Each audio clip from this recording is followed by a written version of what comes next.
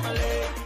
Don't let the anger build up, don't shout. Triangle you on the soul, breathe it out. The same energy that you take to use to fight, same energy you could talk it out. You could say the word reason, sure that we even. Daddy, this is non-violent season. Don't get in the beef with the body, be vegan. Violence solves nothing. We're one family. Campaigning against youth violence all over the world. Right now, me I gonna give you a thing called feel up your breasts. Whether you have big breasts or some itty bitty titty, to pick up cancer in them would be such a pity. How to prevent that cancer, we're not really sure. And although we are try hard, we still can't find no cure. So early detection is your best protection, and self-examination could be your salvation. So look good upon them appearance and investigate them texture, and appreciate your own breast tissue architecture. In other words, make sure say you utilize your hands to get yourself acquainted with your mammary glands. So the minute there's a change and you notice something strange, you can pay your doctor a visit so them can find out what is in it. And if cancer is the diagnosis, you could have a good prognosis if you catch it before it starts to spread. Cancer no means say you have to dead. So touch yourself, feel up your breast, put your hand on your chest. Self-examination is the key if you want to catch cancer early. Yes. 246 Beijing Vibes Radio, alerting our female listeners to early prevention of cancer. I was shocked to discover that I'm at a high risk of prostate cancer because I'm black. Guys, we've got to keep talking about our health. So if you're a black man over the age of 45, go and have a chat with your GP or speak to our specialist nurses. Men, we are with you.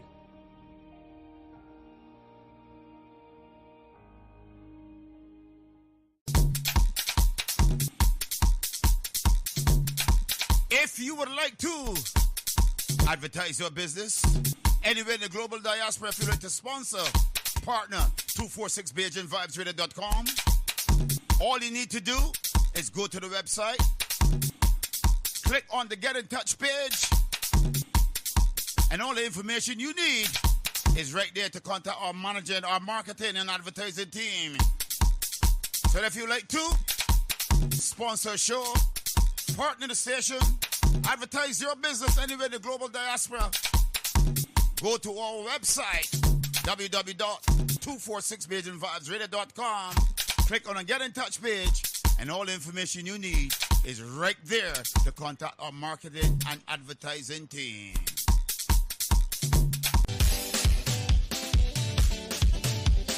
BeijingVibesRadio.com is looking for presenters, male and female. If you want to join 246BeijingVibesRadio.com, you can call, WhatsApp, Signal, Telegram, +44 7956 146 221. You can WhatsApp, message, Telegram, +44 7417 584 733. If you want to be a presenter right here anywhere in the global diaspora, get in touch with us, and we got what it takes to take you to the next dimension. Keep it locked. We got it, baby. Join me, DJ AC, every Sunday and Wednesday at 8 p.m. until midnight, London, UK time, for 4 hours of musical entertainment here on 246 BeijingVibesRadio.com.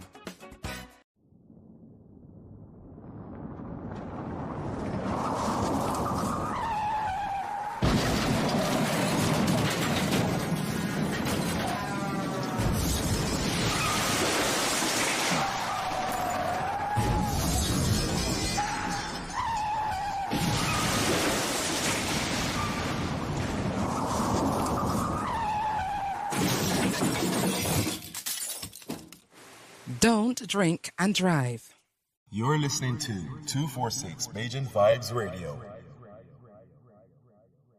As Afro-Caribbeans, we're proud of our sense of community. Oh yeah.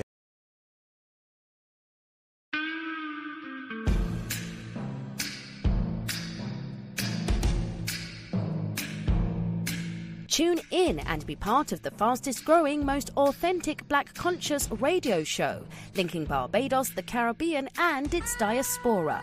The Global Independent Square with Philip Catlin Springer. Weekdays, Monday to Friday from 5 a.m. to 11 a.m. live on www.246BajanVibesRadio.com and 246 Live. Conscious Vibes, truth and justice from all corners and special guest appearances. The Global Independent Square, 5 a.m. till 11 a.m. weekdays, live on 246BajanVibesRadio.com and 246 Live. Wives and children. The wedding in Cana, that was his wedding. Umar Johnson's a brilliant brother. The school thing is good, but the thing with the school thing is this, yeah? What language are you going to teach the children? Hitler was a part of the Third Reich. Germany actually lost the war, but the Third Reich won the war. Where did Yanun get this knowledge from? Do you know about the jinn? And if so, how do they relate to Anu and the Anunnaki? Yeah, the jinns are a species of these extraterrestrials. Like I said, there's agreeable and disagreeable one. When you say Yanun, again, in the Quran, he's mentioned by different names throughout all the scriptures. Ya-nun, like you're talking about, in Arabic, they will say, oh, light, Ya, oh, and Nun. But really, his name in the Quran is referred to as Al-Qadir, the green one. He's known as Melchizedek, he's known as Tahuti, he's known as the angel Michael or Michael. He's the archangel, but he's an incarnation, meaning that the same being incarnates from time to time and generation to generation. As I said, he's the recorder of most of the knowledge on the planet. And like I said, he's also a linguist, and he's able to speak all the languages of the scriptures and has actually translated every scripture from its original, or as close as possible from the originals that you'll ever have. So he's translated the Torah, he's translated the Injil, he's translated the Psalms, he's translated, what else? Basically every scripture you can think of. Book of the Dead coming forth by day. The Book of the Dead, or what people call the Book of the Dead, is the coming forth by Psalms. day. Yeah. Injil, Torah. Not only that, he's put himself to the test. Like we say, he was like, ask me any question. And he put the information out into the world by writing books so people can check it out and then ask him questions. But you know what? I need to make this clear, yeah?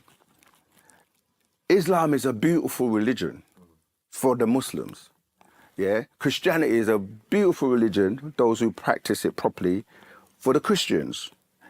Judaism's beautiful for the Jews. All of them have the fake ones and the real ones. We are not telling anybody not to follow that. It's a beautiful thing for them. But as Sabaeans, we have our own culture, our own scriptures, our own way of life, which is Wu Sabat. And that's what we are living. We're not telling anybody to not live their way of life, but Wu Sabat predates all of them. And it goes back and connects us back to our ancestors. And we have a divine connection with them, and it works for us. And anyone can be a part of Wu Sabat. We have our own culture, our own language, because to have a culture, you must have your own language, your own tones, your own vibrations and frequency. You know, so it's important that we clear that up, because we're not here to challenge, you know, Christianity, Islam or Judaism. Like, if it works for you and that's your way of life and that's what you choose to do, fine. But it's not the way for African people. That's what I was about to say. Yeah, it's not our way. Yeah, it can't be yours by natural nature. Yeah. You know what I mean? A polar bear can't be in Sahara Desert because it's not its natural environment. It has to be in a cold environment. So the religions, Christianity, Judaism, Islam are the three frogs which are draconian. They came by word of draconians. We've got our own science that works for us. Wu Sabat, that works for us. That's right. Islam, Judaism, Christianity works for those. It's not for us. You can fool ourselves all day long, pretending we want to be Christians or Muslims or Jews, but you're not that by natural nature. What nature chose for you. You have your own science by natural nature. And that's what we've got to recognise. And it ties into the slavery as well, right? Like the slave and the slave master cannot worship the same God. That's it. If you really think about it, because the slave master is going to be praying to his God to say, help me keep these slaves in slavery. And the slave is going to be like praying to God saying, please let me escape from this madness. And like, if your prayers are not being answered, because when we go back to the slavery that African, not every African, because another thing, because I saw in the comments that people confuse and make out is like, we're not saying that everyone that's in Africa now or in America was in Africa, as in the continental drift, even before the continental drift, right? Land underwater is still connected from all the continents, right? When you go underwater, the land is still connected. But when the continental drift took place, there were people that were living on the side of America already. And there were people that were living in what we call in Africa today. And when you deal with the Olmecs, which is on, you know, the American side, they literally walked over. And how do you know this? Because where something has separated, if you go and do geology and take samples on one side and look at the trees that grow on that side, the soil, and you do the same on that side, you're going to find the same things on both sides. Yeah. So people that want to say the continental drift didn't take place, go and research Pangaea or Pangea. So the point I'm making is that there were two slave trades, one in the 1400s and one in the 1600s. And yes, there were what people call, they like to say slavery was going on in Africa before, but it was not anything like what the continental or the Arab slave, again, we say slave trade. It wasn't a trade, it was a kidnapping, because a trade is when you exchange money and get something. So what we're basically saying is like, if African people were abducted or kidnapped by the Europeans, by the Greeks, the Red Arabs, how are you going to worship their gods and their religion? It doesn't make sense. Black people hate everything about slavery except for Christianity, which doesn't make any sense, because this was beaten into you, and now your DNA is programmed to the point where you're afraid of the slave master. So we want to connect back to our ancestors, back to Africa, back to what works for us. And everyone else, when they pray to their gods, it works for them. Because you look on the planet and who's getting help? And why are you not getting help? Because black people, so-called black people, because we're not even black, because we go back to that state of supreme balancement, which is not a color, it's a dark energy, dark matter. So when we say black, we're not referring to the color, yeah? When you go back to why don't we get any help? Why are we the ones that are being abused and, you know, have people say we're on the lowest, what would you call it? On a scale of, of all the races, Exactly. So it's not religion and these gods and Allah and whatever we're calling, it's not working for us. And since we've started to reconnect back to our ancestors, we see the changes. You know, we're seeing the changes. So you have to connect back to what vibrates with you by DNA.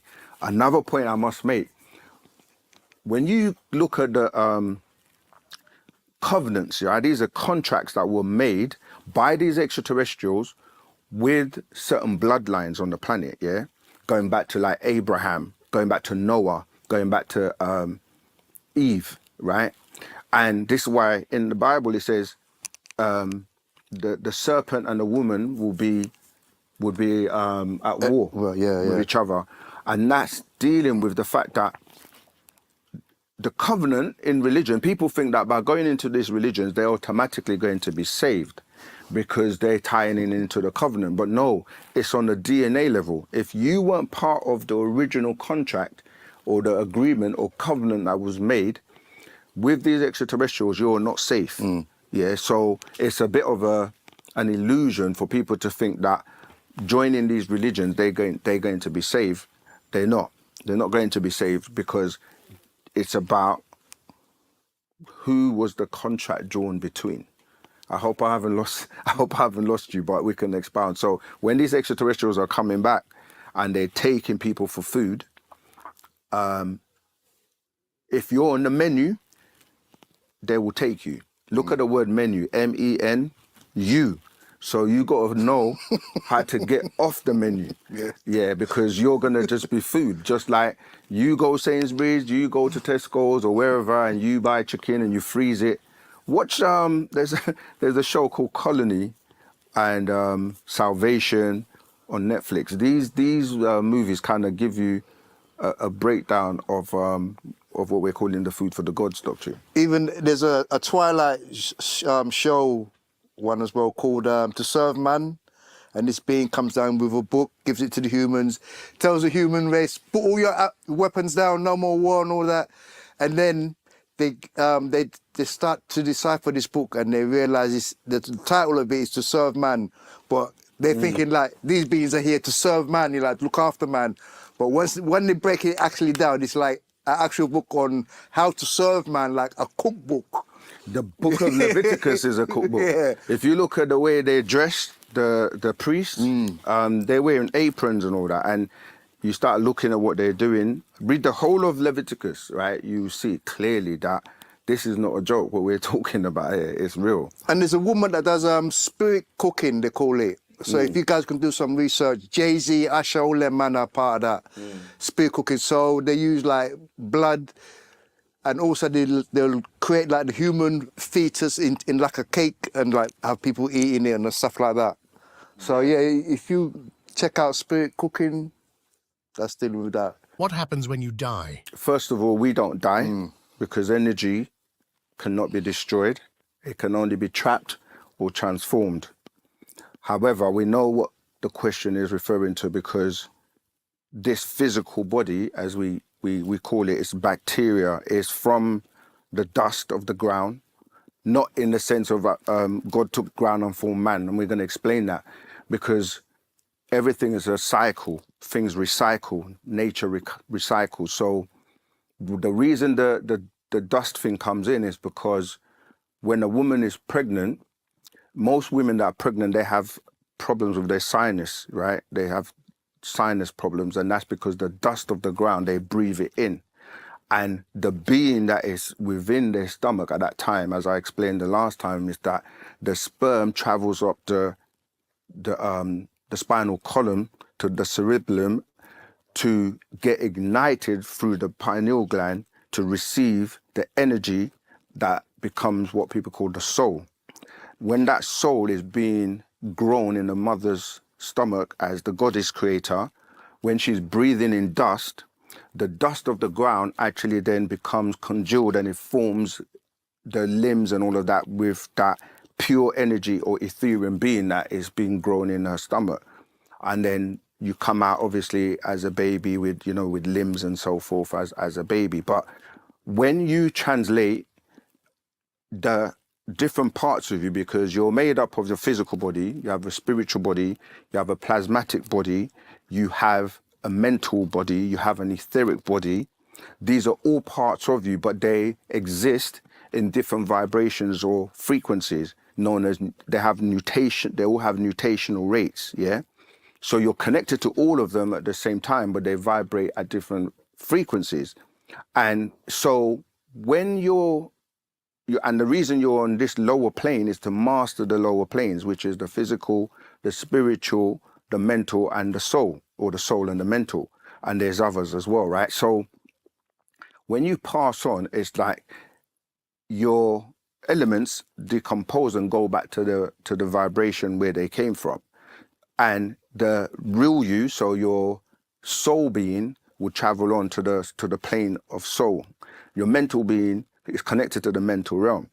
So a simple way of describing this is that you're like a computer connected to a network, and you're connected to that network by something called the etheric cord. Just like computers on a network here are connected by the Ethernet cord. And once you're connected, you can access the different realms that you have access to. And the more spiritual you are, or the higher you vibrate, you can connect to the higher realms. So people who are more spiritual and they visit these abodes, like in your what people call sleep or dream state, they will travel to these different dimensions and different realms. So it all depends on what you're calling you, because the different parts of you, like what you call death, but it's not really death, it's just really transmuting or translating. And if you don't make the grade, you can come back and keep doing the cycle until you make the grade to not come back. So I hope that's answered the question of death, because we don't really die. Yeah. Like that. Got 24 cycles, up to 24,000 cycles. Yeah.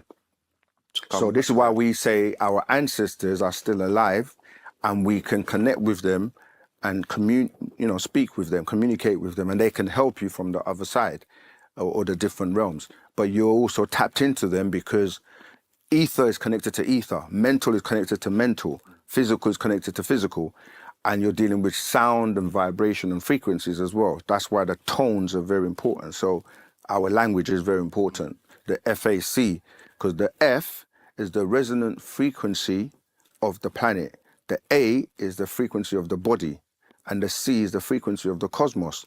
So you're connected to all of them at the same time.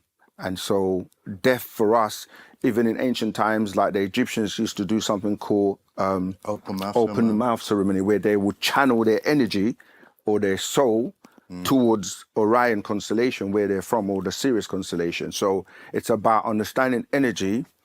The reason we're on this planet is really to master energy and how to manipulate it, how to transform it, and ultimately you're an energy being. So you can go back to being an Etherean or an etheric being, which is a pure energy being. But even in religion, they teach you that there's an afterlife, but it's like they don't explain the method of getting there, the scientific or the spiritual aspect of it. And they turn it into gardens and milk and honey and maidens and virgins and all that you can get right here. Yeah. You don't have to go to heaven to get gardens and milk and honey and black-eyed maidens. You can get all that here. So this God that is saying all of that is, again, this physical gods that are talking, walking, and they like, gardens, they like women, they like milk, but a supreme being on that level doesn't have any need for like physical or material things like that, or emotions. Why have we been taught to fear death? What is death? Death basically is just a transformation into another state of existence. You're just really transforming into another state of existence. But it's religion. That's the key. Like fear, burn. Like the fire game or the fire card. That's what I try and draw on, man. But yeah, this fear thing. As a master teacher said, we only fear what we don't know. Once we know, we no longer fear. Yeah, what is it? False illusion appearing real? There's some acronym for fear. But that's a good question, because when you're a child, you don't fear anything. It's the conditioning and the society and the religion that starts to make you afraid. You know why? Because they teach you that if you're good, you're going to go to heaven. And if you're bad, you're going to go and burn in hell forever. So people are afraid to die because you can't be good all the time. That's the actual fact. Like, it's religion that teaches you to be good all the time. And, this whole concept of turn the other cheek. Nobody can be good all the time. Nobody can be bad all the time. So it's a balance of trying to be like, do your best and, you know what I mean? So when they teach you about you're going to get burnt, it's because you feel like you're a sinner. And remember, I touched on the word sin, which goes back to Nana sin. Because what it is if you lean more to that side of your nature, you're made to feel guilty. Like, oh, there's no hope for you. So what happens is sometimes when people do something or make a mistake or they feel they've done something wrong, guilt sets in. And instead of going, you know what, I made a mistake, I can get up, I can fix up, I can be all right. They're like, oh, well, I've sinned anyway, so I might as well carry on. And then they just go deeper and deeper into sinning to the point where it's like, well, I'm doomed anyway, I'm doomed, so I might as well just carry on. But No, that's just the religious concept. There's no fire burning anywhere in the middle of the planet because people have traveled from the north to the south and gone through the planet, journeyed to the center of the earth, and there's no hell burning like that. The concept comes from the burning that takes place within you because it's called desires. Like you have desires that you need to burn out. When you're trying to live a righteous life, you might be like, you know what? I need to stop drinking. I need to stop smoking. I need to stop doing these things that are not good for me. And you struggle and have that burning within you until you actually are able to burn out that desire. And that's the burning. So you actually create hell for yourself by the things that you do. And why would God have a place to judge you when he can stop you making mistakes? This is why we keep coming back to this God concept. Like, you judge yourself every day by the things you do. You know, like, nothing gets done straight away. Like, for example, if you're smoking cigarettes and you know that it says on the packet, smoking kills, yeah? You're not going to die straight away, obviously.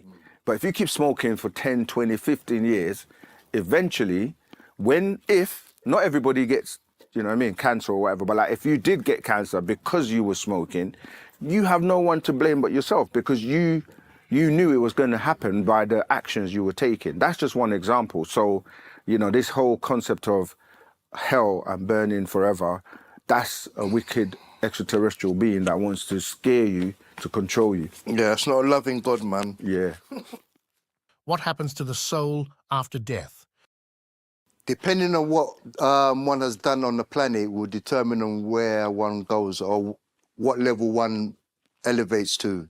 If you was too attached to the earth, you would have to burn out your earthly desires before elevating to other realms or other planes of existence. Yeah, remember, you always have to bring it back to energy. You're transforming into another state to exist on a different vibration and frequency. How can your creator be alien to you? If you create something or if something comes from you, it can't possibly be alien to you. No, but the thing is, we haven't said it's alien to us because we're connected by DNA. So, yeah, we didn't say that. They're not alien to us. That's why we're saying what is alien to you is when you're calling on someone or something else that doesn't resonate with you. Like, if I'm calling on my ancestors, they tie in with me, so I'm connected to them, so they're not alien to me.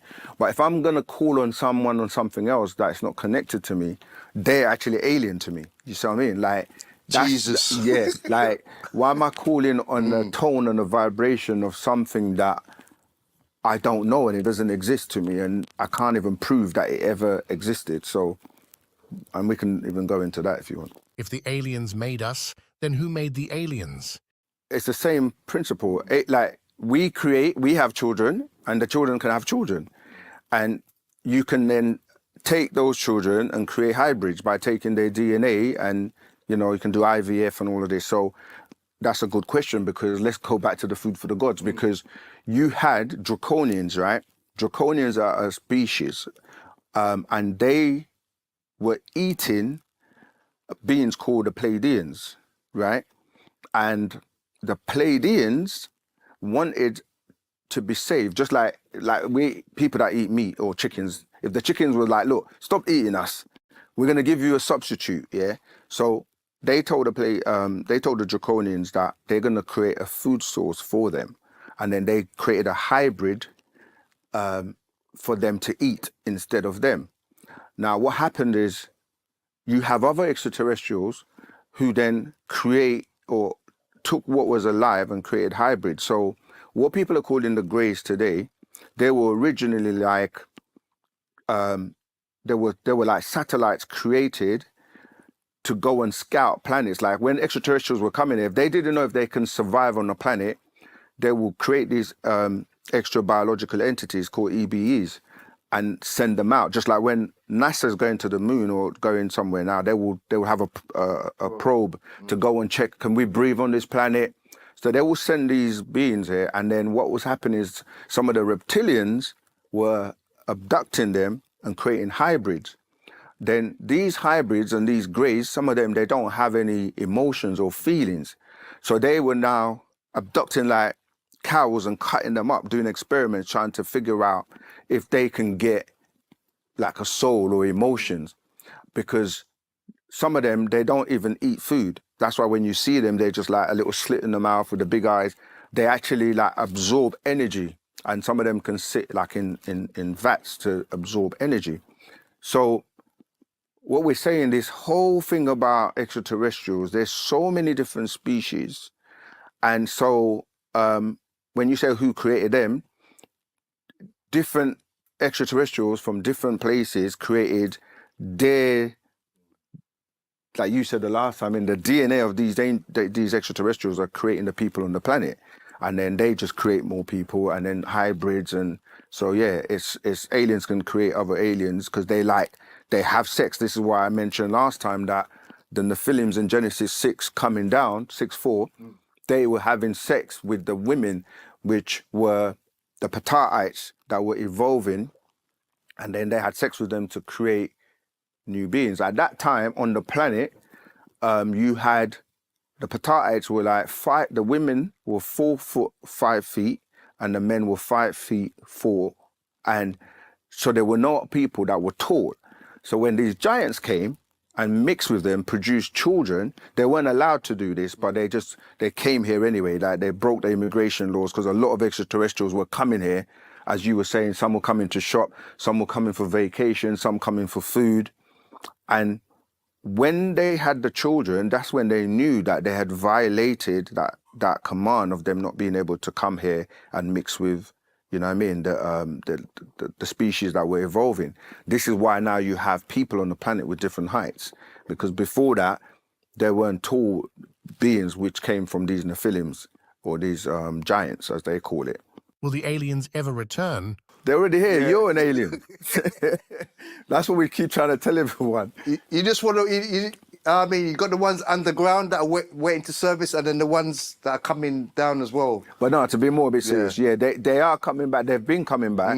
Like I mentioned about, you know, they came in 2003, and they took people from Nome in Alaska. Crafts come and go all the time. So yeah, they come and go. And people talk about Nibiru coming back. The rapture, which I mentioned before, it's a raptor. It's like these aliens coming to take people for food, which has happened already. Ask them about the story in the Bible which talks about the world ending, Jesus' return to earth, and Judgment Day. Let them talk more African spirituality and our culture. There's nowhere in the Bible that talks about the end of the world. What people do is they mistranslate things. It's talking about the ending of a time, yeah, a cycle. This is what we're saying about the what we call the Aquarian age, or the sun cycle. So certain beings were allotted the Adamites, because the story in the Bible about Adam is about the graftation of a group of beings called the Adamites, which was 6,000 years ago. Prior to that, there were other graftations, like the Flugerods of 8,400 years ago. So the planet, as I said the last time, the planet has been destroyed in certain parts over and over and over again.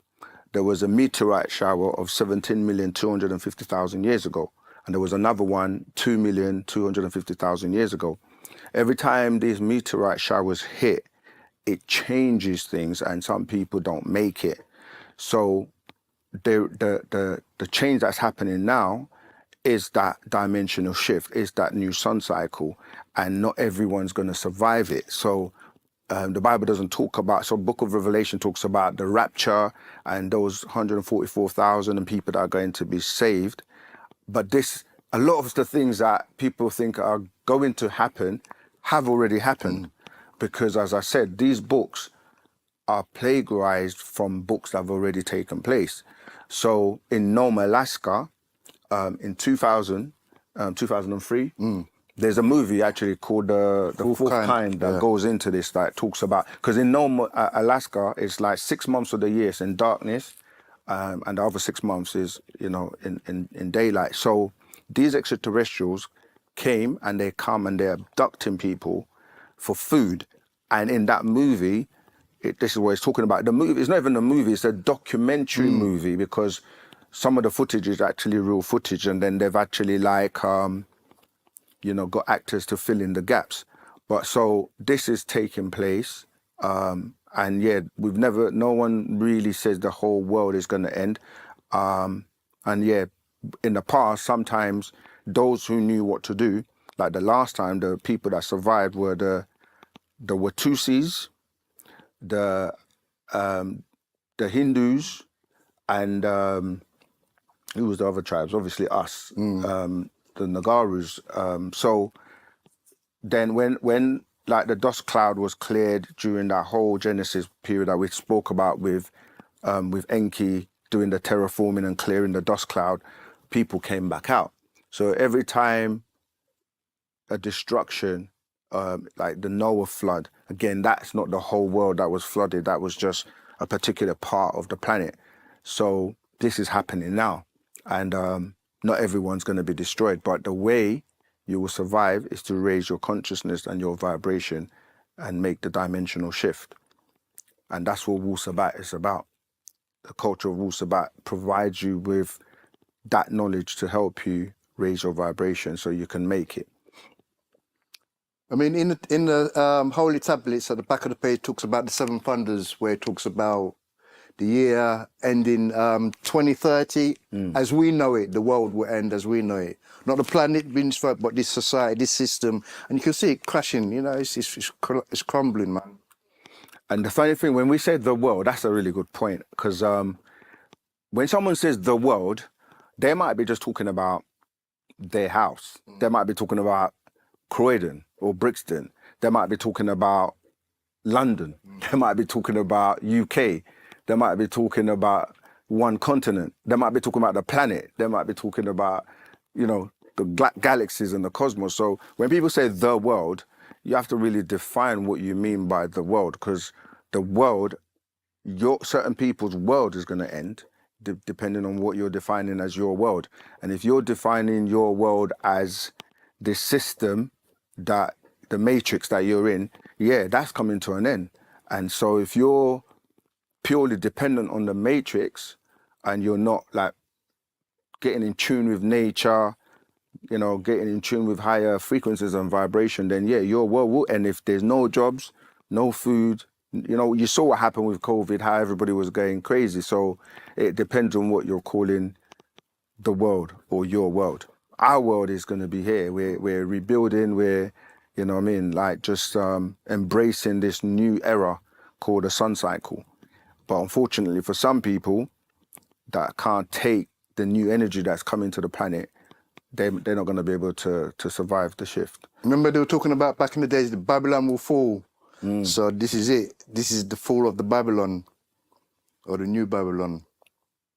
Yeah, and again, when people say, because Bible and like religious text is funny, because we have to clear it up. Like there are different empires that have been destroyed many times, like the Roman Empire, the Greek Empire, and they say old Babylon was destroyed and then new Babylon will be destroyed. So if you go to like Revelations again, which is talking about the end times, Revelation 18:2, you know, you can read 3:4, it talks about come out of her, my people, so that you will not partake of their iniquities or their destruction, you know. So a lot of people are trying to go off grid, avoid being caught up in the draconian matrix system where people are going to get chipped.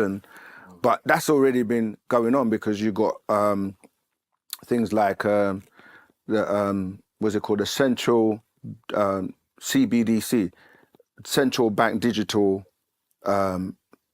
system that's coming in, which is the banking system, yeah, where, you know, they're bringing in what they call a cashless society. A lot of people are already carrying mobile phones or smartphones that you use to pay for things and all of that. So a lot of things are changing. AI is coming over now. A lot of people don't know that AI is actually being controlled by extraterrestrials. It's extraterrestrials that actually gave us AI. And their thing is to actually wipe out humanity, because they're looking at humanity and seeing that we're poisoning the water, you know what I mean, killing off and eating the animals. We don't really show love and respect to Mother Nature. and they just want to wipe us out. And as you were saying about the Georgia Stones, they're trying to reduce the population, you know, from what used to be 6-7 billion, and people are saying is nearly 8 billion now, to like 500 million. And, you know, people are talking about certain people like Bill Gates and certain people that are, you know what I mean, helping with that agenda. So if you think about reducing the population from 8 billion to 500 million, that's a lot of people that have got to go. So this is it is a serious thing. But yeah, you've got to decide and find yourself to be with a community or with people or working in a way to avoid this. And a lot of people are speaking out against, you know what I mean, the powers that be in, you know, the Matrix and so forth. Would they say Jesus was anti-religion? And are we still controlled by the Roman system or government? Yes, Jesus was anti-religion because he was brought up in Egypt. And what he learned when he came back, this is why he was turning tables over in the temples, because he was arguing with the Pharisees and the Sanhedrin and all that, because now they had differences in doctrine where he was trying to explain to them that what your lot are teaching is wrong. And he was saying, you know, me and God are two different people. Like I'm a son of God, just like you are. Do you know what I mean? But they were pushing the Roman, and yeah, it's still being used today because the code of Hammurabi, yeah, is what we spoke about before, what we talked about as the 5 Ps, yeah, penal system, politics, psychology, polytheism, and philosophy, yeah. So that comes from the code of Hammurabi, which is still being used today by the system, and it's a draconian system as well, where they're basically trying to control everyone and everything and know what your movements are, what you do. But yeah, that's right, it's still being used today. Will the world end? I thought we covered that. Yeah, we covered that one. No, simple question. The world is not going to end, but the world's going to end as you know it. Well, not for some people, the world's going to end. Yeah, because it all depends on what you're calling the world. Like I said, if you're in a place where it's going to be destroyed and flooded, and that's your world, then that's it. Because tsunamis and certain, you know what I mean, things are happening, and yeah, people are getting wiped out. No more McDonald's, no more KFC. Did Enlil and Enki harvest enough gold and just leave a race of created people on Earth to figure it out? If so, who told the story of the sky gods Enki and Enlil? Like they were actually trying to find gold because their planet was, there was like what we call the ozone layer was depleting, and gold is the material of gold. You can actually make it so thin is that it can go as thin as paper. And what they wanted to do is take the gold and create a shield to protect their planet from being destroyed by the rays of the sun. They didn't actually know that gold was on this planet, but when that accident took place with Nibiru that bumped into Meldit, then they actually discovered that there was gold here. And if you read in Genesis 2, I think, it says the gold of that land, Havilaite, was good gold. Now, this is the key now, right? Gold takes millions of years to form. So that in itself tells you that the planet was here for millions of years, because if you know about gold, there's like different carat gold. And so Enki stayed because what it is, the crafts were taking the gold and taking it up to Nibiru. And because their two brothers were at war, what ended up happening, even before that, you had Anu, who's their father, and his brother called Alalu.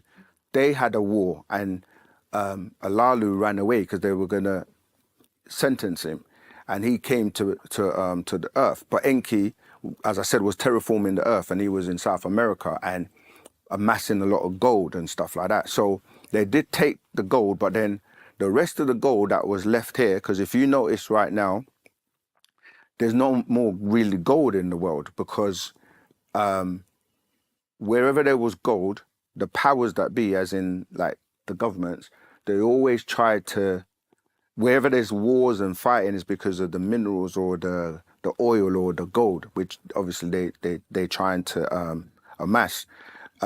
And then they took gold, which was worth something, and turned that into a monetary system, which is the fiat system, which is just based on paper and is now worthless.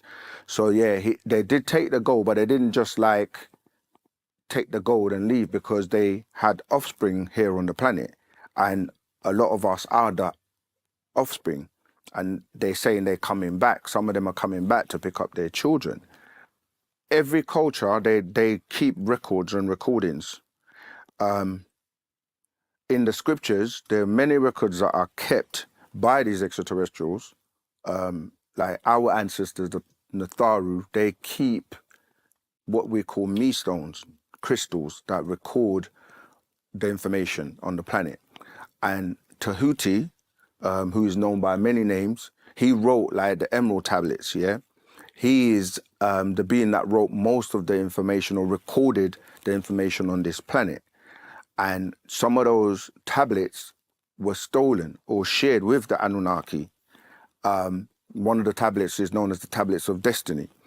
And this is why when I was explaining that the biblical stories, they come out of these tablets, like the Gilgamesh epics, the Enuma Elish, the Atrahasis, there's so many Sumerian tablets, and they found them. So the ancient Egyptians, they kept records.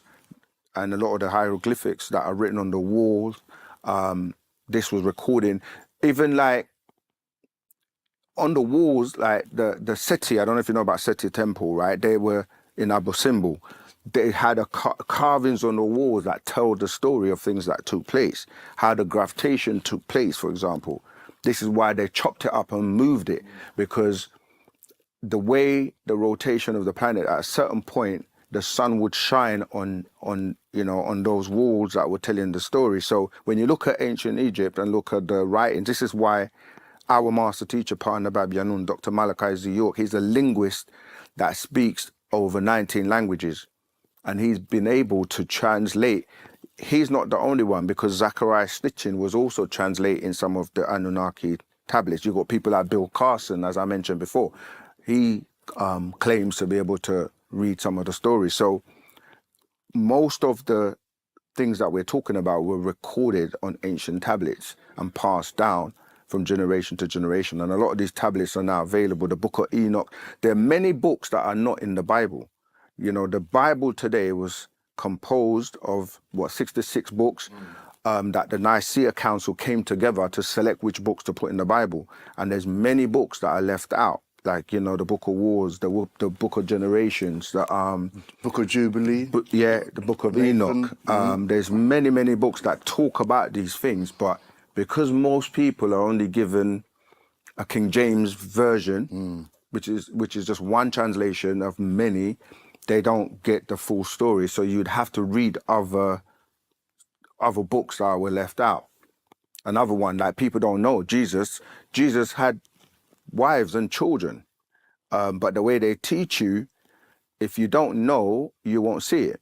Like the wedding in Cana, that was his wedding, because if you read the story properly, why was he the person they're coming to ask about wine, etc. There's so much we can go into, but I'm just trying to say that if you don't read the scriptures in the original language and from the original tablets, you get lost. Like the Enuma Elish begins with when up on high. This is what I'm saying about when Enki was on high and he was terraforming the planet. But then Genesis picks that up as if it's the beginning, but it's not. It's just a recreation or a starting over again after that crash or that meteorite shower, depending on what it is that causes the destruction. And then they have to start again and rebuild. Yeah, so I don't know if that answers the person's question, but let's keep going. Are the Anunnaki capable of flying? Because I notice in all pictures they have wings. Yeah, and so were we at one stage. Like I said, we evolved. Because when you look at, if you were to do that, you see that your hair used to have like wings, and they just kind of like shed and fell off. And if you look at aerodynamics of your face as well, like the way we're designed, we're not designed to go that way against the wind. We were kind of like that originally, yeah. So Also, if you look at your hands, most people don't realize it. When you do that, you see the gaps in between? If you just imagine how webs were, we used to have scales and webs like that, but it's just like they've also come off. You can see the little bits are still left there, like at the bottom part. Yeah. Even on the church buildings, you see like the gargoyles and stuff like that. Yeah. So that's showing you past life. And they can shapeshift. There are different types of extraterrestrials that some don't have to fly. They can just shapeshift and teleport. Did the extraterrestrials seed create life in Africa first and then take the DNA from that creation to create other races all over the earth? Yeah, so life originally originated in Africa. This is why with the, the scientists, they're now proving that.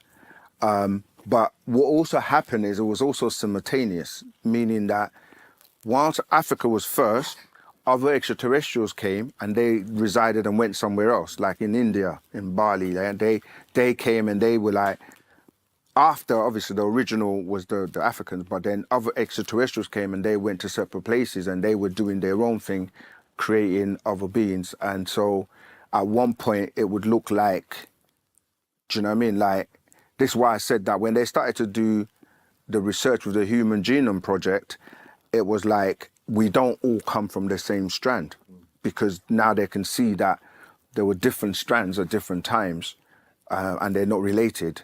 Yeah. RH negative, RH positive, so that's showing you the different blood types as well. Yeah. So before the intervention of aliens with the Africans, every blood type was positive.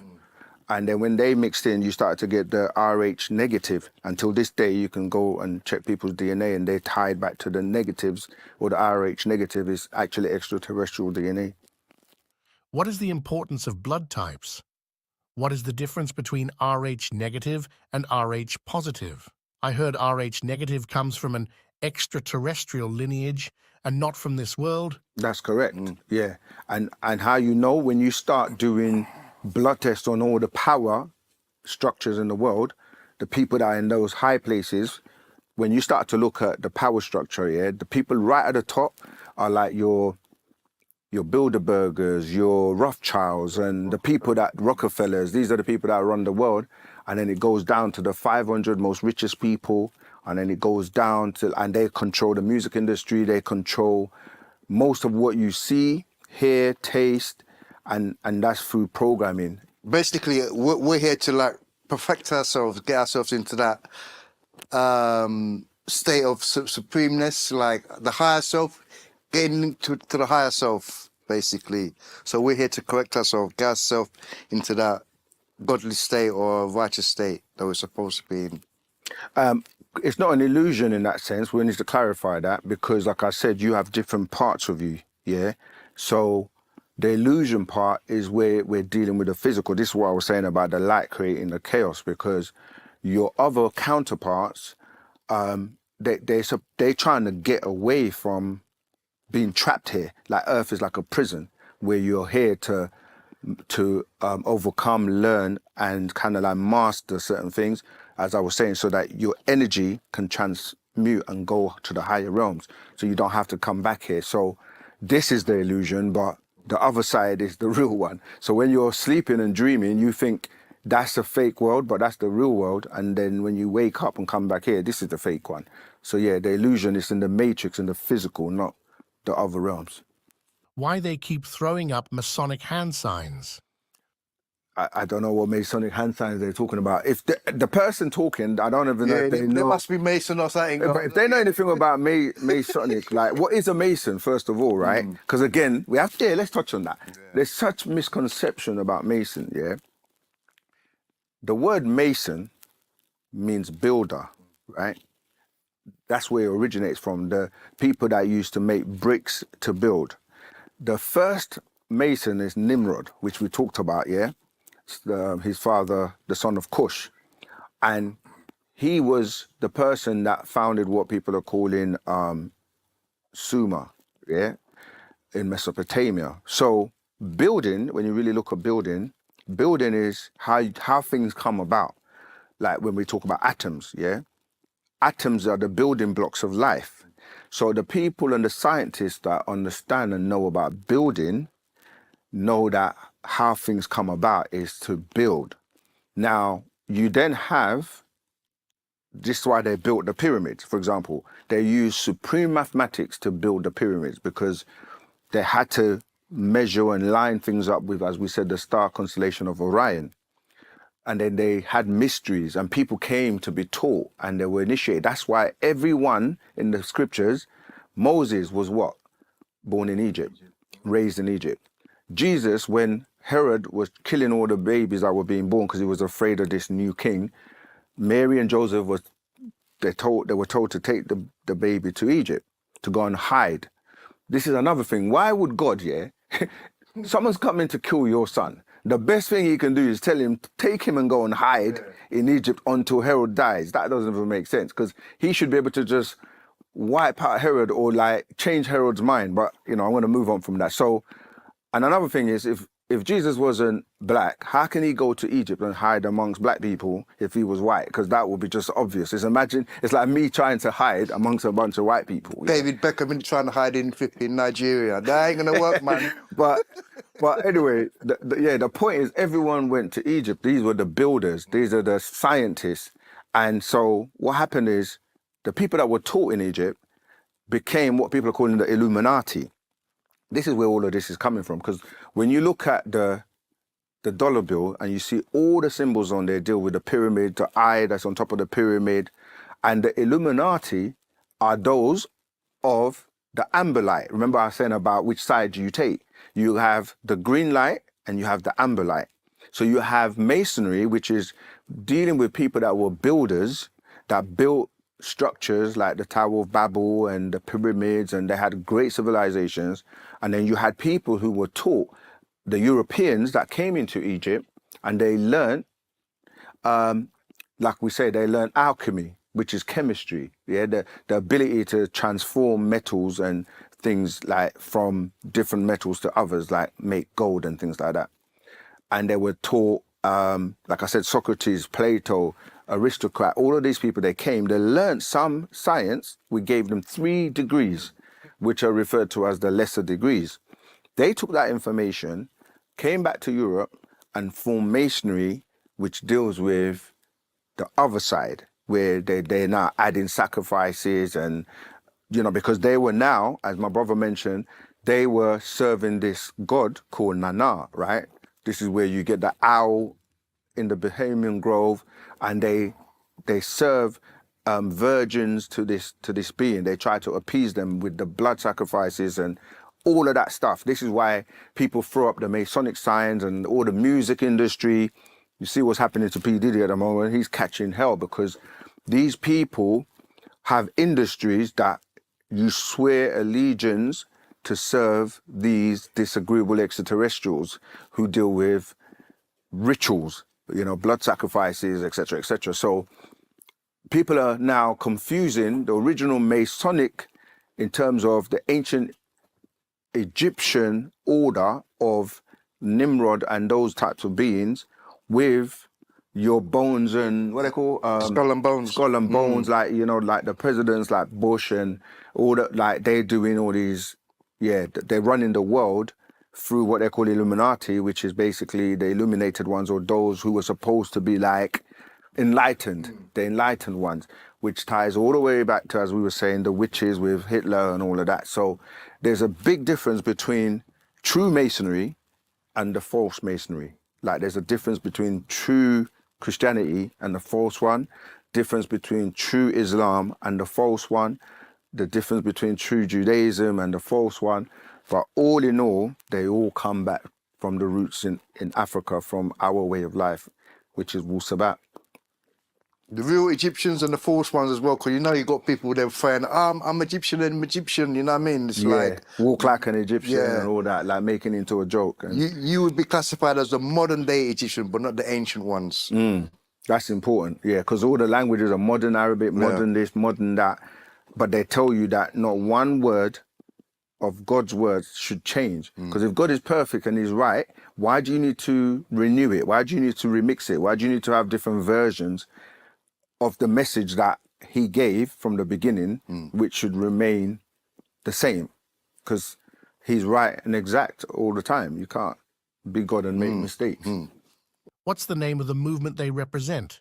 Well, we're known as the United Sabaeans, or the United Sabaeans Worldwide.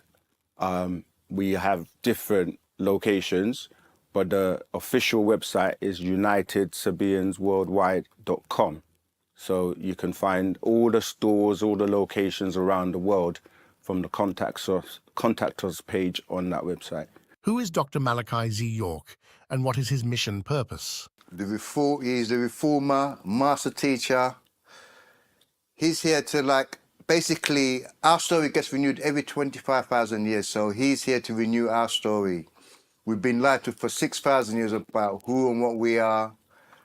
So he's here to correct or set the record straight. That's why he's come with so many books dealing with so many different topics, who we are, religion and science, stuff like that. So yeah, he's here to basically get us back on the right path. He's actually sorry, go ahead. Yeah. He's actually spoken about in every, like I said, every of the scriptures anyway, that, every religion says when the truth comes, falsehood will perish. But a lot of them didn't expect it to come in the form that it did. And so what it is that he's here, he's known by many titles, as I said, Michael, which is translated as who dares to be like El. He's the warring angel. He's the son of righteousness, meaning he's bringing justice to the planet. With him coming means a lot of change. It means the raising of consciousness. His job is to really awaken people up to the truth. Ask them if Dr. Malachi York is still locked up in Georgia for molesting children, and what exactly was the situation with that? Okay, number one, he's not locked up for molesting children. And this is important because people go by hearsay. They don't really do their research, because you can actually, there's something called PACER, which is the American court system, where you can log on online and read the transcripts of the case and see the charges. And the whole thing that's been thrown out there is to make people think about him in a certain way, because people know that when you mention that term, emotions get in place. But you should really go and look at the charges. He wasn't charged with that at all. And the case has been going and is still ongoing for over 20 years now. And he will be exonerated because a lot of evidence has come out to prove that he's not the person that did some of the things that he's been accused for. It's actually other people. But he was initially trying to save those people, hoping that they will come clean. But he's not charged with that. And obviously, people know of who this being is in terms of the works and the books and the stuff that he's going against and basically turning over. As we said, him being here means a lot of falseness and a lot of things have to go. So there are always going to be negative people that come after him. Like, name me one leader that has come to this planet for the upliftment of humanity, including your boy Jesus, Muhammad, Gandhi, Malcolm X, Martin Luther King, especially of the Negroid race, that has not been attacked, character assassinated, and if possible, killed. Because anytime anybody teaches things that go against the systems that be, they want to persecute you for righteousness' sake. So I would say to whoever's asking that question, really do your research and learn about the case before, because you're not asking a question that is actually valid, is because he's not charged with that. If you want to know, he was charged with racketeering or RICO, which is a law that they put in place to deal with organized criminal organizations, which was really for the mafia back in the day. So it's racketeering.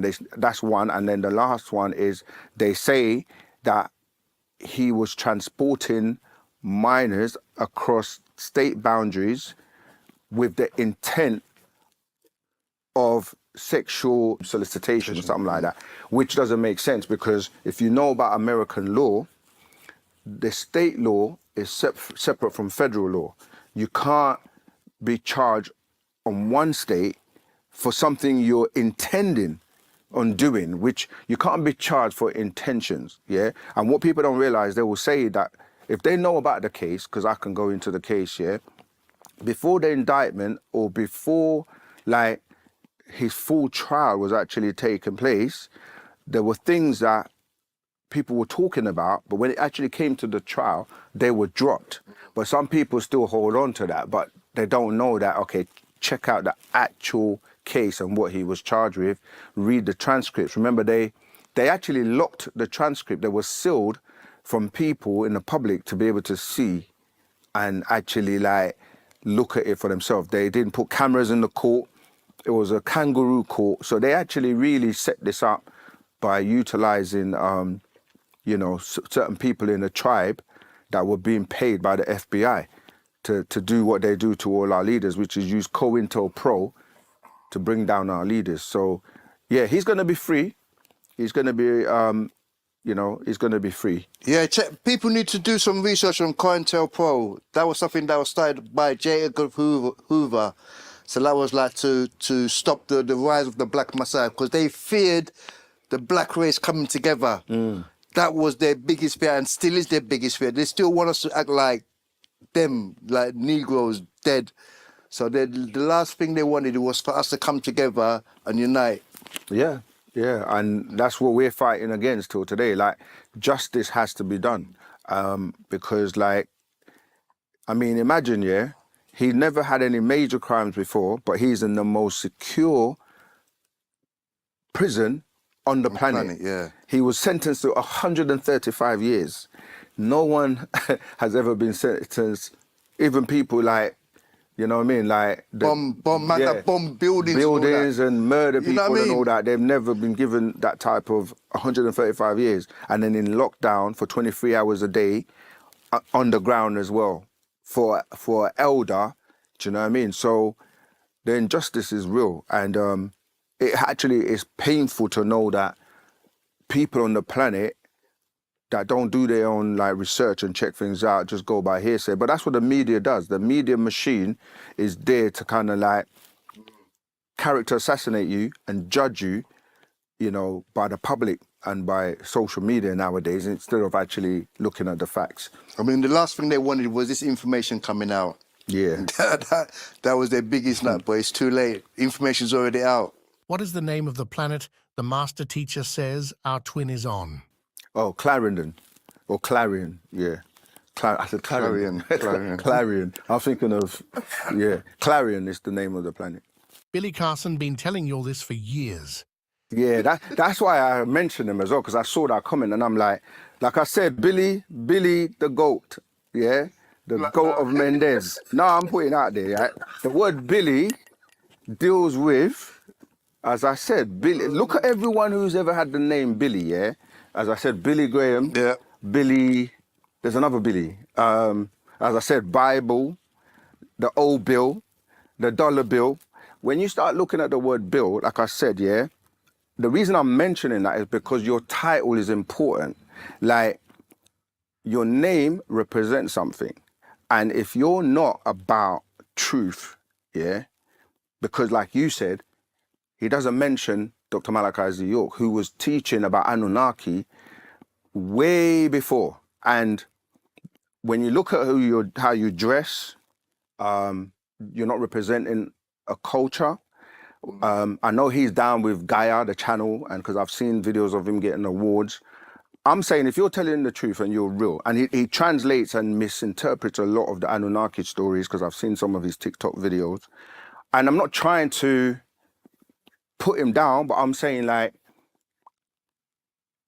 stay in your lane. Like, really stay in your lane. Like, if you're doing things for money and all of that, that's all cool, but, like, how do you not mention Dr. York? The same I would say to 19 Keys. How do you not mention Dr. York? Who else?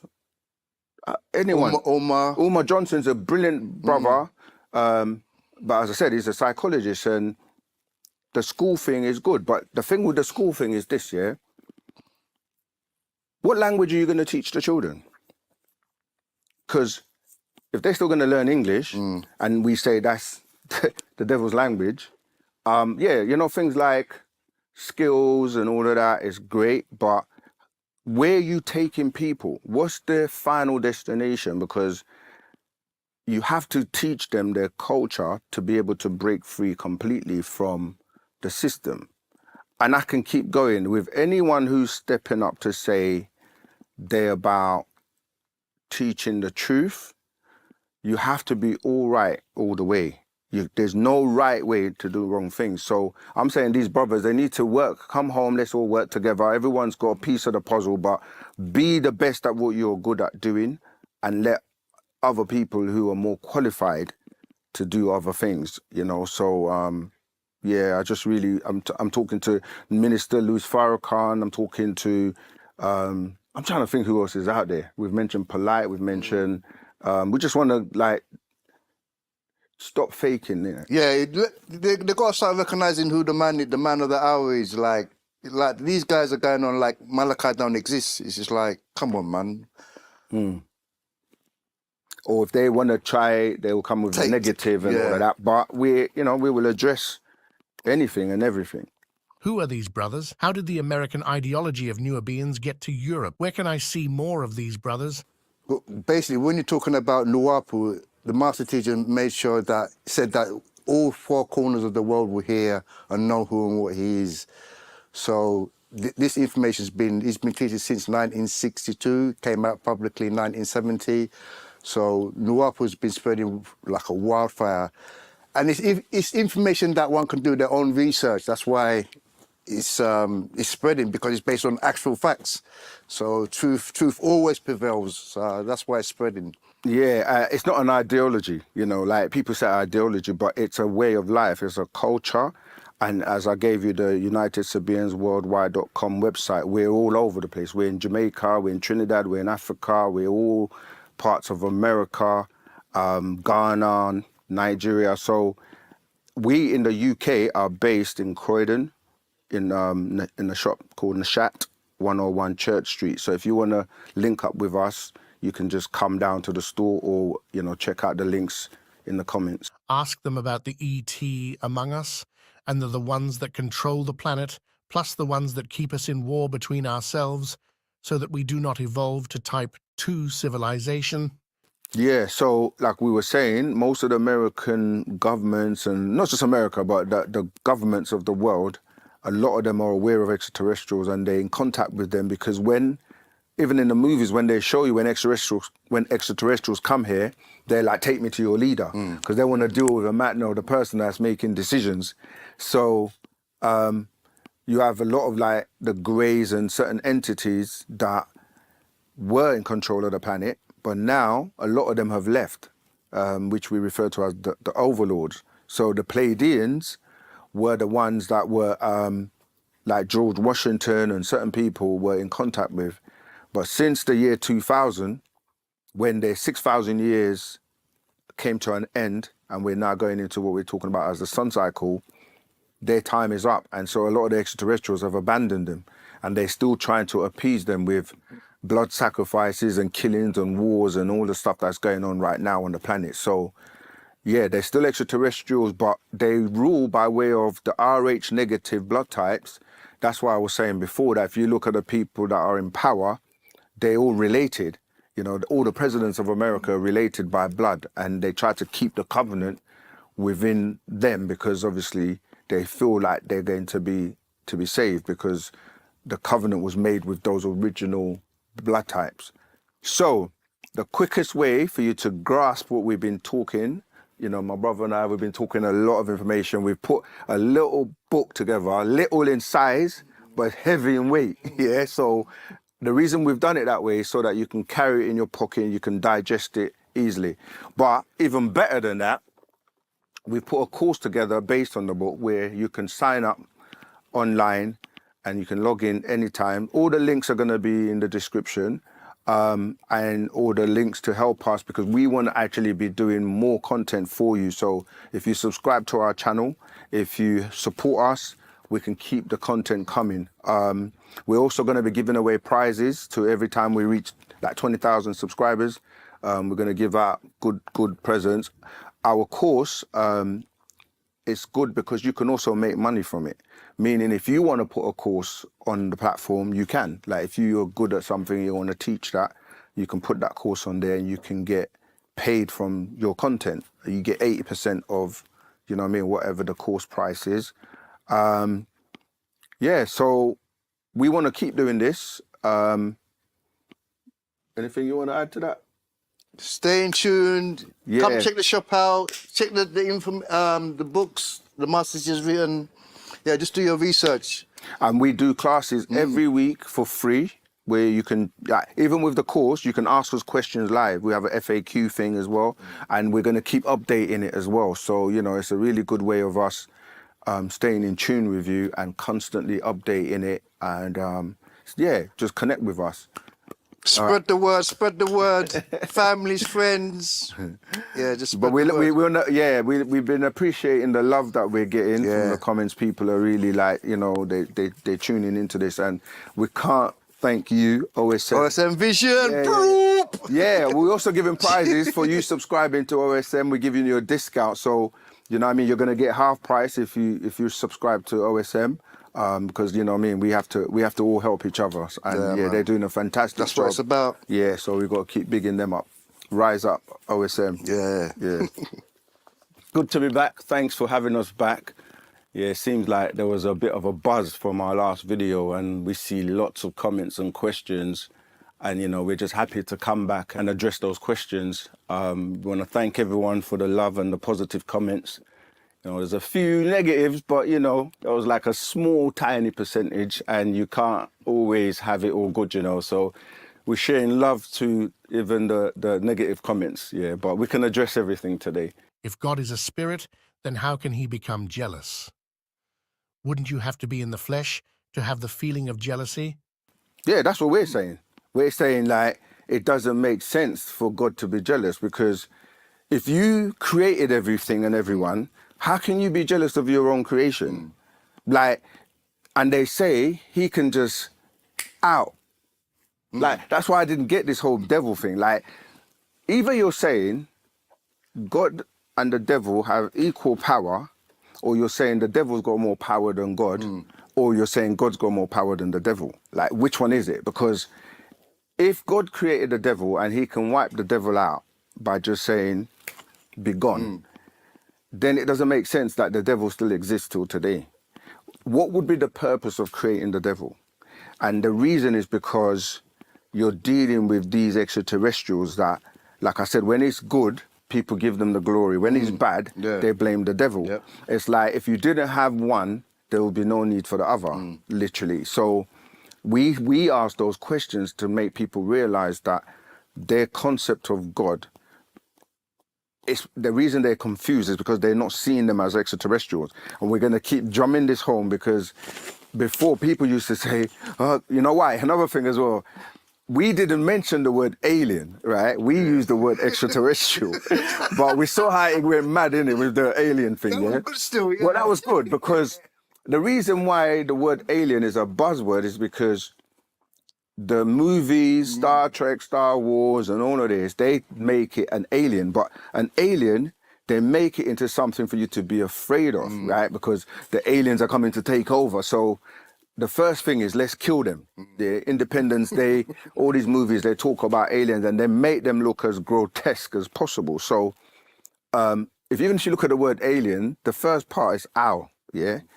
And al is referring to El, which is Enlil and Enki, because in the scriptures, any word that has way at the end, like Yahweh, are all aligned with Enki, and any word that has El at the end of it, like Gabriel, like give me some other words, Michael, all of these are aligned to that side, because you've got two brothers fighting, yeah?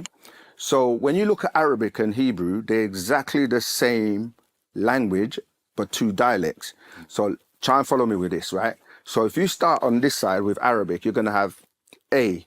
And on this side, you're going to have E. On this side, you're going to have A-L, Al. On this side, you're going to have E-L. On this side, you're going to have Allah. On this side, you're going to have Elo. And as I said the last time, and somebody tried to say that's not what it means, on this side you're going to have Allahumma, on this side you're going to have Elohim.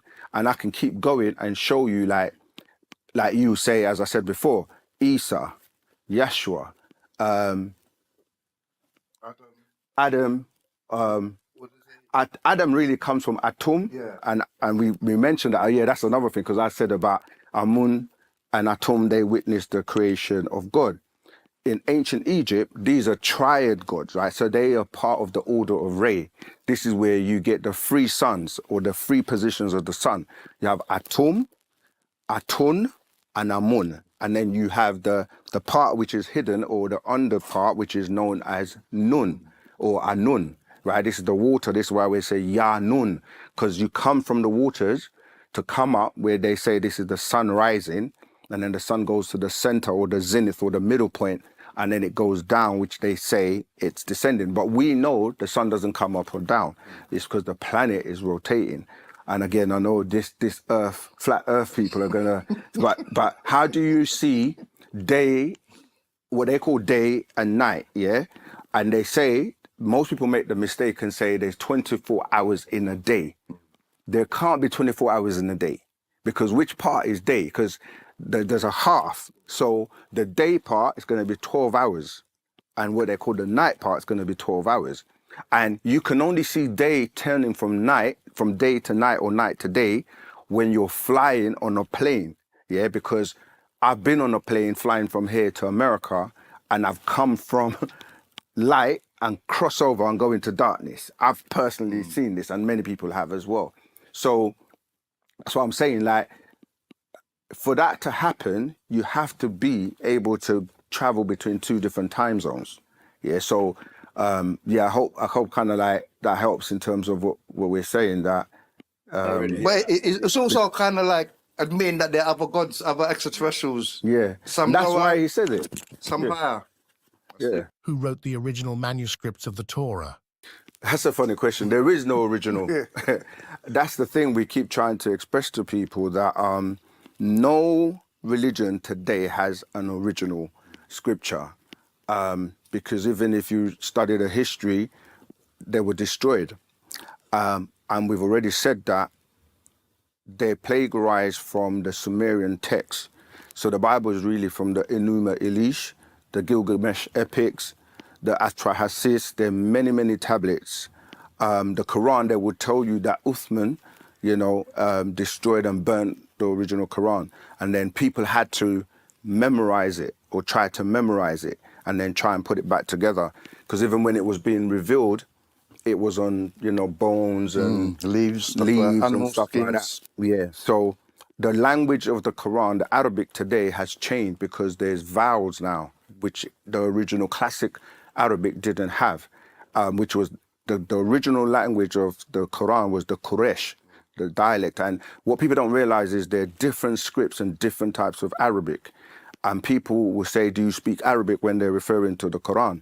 But the Quran's Arabic is different from, different people that speak Arabic. It's a different dialect, So the original Quran didn't have, Tamabuta and Taj, all these vowels that got added, and it changes the word. So it's not original. So yeah, the original, what they call the original manuscript, was passed down from family to family, because the rightful successor was supposed to be Ali, yeah? And, he was chased out. The family, they chased him out. And so they passed that from generation to generation, and they hid it. And it ended up with the Mahdi of Sudan, the real Mahdi, because they always fake. Like, there's a fake Muhammad, the Muslim Ibn Hanifa, he's a fake one to the original one. So it's a long story, but basically the original Quran was passed down, and the master teacher, Partner Bab Yanun, or Dr. Malachi Z. York, his family ended up having the original Quran. That's why he was able to translate without biasness, word for word, and put it out for everyone to see, because he's a linguist. And this is the other thing with people who, there's a lot of people out there that profess, and they've popped up, and they want to teach.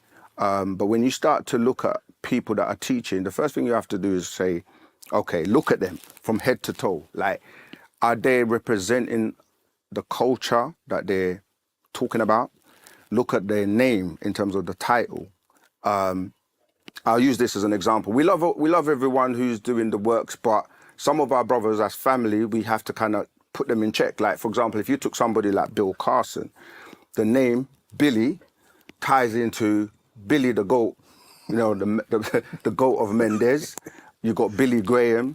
You got the Holy Bill or the Holy Bible, which is Bible, if you listen to the phonetics.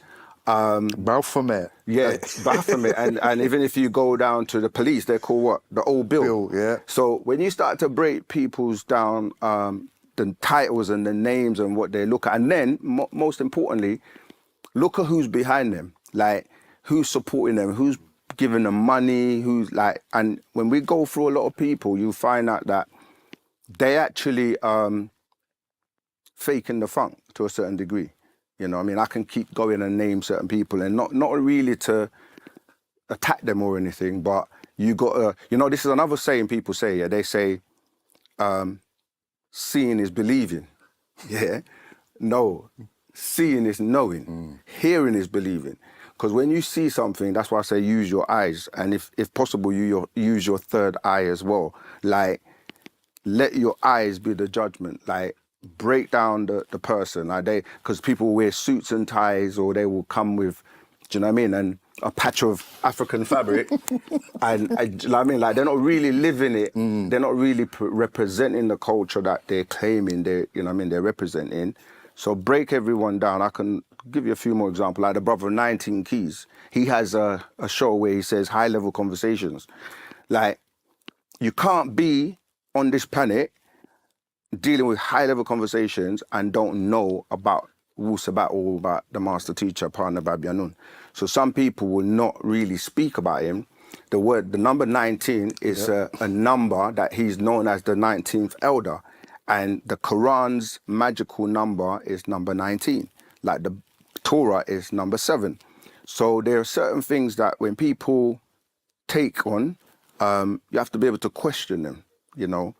And most of these people, who else is out there? Bobby Hemmett. Yeah, Bobby Hemmett. The thing about Bobby Hemmett, they're all good. They have information, but Bobby Hemmett, and they take digs at us as the master teacher as well. Young Pharaoh. Yeah. Bobby Hemmett, as I said, these people, they will talk Egyptology and talk it, but the master teacher has actually built the actual culture, like the pyramids and Egypt of the West, you know. So some people just talk, but they don't produce actual physical evidence. Who else? You said Young Pharaoh. Young Pharaoh is a smart brother, but again, I don't see them really representing the culture. They've got knowledge. Umar Johnson, he's a psychologist. Yeah, good thing he's doing with the school, but he's not a linguist. So it's good to stay in your lane. When you look at philosophy, that's one of the 5 P's, which is the Code of Hammurabi, yeah? Which is what? Politics, penal system, philosophy, polytheism. Penal system. I think I said that. What's the last one? Pantheism. Yeah. Right, so all of these, they deal with philosophy is like, you just talk and go around in circles and you don't really have to prove anything. Yeah, so basically we're saying when it comes to Wusabat, when it comes to our culture, and when it comes to the master teacher, Partner Babyanun, it's real. It's as real as it's going to get. And we want to work together with people if you're really, really about it. Who else is out there? I think, okay, another thing. Then you look at, like I said, who's behind these people, and a lot of the times it ends up back with some form of religion. So even when you look at like the Nation of Islam, the Nation of Islam are under Louis Farrakhan, who was under what? Master, the Honorable Elijah Muhammad, who was under WD for Muhammad. Exactly. And these people tie back to religion because they said Asiatic. They were taking us towards the Asiatic black man when we are not Asiatic, we are African. So Umar Johnson again, he goes back into from the Islamic school. Yeah, so we're here to set the record straight and really clear up a lot of things that people say. But yeah, what was the other question that you had? Please ask how they pray and to who. All right, so first of all, you have to break down what prayer is, right? Prayer is communicating, and most people, when they pray, they're like begging God or Allah or someone for something. Prayer to us is communication. Prayer basically is the art of speaking without listening. Meditation is the art of listening without speaking. So in order for us to get in contact with our ancestors, we use the form of meditation. Yeah, and in terms of prayer, we do have a prayer book. Most of the things we do, we have a book that addresses prayer. But the question I want to ask you is this, yeah? Why do you need to pray? Really, like, if you really think about it, why do you need to pray? And who are you praying to anyway? Because if you're having a communication or conversation with someone, you're supposed to get a response. Like, if me and you're talking, if I pick up the phone and I spoke to you, or I rang your number, I'm waiting and I want to hear somebody on the other side. So when people are saying they're praying, are they getting any response? Because a lot of the times, you know, people don't get a response. And it means like you're just praying to thin air, no one's listening. But we actually communicate with our ancestors. So it's a communication based on the fact that we are linked to them by our DNA. And so our ancestors that cross over or translate, they're still available and we can still communicate with them. So yeah, when we communicate with our ancestors, we wait and we listen and we hear a response back. I'd like to hear more about the dolphins germinating the planet. I always knew there was so much more to them than people give them credit for. Sentient beings. I kind of touched on that already. Yeah, Nun project. Yeah. Yeah, so, yeah, like you said, I don't know if you want to talk about the Nun project, but yeah, that's a good point, because what it is, like we say, life didn't originate here, and on certain planets, they had problems, and like the planet Risk, which the ozone layer was depleting, and they had to, because sometimes another thing people forget, these extraterrestrials, they have wars and they fight and they destroy, you know, each other's planets and stuff, and sometimes people have to then evacuate and go somewhere else. So this is what was happening, and in order to survive, these extraterrestrials had to build ships to go elsewhere and try and start over and live life. And so they put I kind of mentioned it before, they germinated, they put the cells into the dolphins and sent them here to come and start all over again and kind of repopulate. So there's more information to that story though. We have a scroll called I Was There, which is here, that goes into that. But yeah, a lot of the information people are asking us about, you can go online, nashat.co.uk, which is the bookstore where you can get all these scrolls and books that talk about many of the things we talk about. But remember, we've also now put it together in a nice little concise form for you to get started.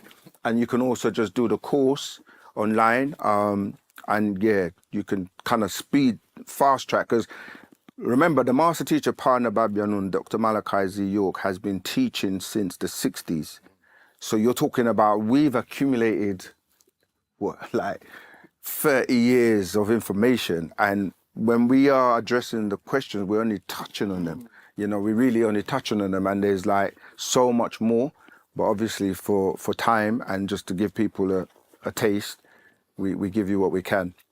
Adam was a single-celled organism that, taking his rib to form a woman, represents cell division. Adam didn't exist. That's, again, prove it. Like, that's what I'm saying. Whoever said that is saying, it's making reference to what I said about the Adam story. It's coming from the atom story, which in the scientific world, they will say atom. You see, so that, yeah, you're right, in terms of atoms separating and becoming, you know what I mean? Because you start off with one, as in the hydrogen, which has one proton and one electron, yeah, that's orbiting the proton.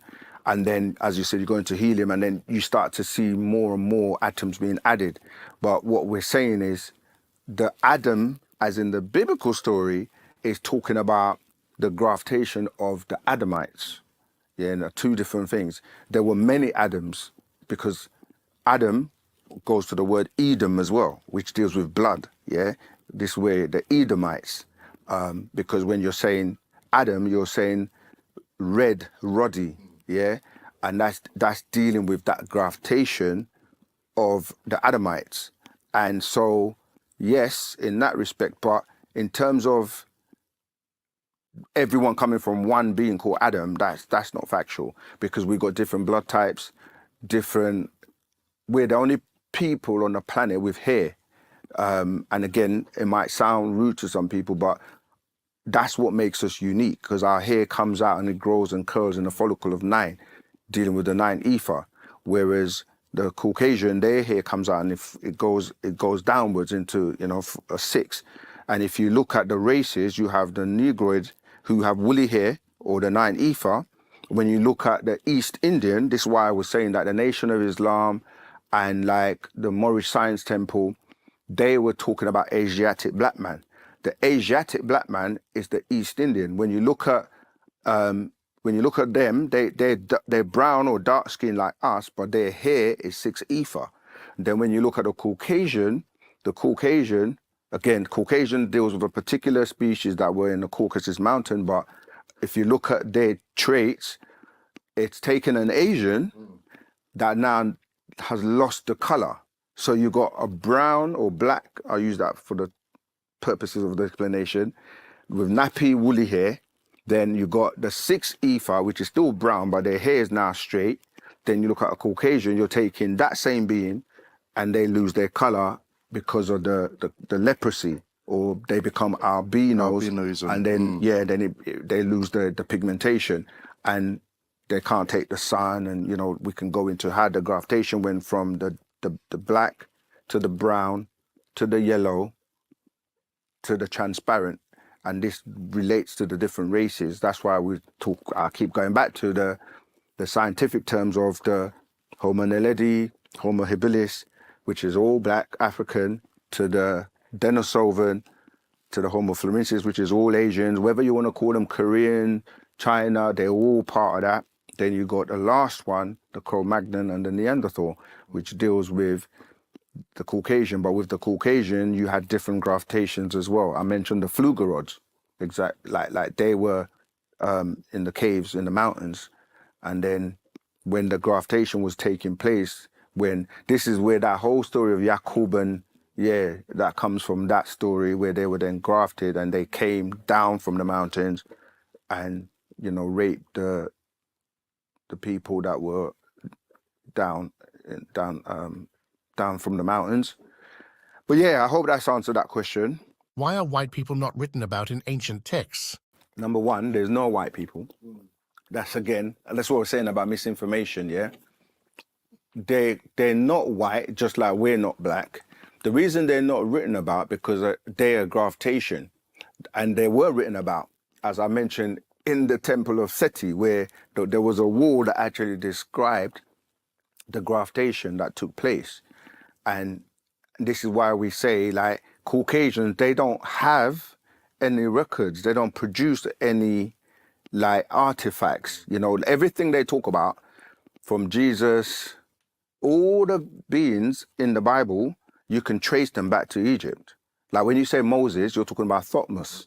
When you're saying that, so when we say, how can you go to Egypt and are able to dig up and find things from 10,000 and beyond, but you're telling us Jesus was here 2,000 years ago and you can't produce any evidence of him ever being here?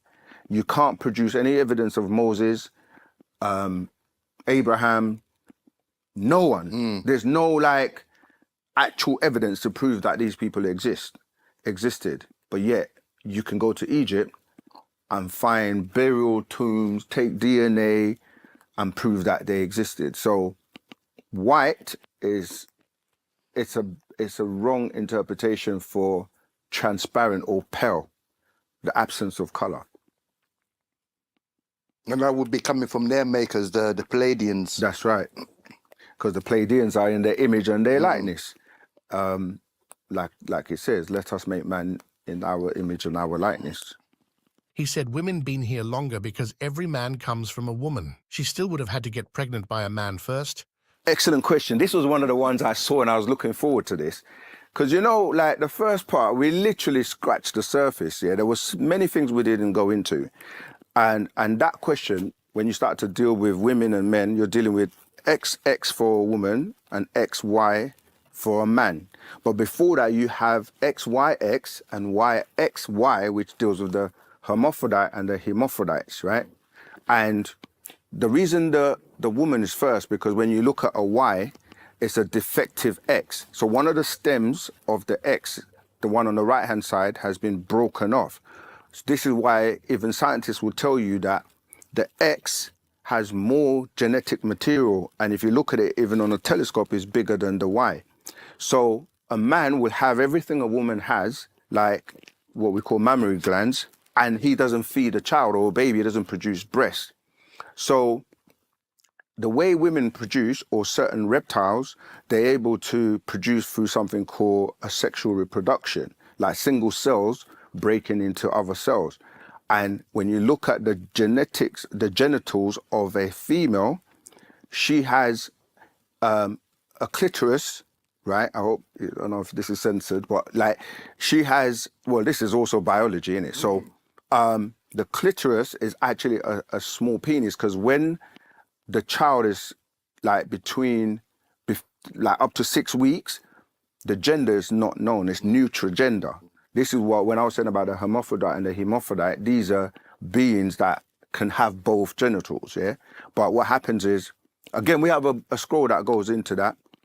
When you see the child or the fetus at 6 weeks, yeah, the penis in the woman will go down and go in and become a clitoris. The male, it will go out and become a penis. Yeah, so women were here first, and they were even able to reproduce by themselves because they secrete fluids, yeah, called the urethral. Yeah, you can check out and research parthenogenesis, yeah, which deals with women, because originally women used to lay eggs, and they still lay eggs now. It's just that, like, chickens lay eggs and the eggs come out, and then they wait and sit on them until they hatch for the baby to come out. Women now have it within them until when the egg hatches, they call it their water breaking. Yeah, so they were actually able to impregnate themselves from the fluids that were secreting from the penis back into themselves. And back in those days, they used to always have twins. This is why you have 2 mammary glands. And people will say, how is it possible? There's actually some women still on the planet today that have been able to give birth to themselves. And this is where the whole like Virgin Mary and that concept comes from, because they were saying, how did you get pregnant without a man? But yeah, do some research on the different chromosomes. As I said, the XYX, the YXY, and then you have the XX, and you have the XY, which is male or female, and then you have the chromosomes, which you'll have 23 chromosomes from the man, 23 chromosomes from the female, and then you get the 46 chromosomes that make you up.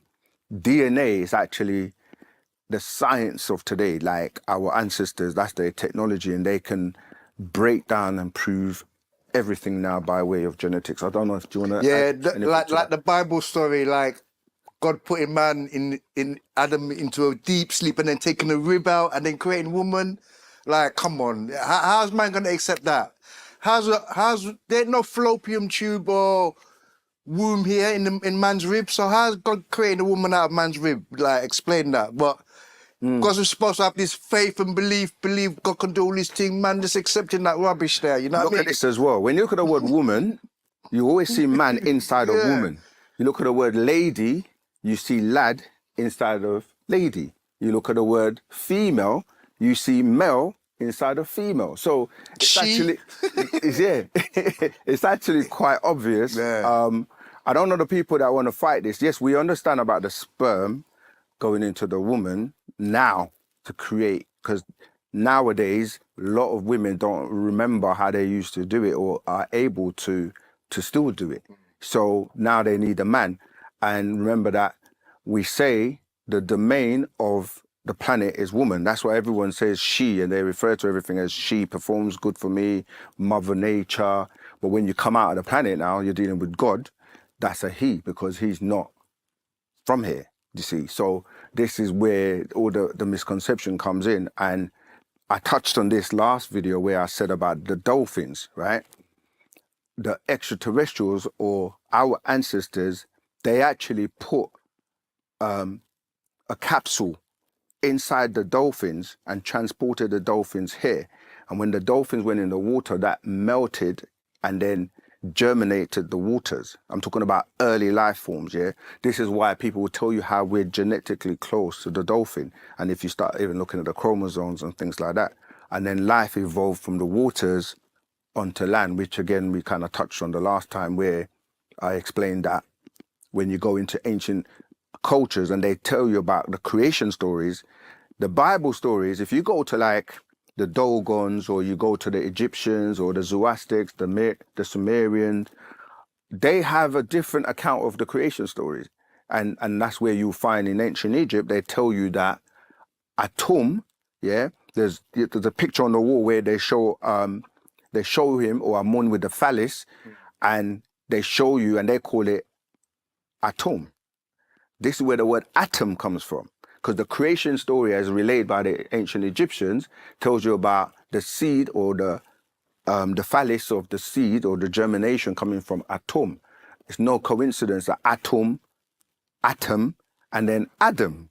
They tell you now, they say Adam was the first man, but that's coming from that story of how the atom, because when we go to the atoms, I think I touched on this the last time, where you have, on this side, you have hydrogen, helium going this side, and then going that side, you have E1, E2, E3 going that side, which is dealing with the etheric side, which deals with quarks, biops, Zeelis, etc. So what people are calling how life started from a religious point of view is a very kind of like watered down version of what actually really took place, you know. So this is why in ancient Egypt we had secrets that were only secreted to those people who were taught and initiated. And all the Europeans that became known as the fathers of science, you know, Socrates, Plato, Aristocrat, all of these guys, they were initiated in ancient Egypt. And when you start looking at where civilization came from, you're going to go back to the Nile Valley to Egypt. Until this day, people are marveling and wondering about the Egyptians. How did they build the pyramids? You know, and the things that they did. How were they able to do brain operations and brain surgery and, you know, doing things that till this day people are still trying to figure out. Just a quick correction as well. When they talk about Egypt being the greatest civilization, we are the civilizers. We're the ones that civilize the rest of the planet. Yeah. Oh, yeah. Thank you for that. Yeah. Yeah, that's important, because when they say you're civilized, they're trying to say you were in a savage state and somebody came and civilized you. But nah, it's the other way around. We've decided and put a course together to help people, because we give a lot of information, and like our course is designed for you to do it in your own time. It's an online course. You can just log in when you want, and it will give you a fast track to spirituality and consciousness. We also have a book which we've put together. We've made it quite small, so you can carry it with you in your pocket, and it goes into a little bit more detail than the course.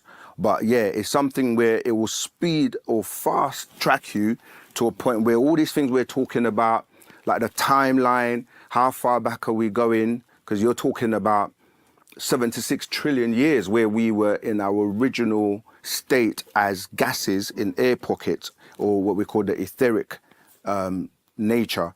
And as I gave a timeline, I can jump where we're like 93 billion years ago, the birth of our sun. You go to like the Nibiru incident, you're talking about 24 billion years ago. You're talking about the creation of the moon and all that, like 66 billion years ago, all the way down to like, I mentioned the meteorite shower. You got the Jurassic period where you got like the dinosaurs and all of that. Then that goes to 17,250,000 years ago when the meteorite came and wiped out some of the dinosaurs and that.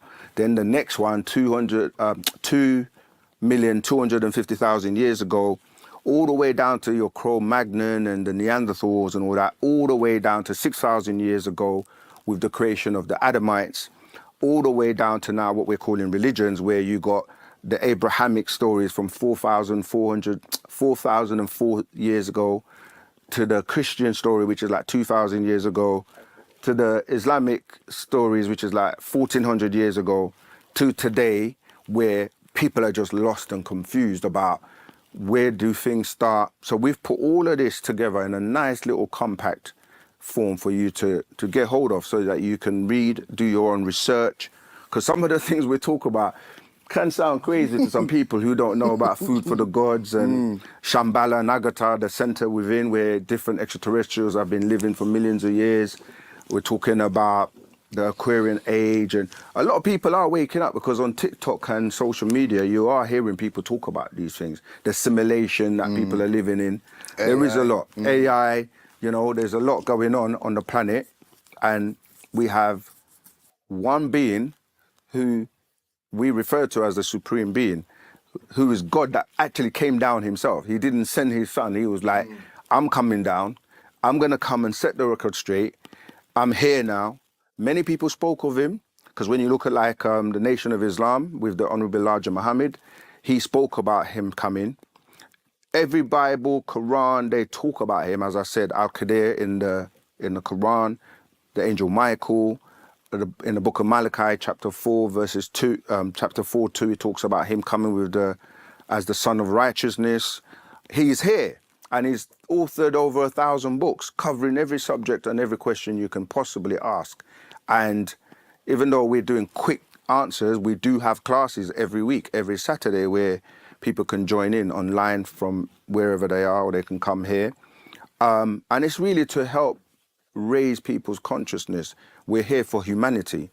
And whether people accept it or not, the current world is on a demise, and it's going to end in the way that people know it. And yeah, things are going to change. So, you know, be on the right side. Don't be like Cain. Don't kill your brother, man. Just deal with love, unity, and let's come together.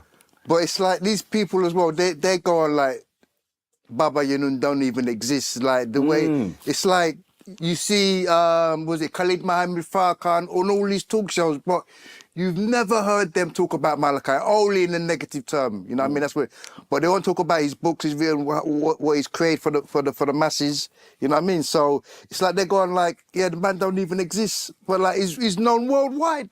You know what I mean? So what's up with that? That's why I mentioned some of those people's names, because you know, like they will avoid it. Yeah, like, Bill Carson. Ask him where he gets his information. Ask him, has he heard of Dr. Malachi Ziyuk? Ask 19 Keys. Yeah, 19 Keys. Ask them, man, and then watch their faces. If they can't say they haven't heard from him. That's why I say you can't have a conversation called high-level conversations and then you're not talking about certain things. Like, let's have a high-level conversation for real. And who else is out there? Polite. Polite obviously was a part of us. Until he kind of, and some people would deny and say they're not reading the books, but there's certain information that when you know where the source is coming from, you can only fool yourself, and we know. Was it like 20, 30 years ago? No one talking about Anunnaki, Nibiru, reptilians, and all that kind of stuff. Look what we're doing now, man. People thought we were crazy when we used to talk about extraterrestrials back in the day. You know, you got books like Mission. Yeah, look, is there a God? Shambhala, Nagatha, Mission Earth. There's so many books that's a good point. I'm glad you brought that up. Most of the people that you're hearing today, they're babies in comparison to Dr. York. And they just popped on the scene the other day.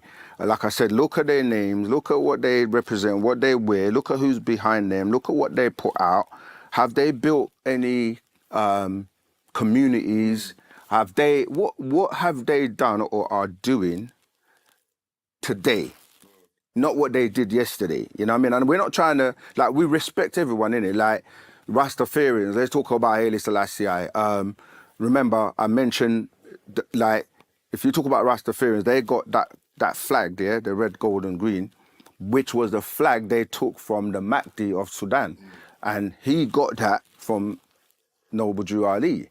And Noble Drew Ali is where the Moorish Science Temple, and you had, as I said, Honorable Elijah Muhammad, who talk about Fard Muhammad.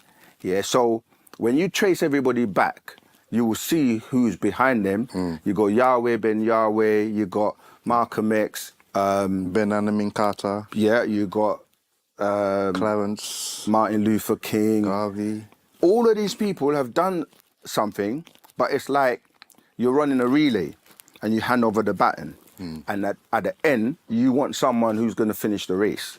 That would be like Usain Bolt, isn't it? Right? you put him at the end because, you know, like, even if you're losing ground, once he gets that baton, he's going to make up. And that's the analogy I'm using to say all these people, they did a little part, they've done their part, but right now we're in a day and time where the job has to be finished. And the man that's qualified is Dr. York, regardless of what anyone wants to say. Check the books, man. The books are there. We're like, we will have that conversation with anyone. It's not as if man's one book and a next cover on it, a different cover. These are different topics, different books, you know what I mean? Dealing with different topics, you know what I mean? Subjects. It's like, come on, man. I mean, like... You can't test. I mean, come on, man. Like, yeah, like I said, we're not shying away from dealing with anyone's thing, but at the end of the day, this is Wu Sabat. It's our culture, it's our way of life. Yeah, it's the way. And his favourite word is always said that, don't believe me, do your own research. As man from the Quran, Torah, Bible told you that, they just told you to accept that, have faith, belief, don't question. And if you do question, you're a heathen or a troublemaker. You know what I mean? You can't question their things. Why would it take God 6 days to create the world then rest? How is he resting? You know what I mean? Little things like that were like, is already addressed. Debunked it. Yeah, debunked, cleared it out of the way, mate. But anyway, let's keep going with the questions. We'll just answer as many of them as we can. What came before the emerald tablets of Thoth the Atlantean or the 7 Hermetic principles in the Tarot? Also, can you ask if they have any more knowledge on sacred geometry or even numerology, and if there's any true significance about life path numbers? Whew, it's big. Before the emerald tablets, remember I mentioned Tahuti, who's known by many names. He's the person that wrote the emerald tablets. He's known as Thoth, he's known as Hermes, Trismegistus. What came before, as I said, our ancestors, they have crystal tablets people know them as the Akasha records. These Akasha records are like crystal tablets that store information on every subject you can think of. This is where the red mealstone, which some people may be familiar with, it became the Kama Sutra that people are using, dealing with tantric sex and stuff like that, yeah? So, yeah, our ancestors in the Tharu, they have records which are stored on these crystal tablets, which people know as Akasha, the Akasha records, and it's mentioned in the Quran, it's mentioned in certain places, and people don't really know what it is because it says it's stored in Ilion, yeah? Ilion is, as we said, the galaxy that our master teacher, Partner Babyanun, comes from a planet. The 8th planet in Ilion is called Risk. And this is where they get these tablets from. And it has information about the past, the present, and the future. Yeah, so Tahuti being he's one of those beings, the scribe. In ancient Egypt, he's depicted with the beak. You see the being with a beak, and he's always carrying like a pen and like a board, and he's always recording and writing things. Yeah, so that's what's before the emerald tablets. In the Superman movie, actually, they show you that in fact, that whole Superman movie is talking about that story I was talking about, where they had to evacuate and they put a child and they put this crystal with him, and then when he came to Earth, when he was old enough, he took the crystal and he went and he threw it in the Antarctic, isn't it? Yeah. And then you saw that a whole city came up, and that crystal had all the information about, you know, his past life, his father, and from Krypton, where he came from. It's a similar thing. But they tell you these stories in movies, so you think it's not real when we kind of talk about it. But we're living in a different day and time, and we have to make these things known.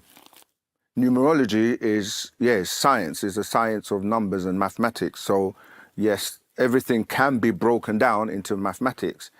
And it's broken down into zeros and ones when you start to look at binary.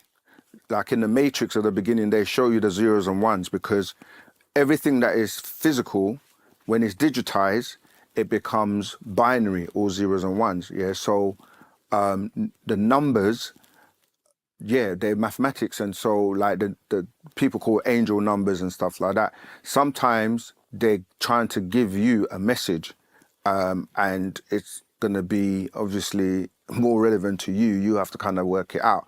But yeah, there's definitely power in numerology, because I mentioned today about the number 19, the 19th elder, who is, you know, the being known as Yanun, and of the 24 elders. And as I said, the Quran, the seal over it was the number 19. And when you start to break it down, you see like it has a lot of power. The Bible, and the reason it has power is because the English words that have been translated from the original, they all have numbers. And be part of the fastest growing, most authentic Black conscious radio show, linking Barbados, the Caribbean, and its diaspora. The Global Independent Square with Philip Catlin Springer. Weekdays, Monday to Friday from 5 a.m. to 11 a.m. live on www.246BajanVibesRadio.com and 246 Live. Conscious vibes, truth and justice from all corners, and special guest appearances. The Global Independent Square, 5 a.m. till 11 a.m. weekdays, live on 246BajanVibesRadio.com and 246 Live. Greetings and welcome to 246 Bajan Vibes Radio, 246 Live. It is the 4th day of March, 2024, and it's 7 a.m. in the morning, Monday, the 4th day of March, 2024, 7 a.m. And we are here with you again on this beautiful day. It's a beautiful day in the neighborhood. Yes, it is. It's a very beautiful day. It's a bit overcast to my left, which is indicating that St. Thomas and probably St. George, and that direction, the West Coast, looks like it's going to have some rain today. It was a beautiful day yesterday, bright and sunny all day, from morning till night, all the way through. Actually, it was a bit very warm last night, very kind of hotter than I'm used to last night. But we give thanks to Most High God for another day, another week, beginning of another week. And here we are. It's going to be a very impactful week, impactful day today, of course. I have the presentation, African Trade Symposium this afternoon at 4:30 British time. I guess that's probably about 1:30 or so. 12:30 Barbados time, somewhere in that ballpark. I'll get it right. That ought to be interesting. I appear as the new CEO of ADDI, and be speaking about on a panel with regards to trade between the Caribbean and Africa, and we'll talk about some of the pluses, also some of the negatives. What are the impediments to doing trade in between the continent and well, pretty much all of the world. The only people that successfully do anything in the continent, in my opinion, are the colonizers, who have for years used their systems to extract the wealth out of Africa without having to pay their fair share. and to disadvantage of people who are rightfully inherited to that particular land. Um, but I'll have my say this afternoon as the new CEO of, as I said, ADDI. Only 1 week now. This is my second week that I'm in that capacity. But I continue to bring the show here at 246 Beijing Vibes Radio because I'm pretty much committed to that. We've had a good run so far with the show, and I'm thankful for all of you that are locked on and listening, or those of you that are, in fact, watching on the live. And I ask you to just bear with me a little bit as I adjust. There is a lot of movement happening in the next few weeks. I do have a tremendous travel schedule ahead of me, and I'm trying to figure out how best to juggle those in order to accommodate the show. It is going to be tricky because I'm supposed to leave somewhere around the 15th for a trip to Africa. Then I have another country in Africa to visit after that, and then a third country before I even head back this way. So we're looking at probably 5 to 6 weeks of travel in those regards. And well, it is what I've chosen to do. It is no one, forced me. I was asked after the hard work that I've been doing for the organization, and I was appointed as first, well, probably second, because Her Excellency held the post from the time of inception, but I'm the first person to be awarded that position outside of herself, and also being held by a Caribbean person, which is also noticeable and has been mentioned even by her when I was appointed to the position.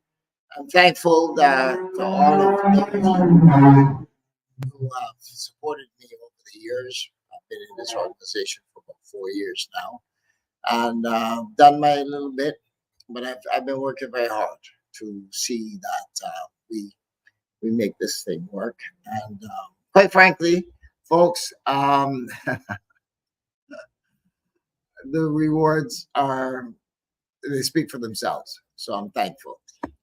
Today we have a very special guest who will be coming to us. Actually, it should be right here. We're going to do it right here, live and in person. My Kohen, Mikiel, will be here today. If you know what a Kohen is, he's a spiritual leader. Basically, it's like a bishop or a chief priest kind of thing. He'll be joining us live. We'll have some discussions about Hebrewism and what he tells a little bit about his life story and what brought him to this way of life, and also how has the journey been for him in the life over the years. 60 years he's been in this as a priest and now Kohen, and that's quite an honor. He's been at this virtually as long as I've been alive. That's amazing. I'm sure lots of people have come and gone in that time period, and he continues to be his excellent self, and it is for that we give thanks to Most High God. And I'm looking forward to that encounter with Kohen.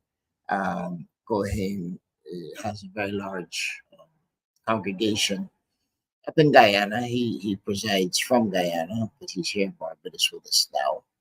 And but he travels all over the world: Israel, Africa, Caribbean, all through the Caribbean, teaching and preaching. Mostly teaching. We don't really preach, but we teach our culture and our heritage, our history. And he will be here to give us his 2 cents worth of that today. And that should be around 9 o'clock Barbados time, which is probably what, about 11 o'clock British time, and 12 o'clock in certain parts of Europe, and all 2 o'clock all in Africa, Ghana, and other places. But for that, we will remain thankful, and we will await his arrival here. In the meantime, folks, I'm going to keep you going with a couple of videos while I prepare myself here for this conversation with Kohe Mikiel. And I believe he's going to be joined by a few other folks. Not 100% sure who's all coming yet, but I know he's coming. I suspect 2 or 3 others will be joining him. But the interviews with him, I'm sure they'll probably get to say a word or two.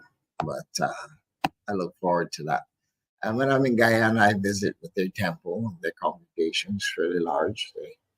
They're very well established there, over 1,000 acres of land that they own and cultivate to provide food. They have restaurants, food vehicles, and all kinds of little business endeavors that they engage in with their congregation. And they've been doing a good job of it for the past 60 years up there in Guyana. So we give thanks, folks, and we await their arrival here, bar any complications that may take place. For that, I give thanks and I say shalom, shalom. We're proud of our sense of community. Oh yeah, we're very big on that. We try to help each other in any way we can. Except when it comes to saving each other's lives.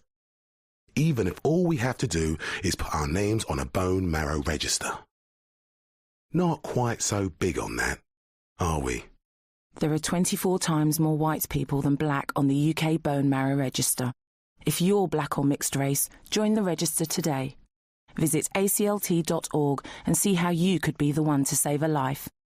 ACLT unites to fight leukemia. So what's wrong with my car? Lady, I don't know.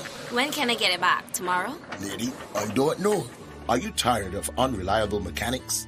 Do you crave good all-round service? Try the auto repair shop that puts ladies first. O'Brien's, located in Locust Hall, St. George. O'Brien's are specialists in all types of vehicles. Brakes, shocks, engine, even your air conditioning. O'Brien's does it all. And O'Brien's uses advanced diagnostic equipment, so there's no guessing. At O'Brien's, there's a drop-off pickup service for all. If you are serious about driving worry-free. So what's wrong with my car? Okay, lady, it's the alternator. Oh, okay. Call O'Brien's at 437-9322. Students to students, talk it out. Teachers to students, talk it out. Peace begins with me. Peace begins with me. Talk it out. Violence solves nothing. Talk it out. We're one family. But school to learn, don't go school to fight. Don't bring school to college on a gun on a knife. Don't let the violence mess up your life. Fighting all the time, can't get your first prize. Daddy Lord, stop this skylarking. When I'm fighting like dogs stop barking. I'm up below yourself, won't stop recording. Then he said they get to start parking. Peace begins with me. Peace begins with me. Talk it out. Violence solves nothing. Talk it out. We're one family. Don't let the anger build up. Don't show. Triangle, you're on the sewer. Breathe it out. The same energy that you take to use to fight. Same energy you could talk it out. You could say the word reason. Talk it out. Sure that we even. Daddy, this is non-violent season. Talk it out. Don't get in the beef with the body. Be vegan. Violence solves nothing. Talk it out. We're one family. Campaigning against youth violence all over the world. Right now, me I go give you a thing called feel up your breast. Whether you have big breasts or some itty bitty titty, to pick up cancer in them would be such a pity. How to prevent that cancer, we're not really sure. And although we are try hard, we still can't find no cure. So early detection is your best protection, and self-examination could be your salvation. So look good upon them appearance and investigate them texture, and appreciate your own breast tissue architecture. In other words, make sure say you utilize your hands to get yourself acquainted with your mammary glands. So the minute there's a change and you notice something strange, you can pay your doctor a visit so them can find out what is in it. And if cancer is the diagnosis, you could have a good prognosis if you catch it before it starts to spread. Cancer no means say you have to dead. So touch yourself, feel up your breast, put your hand them on your chest. Self-examination is the key if you want to catch cancer early. Yeah. 246 Bayesian Vibes Radio, alerting our female listeners to early prevention of cancer. I was shocked to discover that I'm at a high risk of prostate cancer because I'm black. Guys, we've got to keep talking about our health. So if you're a black man over the age of 45, go and have a chat with your GP or speak to our specialist nurses. Men, we are with you.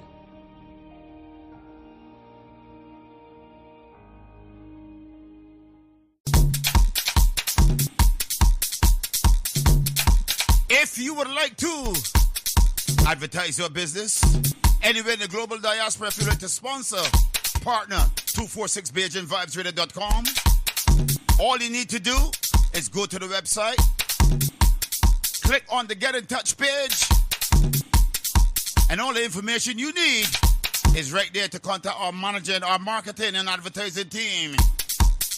So if you'd like to sponsor a show, partner the station, advertise your business anywhere in the global diaspora, go to our website, www.246BayesianVibesRadio.com, click on the Get in Touch page, and all the information you need is right there to contact our marketing and advertising team.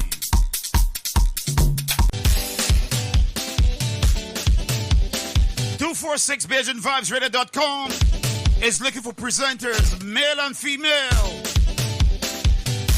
If you want to join 246BayesianVibesRadio.com, you can call, WhatsApp, Signal, Telegram, +44 7956 146 221. You can WhatsApp, message, Telegram, +44 7417 584 733. If you want to be a presenter right here anywhere in the global diaspora, get in touch with us, and we got what it takes to take you to the next dimension. Keep it locked, we got it, baby. Join me, DJ AC, every Sunday and Wednesday at 8 p.m. until midnight, London, UK time, for 4 hours of musical entertainment here on 246 BayesianVibesRadio.com.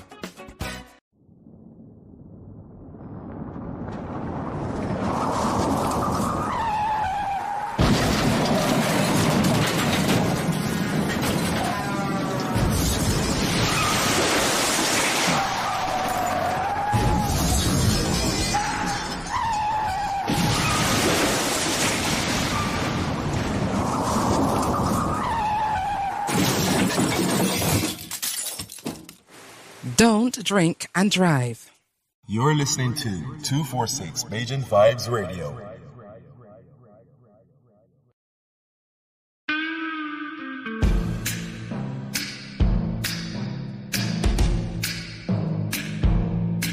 Tune in and be part of the fastest growing, most authentic Black conscious radio show, linking Barbados, the Caribbean and its diaspora.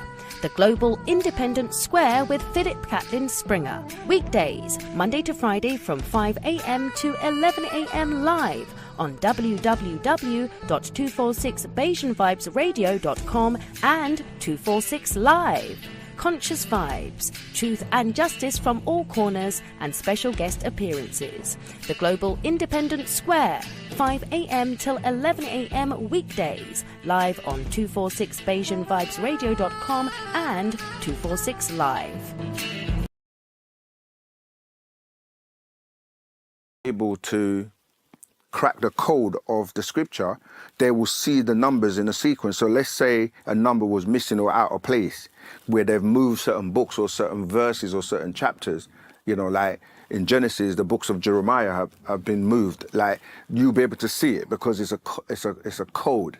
It's the same with the Torah, where that has the 7. That's why you have 7 days of creation, 7 heavens. What's the other 7s? 7 realms, planes. Yeah, you got like the menorah, which is the 7 candlestick. There's so many number 7s, because again, it's that code. So yeah, numbers are very powerful, and yeah, they do have significance. You have to be able to work it out and crack the code, basically, like the Da Vinci Code. Do we have a communal purpose while on this plane of existence? Yeah, community, that's what it's about, to build, work together, and like, this is what's happening, like I was saying about the matrix and the programming. If you're not aware and conscious, then you're going to be subjected to whatever someone else is programming you. But if you're aware and you come together in a community, this is why all our ancient cultures were built on communities. And even our organization, or our culture, the master teacher, he built several communities, like, Tamaray, Egypt of the West, because when you're residing in one place, you can actually then practice your culture. Not only that, the energy and the resonance frequency, when you're all together, you can, like, say someone is not feeling well, someone else can help and recharge their energy. And so it's definitely a communal thing and a community thing. Recommended books. My goodness. Oh, actually, yeah, let me recommend some books. We've got a few. It depends on where you are, and what your journey is so far. So we've got that one, The Mind. This is a good one to start with, because there's a lot of mental health issues and problems at the moment, and that's because, like, if you think of religion, it actually causes mental health problems, because you're talking about believing in things that don't exist, like a talking snake. You're talking about this God that's going to burn you up in hell forever. You're talking about unicorns, dragons. Unicorns, all kinds of stuff that, if you actually believe that, you're going to be like, in turmoil, because you don't really have the facts. Your potential, meaning that the power within you, you can be anything you want and do anything you want to do. So tapping into your potential and the 4 higher senses we talked about before: telepathy, intuition, clairvoyance, and psychometry. Actually, should we explain those, right? Psychometry is the ability to object read, so you can touch something and know everything about what happened. Like, they show this in movies, like detective movies, when, like, somebody gets murdered and they may leave a cloth or something, and they will get people who have the ability to touch that cloth and use psychometry they see images and they can help solve the case. Intuition is, sometimes, like, you will hear a voice or something will tell you, don't do that, don't go there. And you're like, my intuition tells me, but sometimes we dismiss it. Telepathy is a telephone to the Pathites, or the ability to communicate telepathically. What's the last one now? Clairvoyance. Clairvoyance is kind of a French word, clear vision. That's what it means, clear vision. So your ability to see things before they happen, or tap into other dimensions and have a clear vision. And some people will be like, I had deja vu, because they've seen it before, or they've time traveled and they've seen this incident before, So clear vision is clairvoyance. But Shambhala and Agartha and the cities within the earth, this ties into a lot of extraterrestrials that have been here and still living in the caverns in the center of the earth. And go ahead. When they talk about hell as well, that's why they're talking about it, because obviously some of the extraterrestrials that they encountered, obviously they couldn't deal with. So that was their concept of hell. They were trying to go and live there, and they drove them away, basically. A few more. This one's called A Spiritual You After the Physical You Dies, which deals with the question that was asked, like, what happens to you after you pass on, or, in the physical anyway. And this kind of relates to that one as well. It's called The Cycles of Life and Death, because, life is a cycle, like we say, yeah? The burning that takes place is when you breathe, right? You can define life as breathing, innit? Because if you stop breathing, you're going to die. But what happens is when you're breathing, you're taking in oxygen and you're giving back out carbon dioxide. Carbon is a residue of burning, which you can find as C6 in the periodic element chart. But what happens is that breath that you take, it's energy and it goes to the blood, and the acid in the blood is what burns it, and that's what gives off the carbon. So life is really a burning. And when you stop, like when you stop breathing or burning, this is where they say your body is cold because the life has left the body and your body sets into rigor mortis. And so, yeah, so that deals with the cycle, because you keep cycling until you don't have to come back no more. And this final one, is there a God? That's a question, because like we've been talking about, the concept of God to many people is based on religious books and not what it really is, as in you being that energy being that has the ability to transform and transcend and keep moving on in the different realms and having different forms of existence. But some people never make it and they're trapped here, or this is the end for them. So not everyone has the ability to move on. Is the Book of Enoch the first book? No. Nope. We talked about the Emerald Tablets and, all these other books that predate all of those. Book of Jubilee as well? Yeah, there's so many books. Yeah. America is way older than Africa and is said that it was the first land that came out the waters. America is the old world. Actually, this is hidden. That's why you don't hear any history. The oldest place on Earth is in America. Remember, I touched on this before when I was saying, America is still connected. All the continents are connected underwater. But yeah, they're the same. Africa is older because when you deal with Pangaea and Pangea, however people pronounce it, it's like all the landmass was together in one spot. And the center of that was where these extraterrestrials that came originally landed. And then with the continental drift, people that were living on that side, called, like I said, the Olmecs, and then you have people in Africa like the Pataites, who literally walked over and they brought the rubber plants that was on this side and they planted them along the coast on that other side. Then you had Chinese people called like the Sheng dynasty with Husheng. They came over from the east to America. They mixed with the Olmecs and produced what people are calling the American Indians, which is really the Native Americans. So when you look at the features of the Native Americans and you look at the Chinese, you see that they have the same features. And the DNA also ties in. So when they say it's the oldest, yes, it's the same because it's the same land. It's just that it's split in half. Yeah, and the people on that side who didn't look at it like the slave trade and coming from Africa to America, they're saying we're not African because we were already here. But the point is the DNA is African because it will go back to the original root races. So whether you're in America, UK, or wherever you are in the world, your DNA is going to tie back to your ancestors and to where you come from. And then when you talking about archaeological findings, the oldest remains have been found in Africa. That's right. Africa has the most natural resources on this planet, 100 times over. Why are they lagging behind in tech? They're actually not now because there are lots of inventions and things that are taking place. But the real point to that is that the West has stolen and keeps pilfering and stealing all the resources. So all like the cobalt from Congo, all the gold, the platinum, even the oil, a lot of the resources that have built the West up have been stolen or taken from Africa.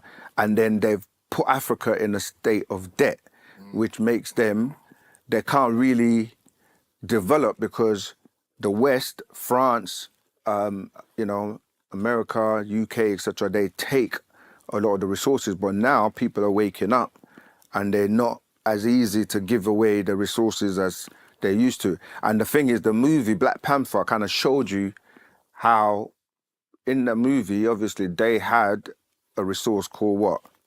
Vibranium, which deals with vibrations. And, you know, Africa, once it starts to come back together, and this is why they never wanted Africa to unite. And they were afraid of people like Gaddafi, because he was trying to bring a one African Union together so that they could kind of like manage their resources better. But it's happening now because things are changing, you know. But it's a matter of the divisions with religion and all these things that they make us think that we can't do. We have to be relying on someone else. We're praying to the wrong gods, praying to Jesus, Muhammad, everyone else, apart from coming together and uniting so we can build.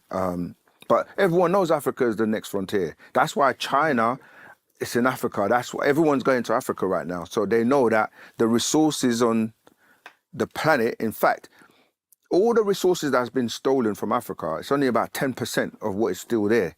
So everyone knows that to survive, you have to link up with Africa. Yeah. Yeah, if they left us alone, if they took back their religion and all that stuff and left us alone, we'd be successful, mate. There won't be no one that could take over us. Yeah. Because we've got all the natural resources, all the natural minerals. Do me a solid favour and ask why are so-called black people in despair around the world, and why have the other races around the world against or has turned their backs on so-called black people when it's clear that we are the fathers of all cultures on the planet? How and why did we end up in slavery? Why was it so easy to enslave the greatest people on the planet? We stopped knowing and started believing. That's right. We started believing their alien religions, Christianity, Judaism, and Islam, and we stopped tapping into our true science of who and what we are. Yeah, that's a big point. The religion is one of the biggest reasons, because they came into Africa, took all the gold, took all the oil, took all the mineral. They still taking today cobalt, and then they gave you a Bible. This is why I said before that black people hate slavery, but they love Christianity, which doesn't make sense, because that's what you were given for you to give up your royalty, your minerals, your power, and now it's about waking up. That's why we do this, and this channel helps, because by waking up, you realize the games and the tricks that are being played, and then you can start to be the God that you really are and utilize the resources in the right way as the caretakers of the planet. Who built the pyramids and why? Our ancestors, and they were the extraterrestrials who are our ancestors, and they were assisted by the great beings that were on the planet at the time.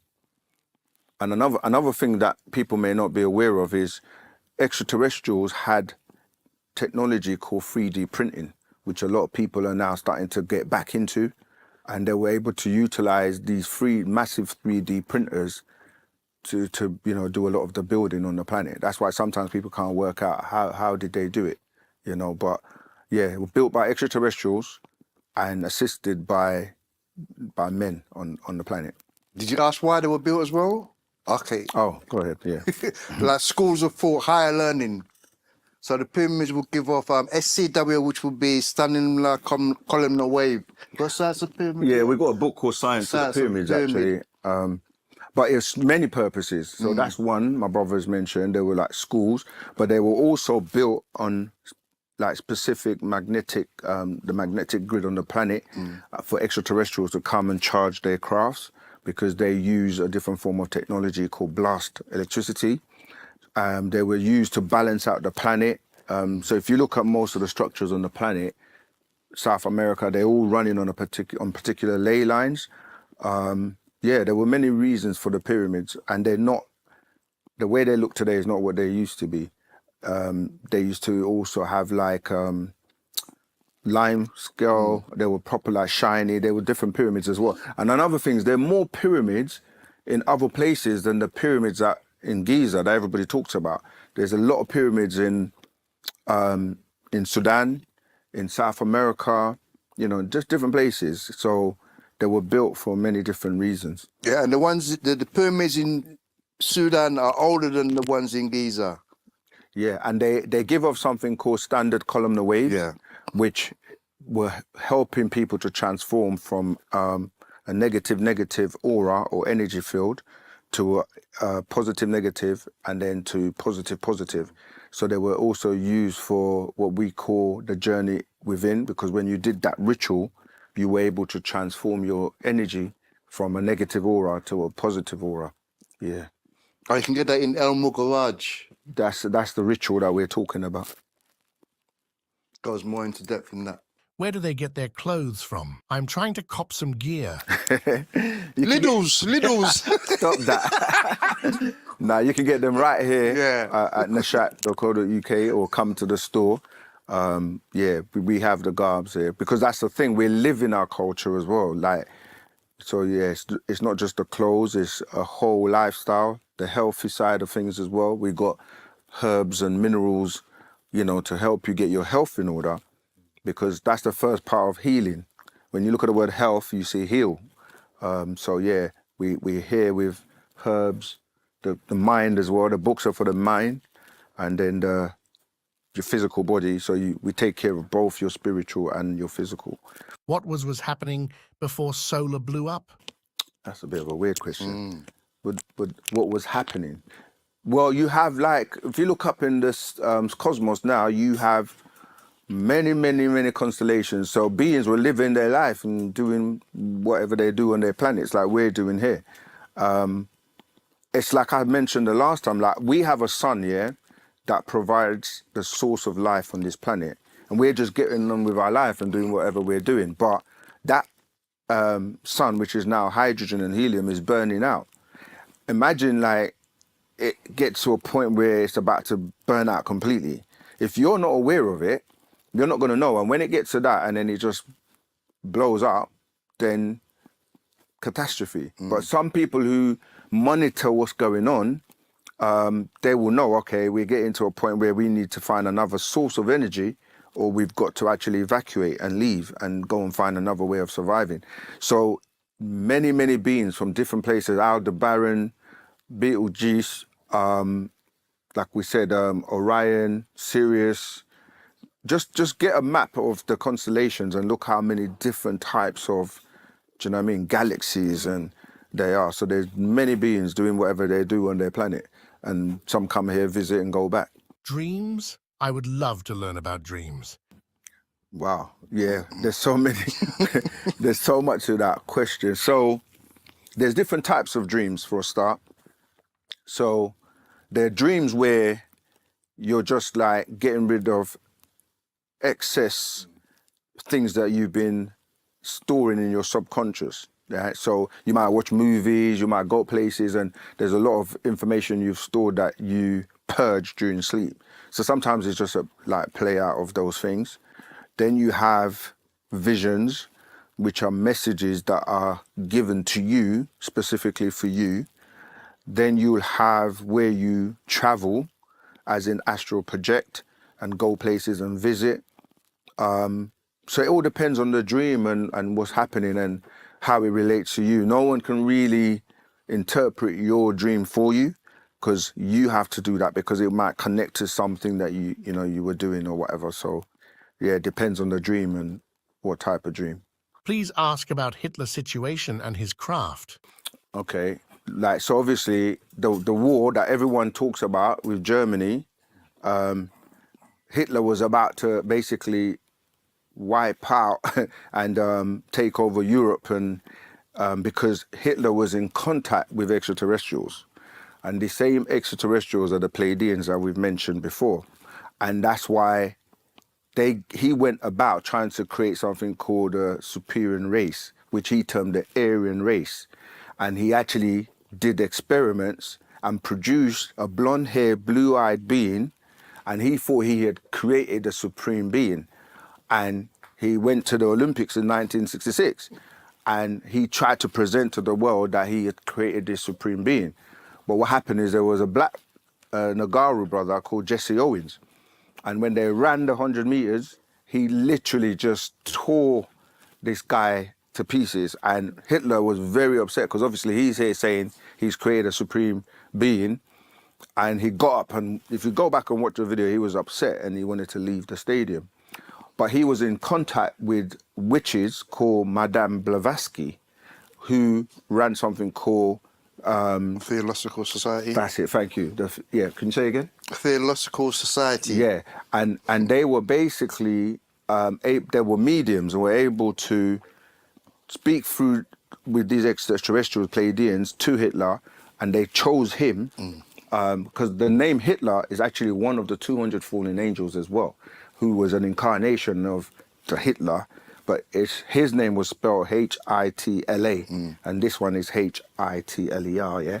But yeah, so obviously you hear about the gas chambers and all of that, because what he was doing was like listening to these beings, and they gave him technology for crafts. That's why he was winning the war, because he was getting assistance from these extraterrestrials, and he was making crafts with the technology, and in the Antarctica, a lot of these crafts were found. That's why we said that when you look at different extraterrestrial crafts, not all of them are extraterrestrial, as in they're not from outside. Some of them are made right here because of the technology that they were able to share with some of these extraterrestrials, and they have aerodynamics.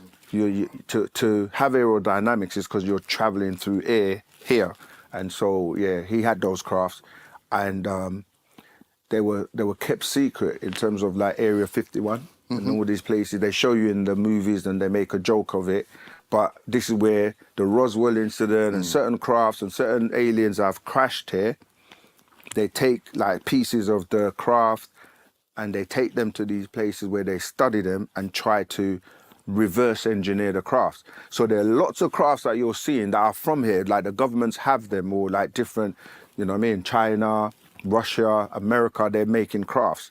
The stealth, if you go back and look at that stealth plane that America had, I can't remember, back in like World War II and that was extraterrestrial technology.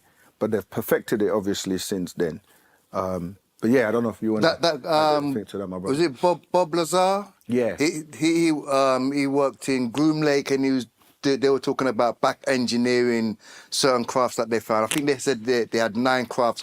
But he talks about it in Man from Planet Risk. Yeah. Master Teacher goes into who Bob Lazar is, and then... Yeah, I mean, there are many, many whistleblowers now that work for the, you know what I mean, like NASA, FBI and all of that are now telling you about they were working on extraterrestrial crafts. But I hope that answered that question for that person on Hitler. Oh, another thing is, Hitler was a part of the Third Reich. What people don't realize is that Germany actually lost the war, but the Third Reich won the war.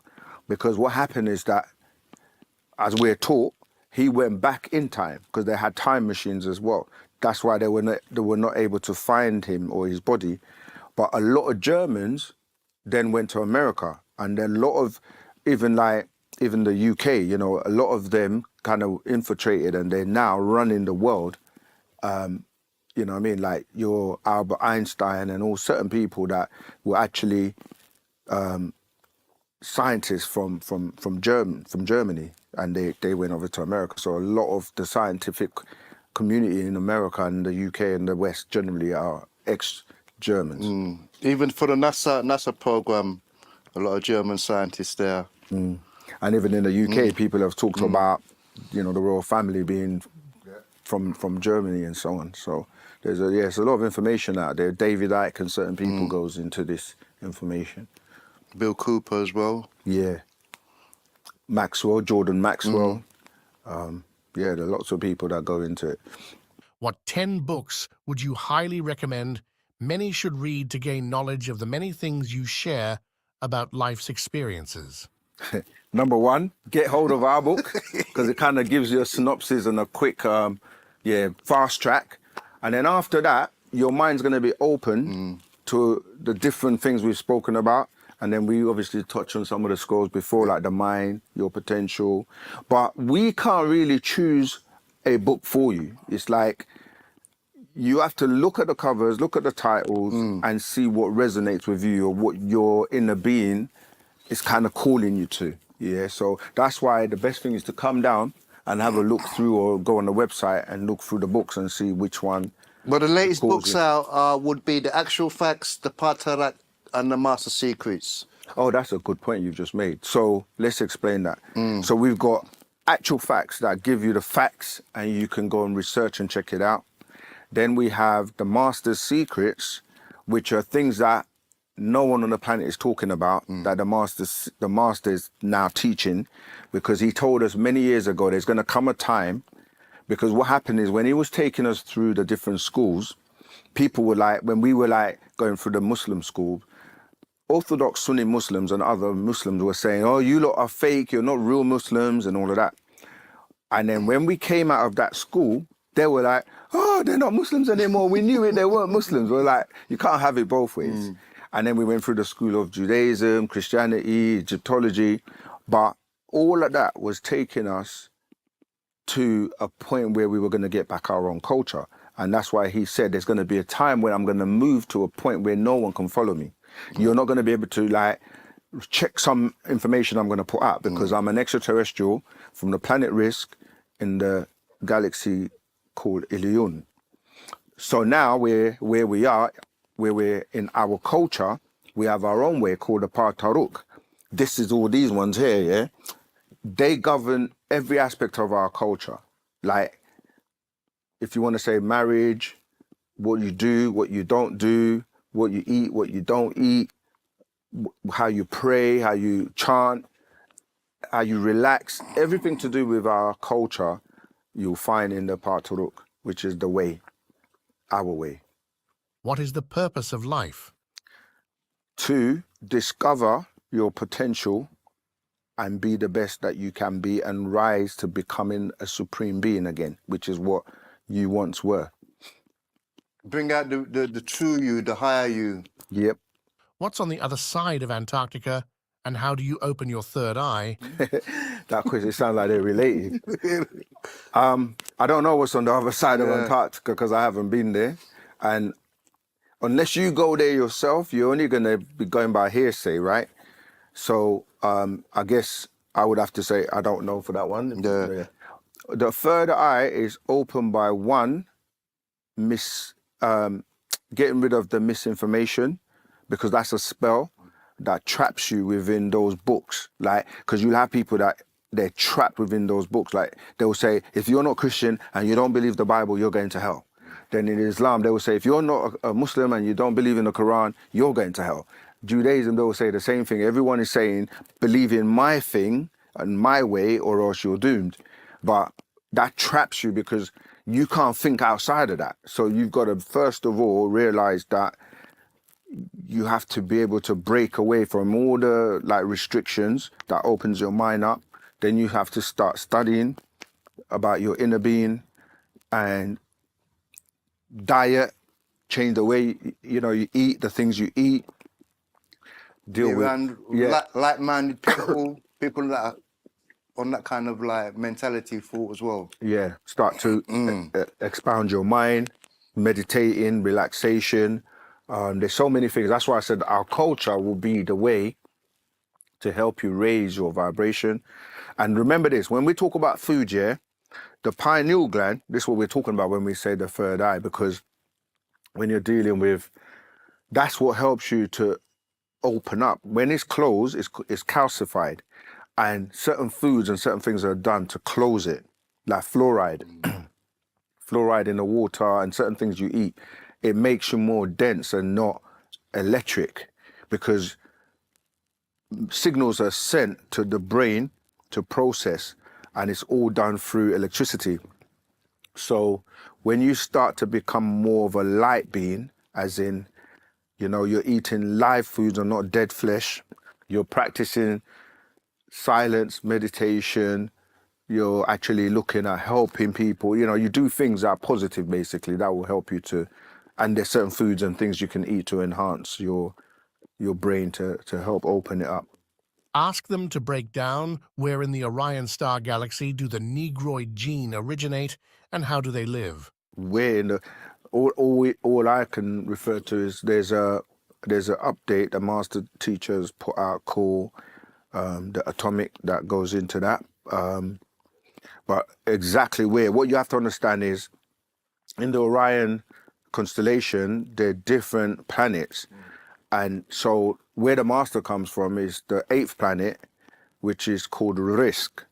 And it has a tri-solar system, meaning there are 3 suns. And the way the planets orbit those suns, it's not like ours where we just go one rotation. It kind of goes like that because, and they have different seasons and different atmospheres. So that's what he has taught us about. Now, on the planet itself, there are different continents there. Cosmusta, Zarantu, and Mustafa or something. It's escaped me, but there's 3 continents on the planet, and beings are allowed to only reside on particular continents. But this is where the whole war with, as I mentioned before, in the heavens came in, because Tarnush, who was a being, a reptilian being, where their sun was collapsing and they were seeking refuge somewhere else, and they came to Risk and they were allowed to stay on one of the continents. But in time, he wanted to take over the planet because now they've got a new home, and then the war broke out, and that's kind of how they were, you know what I mean, ejected out. But yeah, so to give you the exact place, I can't give you that right now, but yeah, it's definitely Risk and Ilion is part of the Orion constellation, and Sirius as well, where we come from. What's the oldest creator they know of? You see, the word creation, yeah, it's another misconception, because there's creation and there's existence. And there's a big difference, because to create something, you're destroying something else. So a simple way of explaining that, to create a table, you're going to destroy a tree to get the wood to create the table. Existence is before creation, and existence goes trillions and trillions and trillions of years, with different beings evolving in their different, you know, like galaxies and so on. So it's hard to say the oldest creation unless you're talking about the oldest on the planet Earth. You see what I mean? Because that's why I said about the life came here by way of the dolphins to germinate the water, and then that comes out with our ancestors as the 8 Ogdoads, who became the 9 Inuits, who then evolved, and then you had the Sans people in South Africa who came from the Pataites.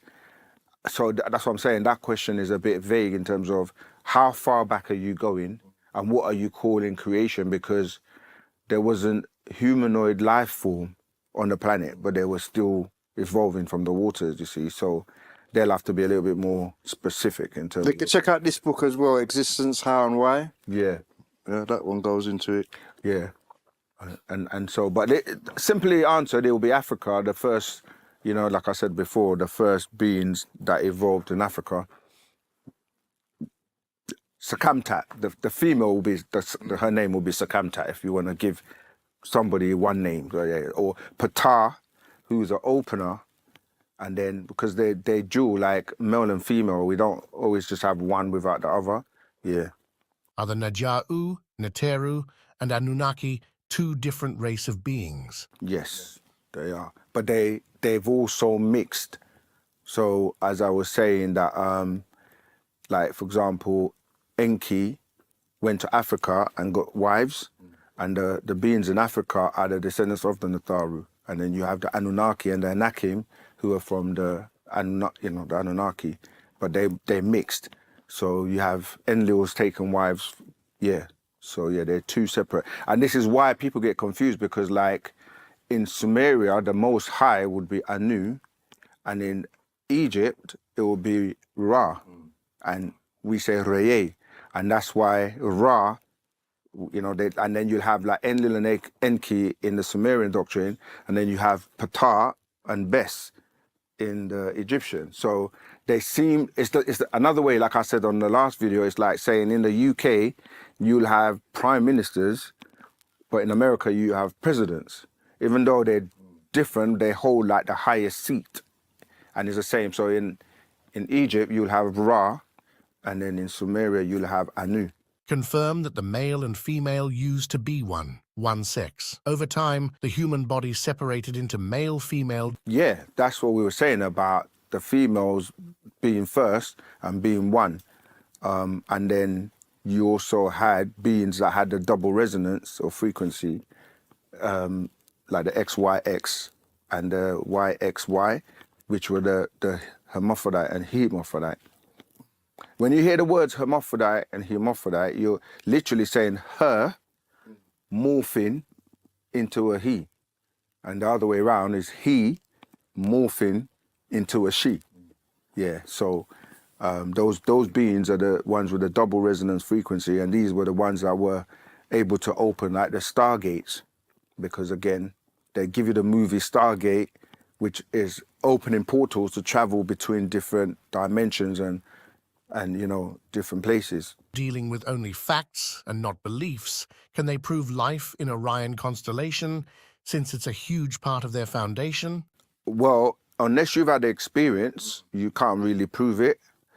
But we've been given ways of establishing how you decipher something being true or not true, yeah? And this is using evidence, reason, and experience. And so anything that you come across, like how do you know it's true? For us, we have a master teacher with us who we've sat with, spoken with, eaten with, and we know he's real. Touched him, which is better than any of the other options we're given. Like God that is meant to be in heaven, we've never seen him, never met him, never spoken to him. The same with Jesus, same with Muhammad. So which one will you go for? The one that you've confirmed physically or the one you haven't? In addition to that, he has told us and given us so much detail about Orion and Risk and where he comes from. And he did it before it was discovered. Like the tri-solar system, when he was talking about the man from planet Risk and talking about the tri-solar system, people were like, you're crazy, there's no such place. But with years have gone by, they're now able to use telescopes, like I mentioned, the James Webb telescope, and they've now discovered tri-solar systems. So yes, we can astral project and visit places in your dream state and confirm it, but that will only be confirmed to you because you've been there and you've seen it for yourself. But for someone else, it's just like if I've seen a craft, extraterrestrial craft, as many people have, that's going to be confirmed to me, but it's not going to be confirmed to you. So unless you do your own research, check things out, we can't confirm for you Orion, but it's in the Bible. Like we gave you quotes where it's mentioned. Job 9:9. Yeah, Job 9:9. 38:31. Amos 5:8. There's so many quotes, and Elion is mentioned in the Quran. So if they're mentioned in your scriptures, then where did that come from? Yeah, so I hope that answers that. Do you want to add to that? Or? No. Yeah. But we say, last thing, don't believe us. Check it out. Check it out for yourself. And don't accept anything that you can't prove for yourself. What do you guys think of law of attraction or vibration, etc.? What do you mean, what do we think of it? Does it? Yeah, law of attraction exists. This is why we say like minds come together, because it's called resonance frequency.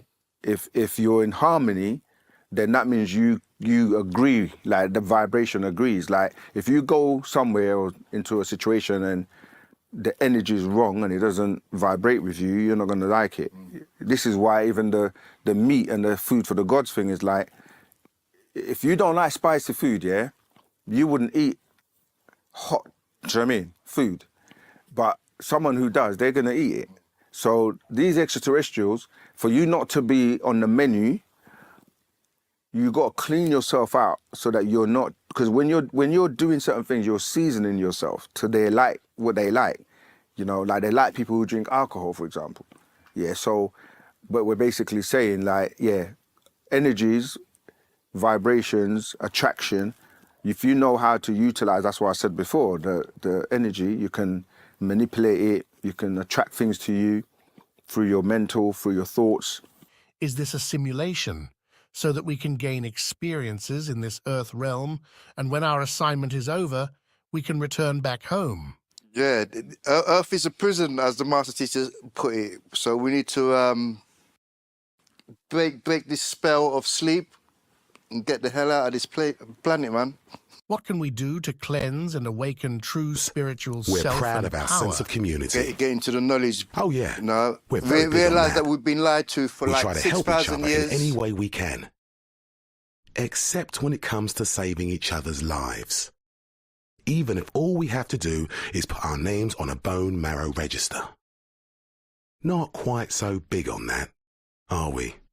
There are 24 times more white people than black on the UK bone marrow register. If you're black or mixed race, join the register today.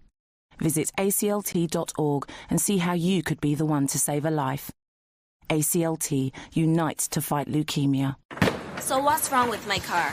Lady, I don't know. When can I get it back? Tomorrow? Lady, I don't know. Are you tired of unreliable mechanics? Do you crave good all-round service? Try the auto repair shop that puts ladies first. O'Brien's, located in Locust Hall, St. George. O'Brien's are specialists in all types of vehicles. Brakes, shocks, engine, even your air conditioning. O'Brien's does it all. And O'Brien's uses advanced diagnostic equipment, so there's no guessing. At O'Brien's, there's a drop-off pickup service for all. If you are serious about driving worry-free. So what's wrong with my car? Okay, lady, it's the alternator. Oh, okay. Call O'Brien's at 437-9322. Students to students, talk it out. Teachers to students, talk it out. Peace begins with me. Peace begins with me. Talk it out. Violence solves nothing. Talk it out. We're one family. Go school to learn, don't go school to fight. Don't bring school to college on a gun on a knife. Don't let the violence mess up your life. Fighting all the time can't get your first prize. Daddy land, stop this guy larking. When the fighting like dogs that barking. I'm marvel out yourself, won't stop recording. They heat that they get to start parting. Peace begins with me. Peace begins with me. Talk it out. Violence solves nothing. Talk it out. We're one family. Don't let the anger build up. Don't shout. Triangle you on the store. Breathe it out. The same energy that you take to use to fight. Same energy you could talk it out. You could say the word reason. Talk it out. Sure that we even. Daddy, this is non-violent season. Talk it out. Don't get in the beef with the body. Be vegan. Violence solves nothing. Talk it out. We're one family. Campaigning against youth violence all over the world. Right now, me I gonna give you a thing called feel up your breast. Whether you have big breasts or some itty bitty titty, to pick up cancer in them would be such a pity. How to prevent that cancer, we're not really sure. And although we are try hard, we still can't find no cure. So early detection is your best protection, and self-examination could be your salvation. So look good upon them appearance and investigate them texture, and appreciate your own breast tissue architecture. In other words, make sure say you utilize your hands to get yourself acquainted with your mammary glands. So the minute there's a change and you notice something strange, you can pay your doctor a visit so them can find out what is in it. And if cancer is the diagnosis, you could have a good prognosis if you catch it before it starts to spread. Cancer no means say you have to dead. So touch yourself, feel up your breast, put your hand on your chest. Self-examination is the key if you want to catch cancer early. Yeah. 246 Beijing Vibes Radio, alerting our female listeners to early prevention of cancer. I was shocked to discover that I'm at a high risk of prostate cancer because I'm black. Guys, we've got to keep talking about our health. So if you're a black man over the age of 45, go and have a chat with your GP or speak to our specialist nurses. Men, we are with you.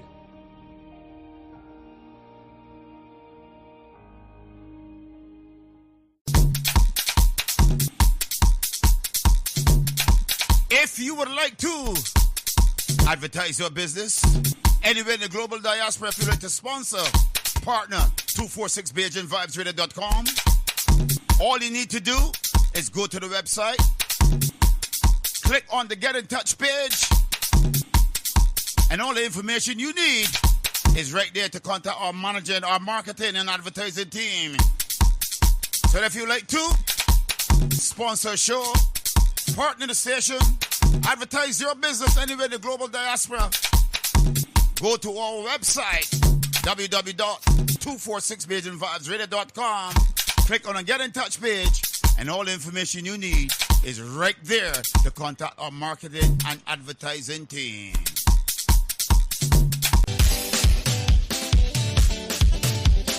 BeijingVibesRadio.com is looking for presenters, male and female. If you want to join 246BeijingVibesRadio.com, you can call, WhatsApp, Signal, Telegram, +44 7956 146 221. You can WhatsApp, message, Telegram, +44 7417 584 733. If you want to be a presenter right here anywhere in the global diaspora, get in touch with us, and we got what it takes to take you to the next dimension. Keep it locked, we got it, baby. Join me, DJ AC, every Sunday and Wednesday at 8 p.m. until midnight, London, UK time, for 4 hours of musical entertainment here on 246 BeijingVibesRadio.com. This happens when you text and drive.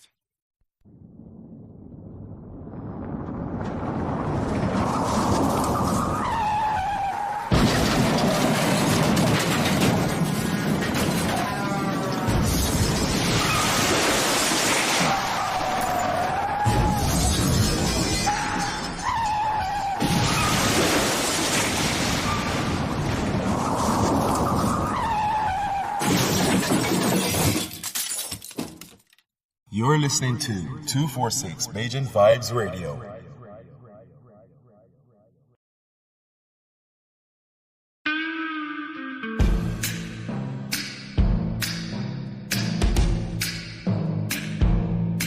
Tune in and be part of the fastest growing, most authentic black conscious radio show, linking Barbados, the Caribbean and its diaspora.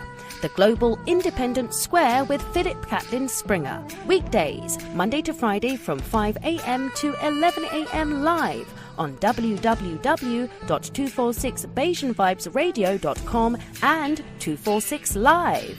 Conscious vibes, truth and justice from all corners, and special guest appearances. The Global Independent Square, 5 a.m. till 11 a.m. weekdays, live on 246BeijingVibesRadio.com and 246 Live.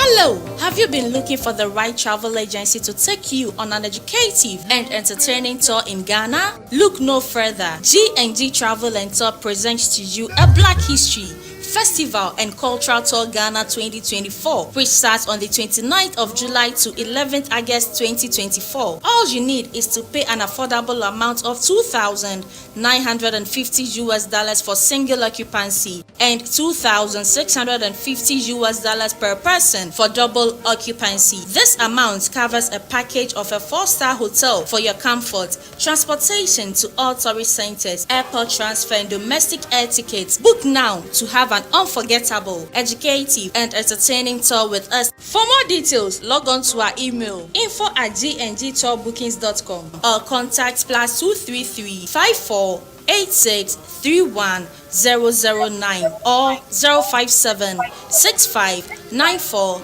091. G&G Travel and Tour, where a great journey begins.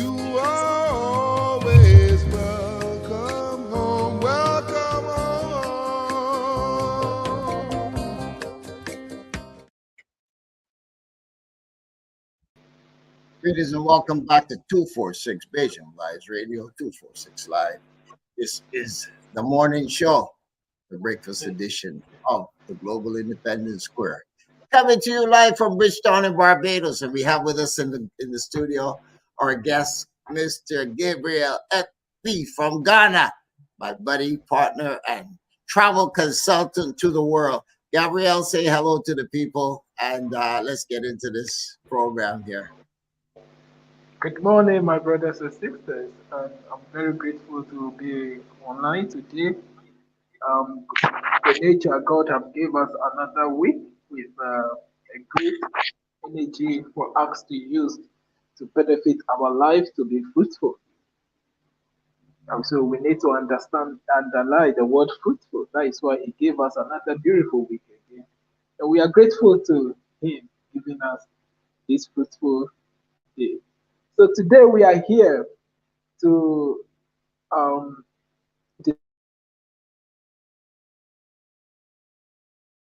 We're having some lapse in your signal for some reason. It is discuss lapsing over. or to share about our program that will be coming on 29th to 11th August. That is 29th July to 11th August.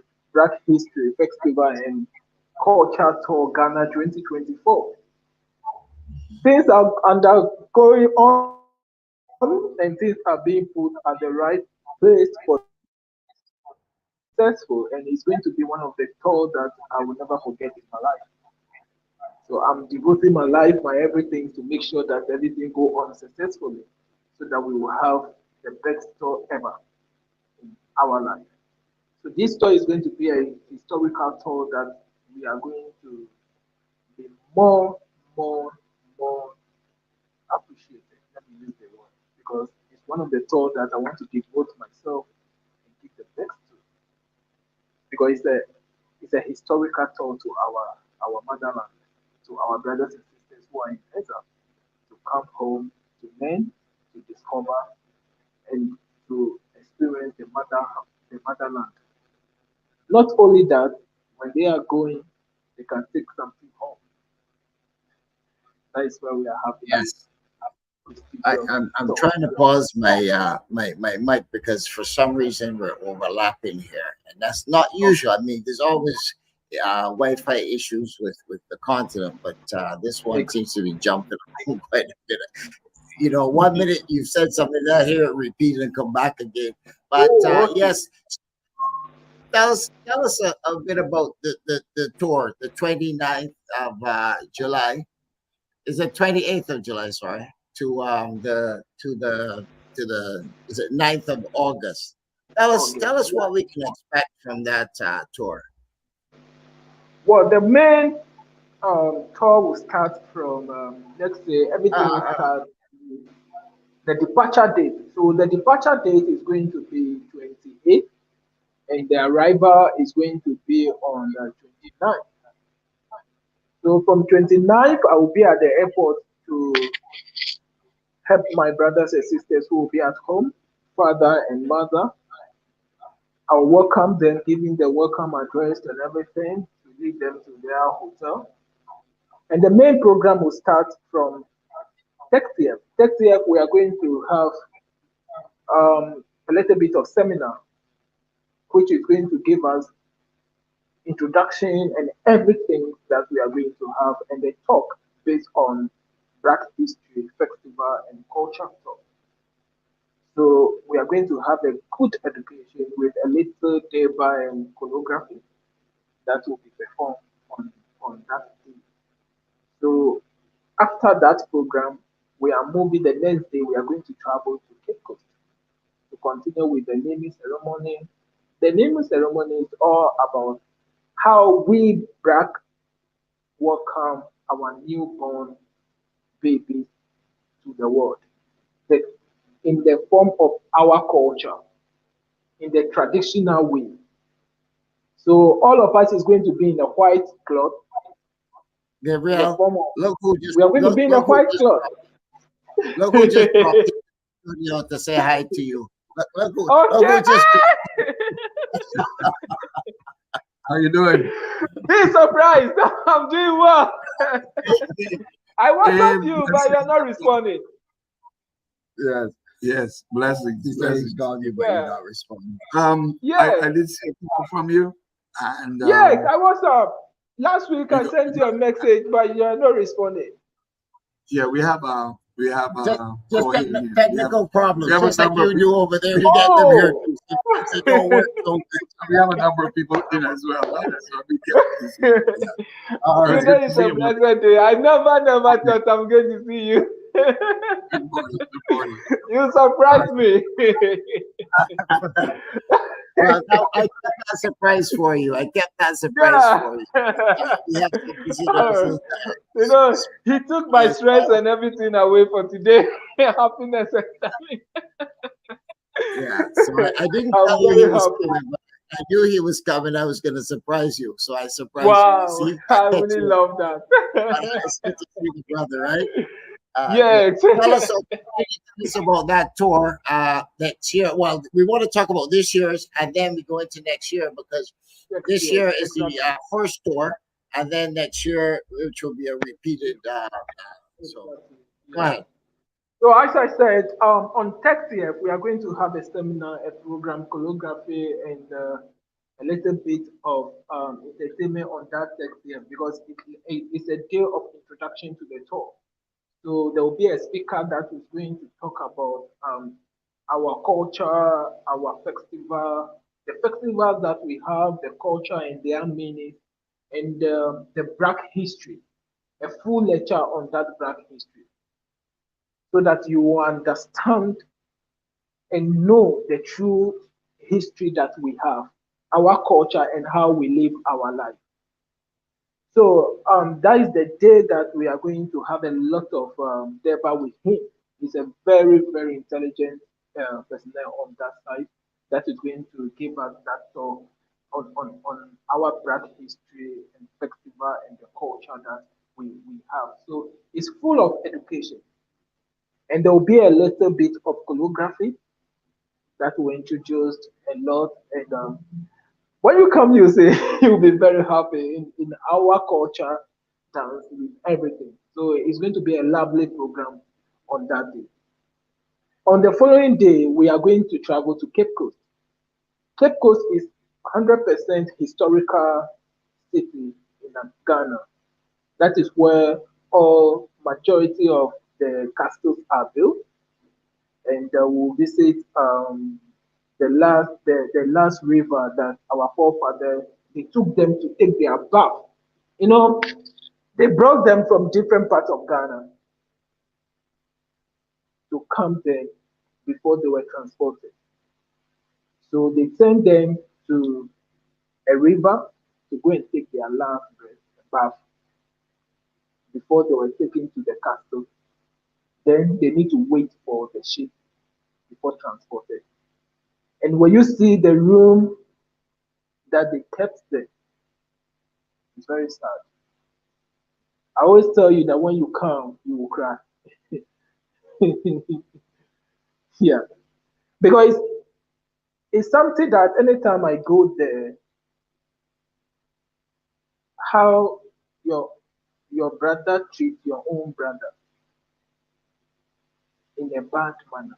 How do you feel? Even example, when you go to a prison yard, and you see your own brother suffering, how do you feel? We are all sinners. None of us is perfect in this world. We are all bad. You know, none of us is good. We are all sinners. But it's not good to treat your brother into that extent. So those are the things we are going to experience. And also, we are going to experience a naming ceremony. That is when we, the Black community, especially the West Africa Ghana, how we introduced or we welcome our newly born children and how we give names to our newborn babies. So all those are practicalities that we are going to experience that will open our brain to know much about our culture. So there will be a chief. We are going to have a good debate for them that will welcome you into the town and perform the rite in traditional way and give you a Ghanaian local name with its meaning so that you understand the day that you were born with its meaning and what that name stands for. So So those are the things that we are going to experience with a lot of activities that will take place. Visiting the Kakum National Park, that will be the enjoyment part. After the historical um, tour, then we move to that side to experience and know the natural resources that we also have access black people. So those are the things that we are going to do. But each region with its tour. So Cape Coast tour is 100% different from Kumasi, and Kumasi tour is 100% different from Accra tour. So the whole program will be sent to our brothers and sisters, father who will join us for the tour, so that they will know each day with time the activities that we are going to have. So those are the things that we are going to do, and it's going to be one of the best tour in my life, and I'm putting all the effort to make sure that this tour becomes a successful tour, that you will be happy, very, very happy to be here on your motherland. You always feel home when you come home. Home is home, no matter how you are. When you come home, you feel home. You feel happy, you feel welcome, you release stress. When you are in the house, you feel home. And trust me, my a lot of people will wish to stay here because home is home. You feel better at home. So for you to be able to come on this tour, you need a mandatory document that will allow you to travel to Ghana. You need a passport, you need the airline ticket, you need a yellow fever ticket, a card, and you need a visa for you to be able to travel to Ghana. So for the visa, if you are from a country, it's a free country like Barbados or Trinidad Tobago, there is no need for you to travel to Ghana with passport. But if your country and Ghana government decided that there is a need for you to acquire a visa before travel to Ghana, it's not a big deal because the government have made it so easy that you can travel to Ghana on visa on arrival. So all that you need is your airline ticket. You contact me, and I will assist you for your visa to travel to Ghana with my company documents because you are traveling in the name of GNT Travel and Tour. So I will help you with my company document and file everything for you to be able to gain your visa. And I will send it to you electronically so that you can print it out, show it at the airport. They will allow you to board the flight and travel into the country safely. The cost for the visa is separated from the normal tour budget. The cost is $150 USD. For Ghana, our international currency is USD and our local currency is Ghana cedis. So that is why when we are pricing, we price in USD. But when you are in the country, you need to spend the Ghana cedis. So you need that for me to be able to help you and do everything for you. The total budget of the tour for local, how do you call it, single is $2,960, but for double sharing is $2,650. That is $2,650 and $2,950. That come with accommodation, 1 meal a day, the tour fee, everything that you need. The only thing that you need is money to buy souvenirs or if you want to go out for your personal shopping and all those things. So you need your own personal money to do that. There is time that you need to do your personal shopping and we will take you in the bus to go to the mall, to go to the places that you will go, and we want you to feel at home. We will go to the local market to have experience of how we deal with our local market, and we will introduce it to you so that you know how to bargain. You know, in Africa, you need to have the spirit of bargain before you be able to purchase goods. You know, when you go to mall, there is no need for you to pay. The price is written over there, so you just need to pay with your credit card or you pay with cash, so that you take your goods and the receipt will be issued to you.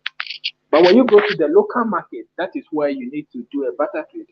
No, not a barter trade, but you need to bargain and for you to be able to purchase your things. You know, the price will go like this, and you need to, maybe I have 100 Ghana cedis. I want to buy this, so can you give it to me at 90 Ghana cedis or 70 Ghana cedis? So you bargain with the one who is selling, so that you can be able to get your thing. So we have open market. That is where that thing is done. But when you go to the shop and the mall, that one is a fixed price. You just need your credit card or you need your cash to purchase your goods. So it's a whole experience together that we are going to have. Different countries with how they move with their things. So we want you to experience all those things. And we will take you to a various achievements and the visions of our first president, Dr. Kwame Nkrumah, what he's able to do for the country before our newly presidents are being corrupt. So we want you also to experience all those things and know that we have leaders who wanted to lead Africans to prosperity, but they are not able to reach there because those that follow them, they don't have the same wisdom as they have. Their own is to fill their stomach. That is why we are suffering here as an African.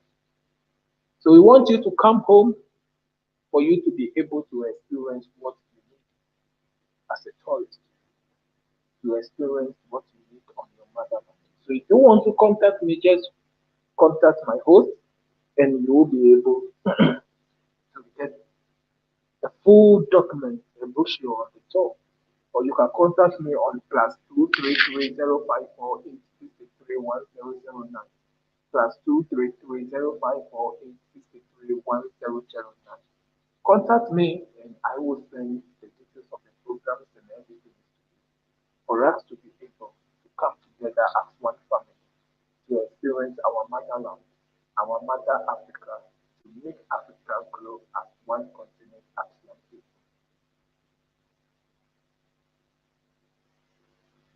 Gabriel, I'm hearing you clearly, but I'm also I'm multitasking here. I'm setting up my next new live here I in know the that studio. there is yeah. Bear with Sometimes the me. day call for that. Yeah. But you did a good job explaining that all the way through without my intervention. But Today I'm I'm just very setting up. happy because you surprised me. He's here. He's actually setting up right now the other computer so that we can bring in our guests live here. I don't normally do live in the studio interviews, but today we have the Kohen here. He's visiting, so we're going to do that live right from here. You need to program with him to give us live music. We will. We will get him over the God. Yeah. I promise you that. So that we enjoy July, live music on the program. yes, no problem. Gabrielle, I want to thank you for coming in today. I'm going to see you on Wednesday. So I'm just at this interview here. I'm in the office busy working. Shalom. Thank you. Okay. Hold on. You know what? There might be a problem with the computer itself, so I'm going to switch your computers. Bring that one back. Let's use this one instead here.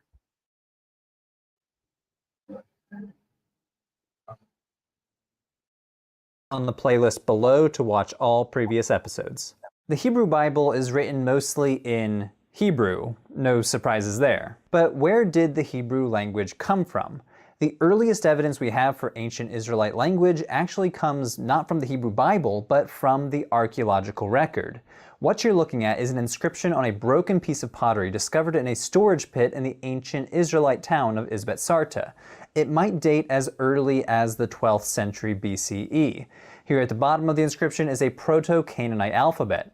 Although technically written in a Canaanite language, scholars notice that we might be looking at a missing link between Canaanite and later Hebrew. The Isbet-Sarta inscription demonstrates the letter order that we see in the Hebrew alphabet, and later the Greek alphabet. Scholars call inscriptions like this abecedaries. Abecedaries are objects on which a scribe simply wrote down the entire alphabet, probably early in their schooling career, just like how we learn the alphabet today. The Isbet-Sarta abecedary is particularly messy too, which leads some scholars to believe that it was a practice tablet used by students learning how to write. This one object raises several topics that we'll explore in this episode. First of all, this tells us that by the late Bronze Age and the early Iron Age, an alphabet within the Canaanite language family was being used and taught in scribal schools. Secondly, we see evidence of an alphabetic system used in an early ancestor of Hebrew that differed from other systems of writing used elsewhere in the ancient Near East, like cuneiform and hieroglyphics. Unlike cuneiform, which was a system of signs that stood for syllables and entire words, this was an alphabet using individual letters, a new linguistic invention that changed the way that people wrote and spelled, with each symbol representing a sound, just like how we write and spell today using the Latin alphabet. Let's start with a basic overview. Hebrew belongs to a broader family of languages known as the Semitic language family. Today that includes modern Hebrew, Arabic, and the Ethiopian language Ge'ez.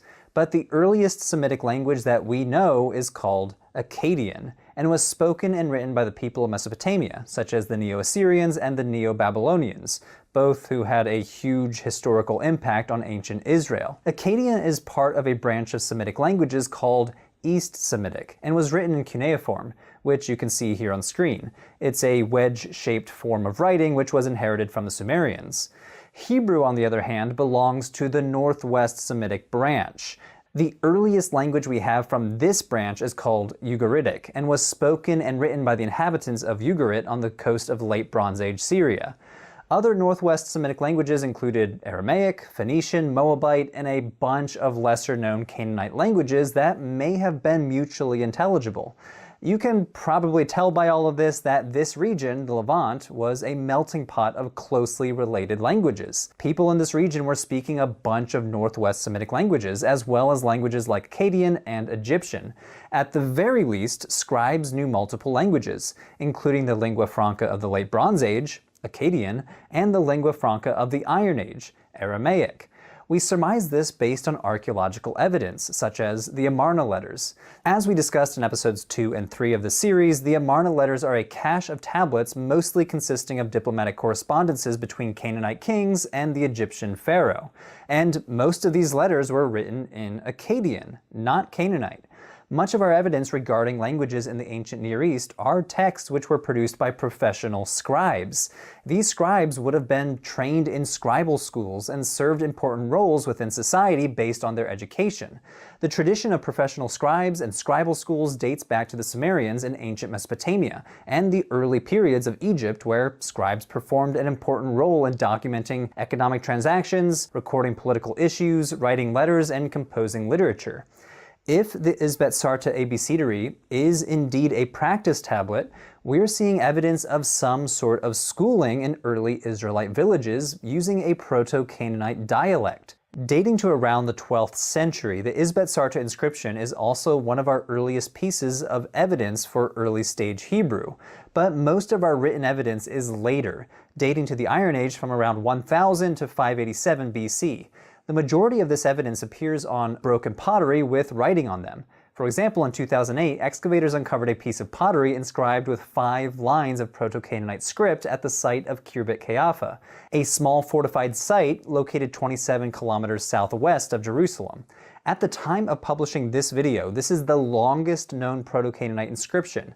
It can be confidently dated to the 10th century BC, a few centuries after the Isbet-Sarta inscription, and roughly the time of King David's rule according to the Hebrew Bible. But much of it remains a mystery. Some scholars have proposed very different translations, but several factors complicate these efforts, including the fact that the inscription is heavily damaged and many of the letters have unusual shapes. Despite these difficulties, many scholars propose that this inscription, like the Isbet-Sarta abecedary, is an example of early-stage Hebrew. But remember, both of these inscriptions are technically Proto-Canaanite. Scholars are much more comfortable differentiating Hebrew as a separate language in later centuries. Objects from the later periods of the Kingdom of Israel and the Kingdom of Judah are inscribed with what scholars sometimes call Paleo-Hebrew. Most of these inscriptions are economic documents. For example, archaeologists discovered a hoard of pottery from the northern kingdom's capital of Samaria, bearing Paleo-Hebrew inscriptions that record the movement of commodities like olive oil and wine to the capital, maybe evidence of taxation or tribute. Other major Paleo-Hebrew inscriptions include the Siloam Tunnel inscription mentioned in an earlier episode. It documents the moment that laborers broke through and completed the tunnel that brought the waters of the Gihon Spring into the city of Jerusalem. So what does all of this evidence tell us about literacy rates in the ancient Israelite kingdoms? Literacy probably existed on a spectrum. So while non-elites may not have been able to read narrative texts, they possibly could have read simple economic documents. But recent evidence suggests literacy rates may have been higher during the Kingdom of Judah than previously thought. Inside a small Judahite fort at Tel Arad on the northern edge of the Negev desert, archaeologists discovered over 100 Hebrew inscriptions. These inscriptions record military administrative matters, like the movement of supplies between military posts.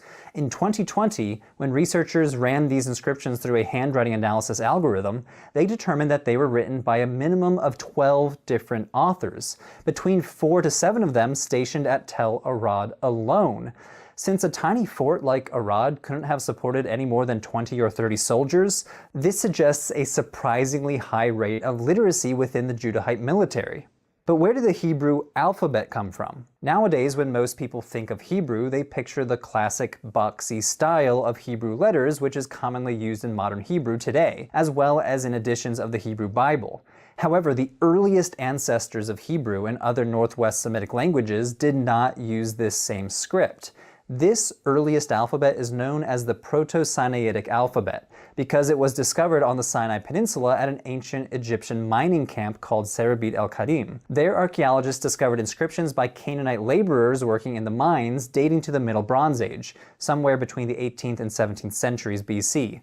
The script appears to be an intermediary stage between hieroglyphics and alphabets that we know today, with each symbol representing a sound, but using pictures instead. So let's take a look.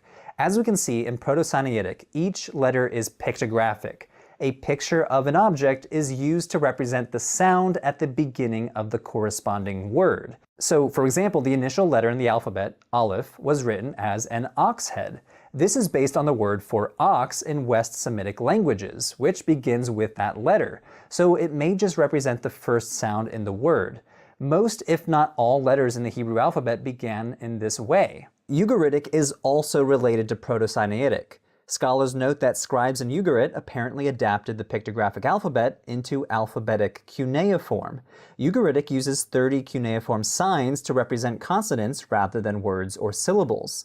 This system vastly simplifies literacy, requiring a literate person to only memorize a couple dozen signs, each with one phonetic meaning, instead of memorizing hundreds of signs that could have had a wide range of meanings. Over time, the writing of these letters became more fluid, almost like modern-day cursive, where they only slightly resembled their original forms or looked nothing like them at all.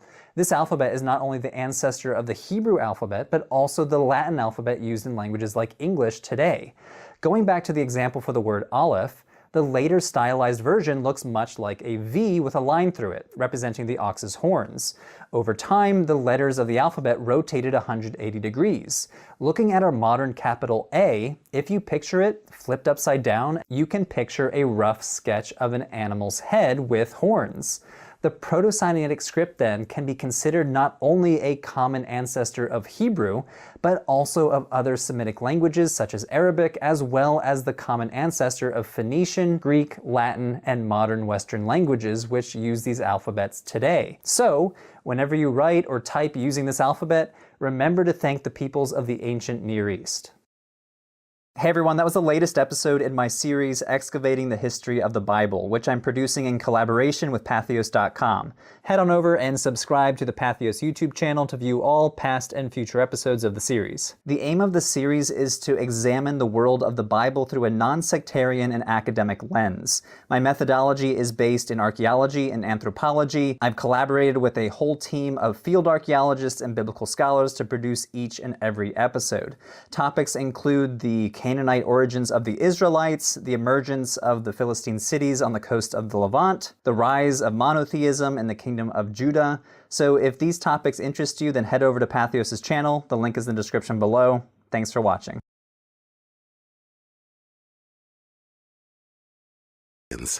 We're proud of our sense of community. Oh yeah, we're very big on that. We try to help each other in any way we can. Except when it comes to saving each other's lives. Even if all we have to do is put our names on a bone marrow register. Not quite so big on that, are we? There are 24 times more white people than black on the UK bone marrow register. If you're black or mixed race, join the register today. Visit aclt.org and see how you could be the one to save a life. ACLT, unite to fight leukemia. So what's wrong with my car? Lady, I don't know. When can I get it back? Tomorrow? Lady, I don't know. Are you tired of unreliable mechanics? Do you crave good all-round service? Try the auto repair shop that puts ladies first. O'Brien's, located in Locust Hall, St. George. O'Brien's are specialists in all types of vehicles. Brakes, shocks, engine, even your air conditioning. O'Brien's does it all. And O'Brien's uses advanced diagnostic equipment, so there's no guessing. At O'Brien's, there's a drop-off pickup service for all. If you are serious about driving worry-free. So what's wrong with my car? Okay, lady, it's the alternator. Oh, okay. Call O'Brien's at 437-9322. Students to students, talk it out. Teachers to students, talk it out. Peace begins with me. Peace begins with me. Talk it out. Violence solves nothing. Talk it out. We're one family. Go school to learn, don't go school to fight. Don't bring school to college on a gun on a knife. Don't let the violence mess up your life. Fighting all the time can't get your first prize. Daddy land, stop this guy larking. Wanna fighting like dogs out barking.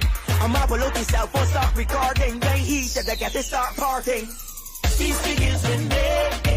Peace begins with me. Talk it out. Violence solves nothing. Talk it out. We're one family. Don't let the anger build up. Don't shout. Triangle you on the sewer. Breathe it out. The same energy that you take to use to fight. Same energy you could talk it out. You could say the word reason. Talk it out. Sure that we even. Daddy, this is non-violent season. Talk it out. Don't get in the beef with nobody. Be vegan. Violence solves nothing. Talk it out. We're one family. Campaigning against youth violence all over the world. Right now, I'm going to give you a thing called feel up your breast. Whether you have big breasts or some itty bitty titty, to pick up cancer in them would be such a pity. How to prevent that cancer, we're not really sure. And although we are try hard, we still can't find no cure. So early detection is your best protection, and self-examination could be your salvation. So look good upon them appearance and investigate them texture, and appreciate your own breast tissue architecture. In other words, make sure say you utilize your hands to get yourself acquainted with your mammary glands. So the minute there's a change and you notice something strange, you can pay your doctor a visit so them can find out what is in it. And if cancer is the diagnosis, you could have a good prognosis if you catch it before it starts to spread. Cancer no means say you have to dead. So touch yourself, feel up your breast, put your hand on your chest. Self-examination is the key if you want to catch cancer early. Yeah. 246 Bayesian Vibes Radio, alerting our female listeners to early prevention of cancer. I was shocked to discover that I'm at a high risk of prostate cancer because I'm black. Guys, we've got to keep talking about our health. So if you're a black man over the age of 45, go and have a chat with your GP or speak to our specialist nurses. Men, we are with you.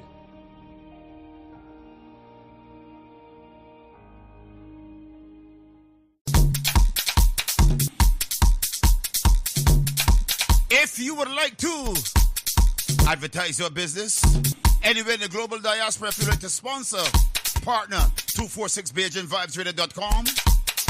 All you need to do is go to the website, click on the Get in Touch page, and all the information you need is right there to contact our manager and our marketing and advertising team. So if you like to sponsor a show, partner the station, advertise your business anywhere in the global diaspora, go to our website, www.246BeijingVibesRadio.com, click on the Get in Touch page, and all the information you need is right there to contact our marketing and advertising team.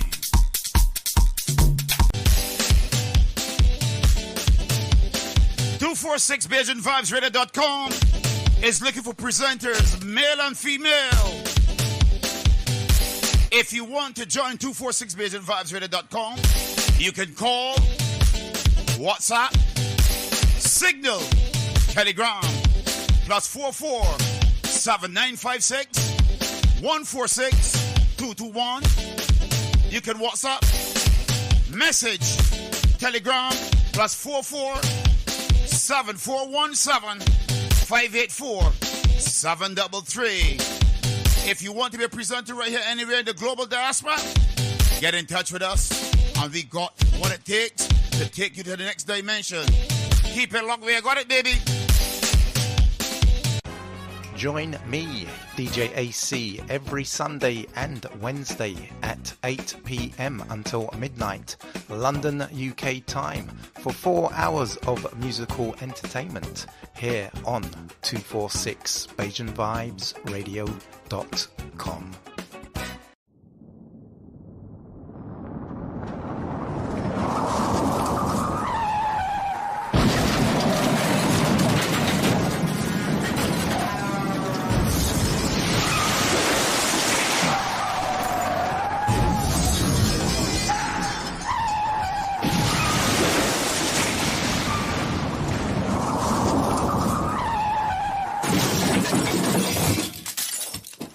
Lose those keys when you drink.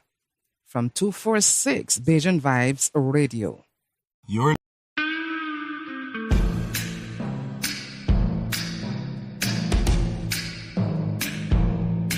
Tune in and be part of the fastest growing, most authentic Black conscious radio show, linking Barbados, the Caribbean, and its diaspora. The Global Independent Square with Philip Catlin Springer. Weekdays, Monday to Friday from 5 a.m. to 11 a.m. live on www.246BeijingVibesRadio.com and 246 Live. Conscious vibes, truth and justice from all corners, and special guest appearances. The Global Independent Square, 5 a.m. till 11 a.m. weekdays, live on 246BeijingVibesRadio.com and 246 Live.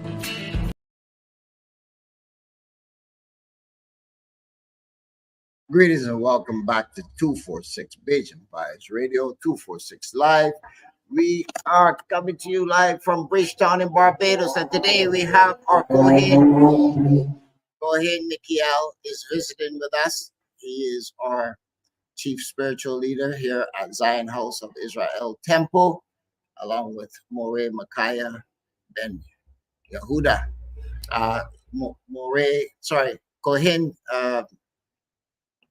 Mikiel will now be having a conversation with us. He'll be telling us a little bit about the life when he joined this way of life. I don't want to say movement, but this way of life, how he has evolved over his 60 years in the priesthood, and his move from America to the Caribbean, Guyana in particular, and how this way of life has evolved to the point where you're watching yours truly, Philip Catlin Springer, who's a member of this wonderful adopted lifestyle that we now live, and which was our original lifestyle, but we somehow lost it with the colonialism, and some of us are fortunate enough to find our way back. Without further ado, I'm going to introduce the Kohen and let him come in and say a word or two, introduction. unmute your mic, please. Go ahead and welcome to 246 Live Global Explorer. Today we're going to have a conversation about our journey of 60 years in this walk called Hebrew. So start please by introducing yourself, and then we can have a conversation as we progress. As I said, and as you said, brother, Joseph, again, I'd like to thank you for having me on the program today. It's a pleasure to be here and to share some very important information with people across the globe via this program, 246 Beijing Vibes. It's a pleasure to be here. And again, I'm a 75-year young man. I have been in this way of life, not quite 60 years, but over 50 years I've been aware of my culture, my way of life. I have lived it and spread it across the continents around the world. I'm the author of several books. One of them is called Israelites and Jews, The Significant Difference. And I'm sure you will recognize that this is one of the topics that is on the headlines of papers around the world. There's a great controversy about who are the real descendants of Abraham, Isaac, and Jacob. And I'll be speaking on this in detail throughout discussion. Another one of my books is called Final Resolution, The Separation of Truth and Lies in the Bible. I grew up as a Christian in the Mount Ali Baptist Church until I was around 19 years of age. That's when, living in New York City, I was born in Harlem, grew up in Brownsville, Bed-Stuy, East New York. And so, again, I began to become conscious, listening to men like Malcolm X, the Honorable Elijah Muhammad, Martin Luther King, Stokely Carmichael, the Black Power movements. I was a teenager during the time, and so that started my thinking. A lot of young people, I hope that they'll be able to relate to my experience and also become conscious of who we are as a people. One of the things that I had to write about when I became knowledgeable was that we are confused by the book that we read called the Bible. We don't realize that the Bible is two books with two different cultures. That's why it's called Bible, because the Bi stands for two. And so that one of them is an African heritage historical writing, and the other one is a Greek and again, religious book. So this is separating the truth from the lies in that Bible so that we can be clear on who we are as a people. The other book that I felt was very important because I speak Hebrew fluently. And so in learning Hebrew language, I knew that there is no people on the earth that do not have a language. And we as melanin people have to realize that our language is Hebrew. Why is Hebrew significant to the Bible? Because the Bible, the original writings called the Old Testament, the original is a Hebrew writings translated into English. The Aleph Beit that you see behind me is what we call as Ivrit Kaya. It's modern Hebrew, but I study not only modern Hebrew, but ancient Hebrew, which is the original writings of the Torah and the holy writings of the prophets and what have you. The other book, my most recent book, those books that I've mentioned earlier, they were written in the 1990s. They're probably 25 years old.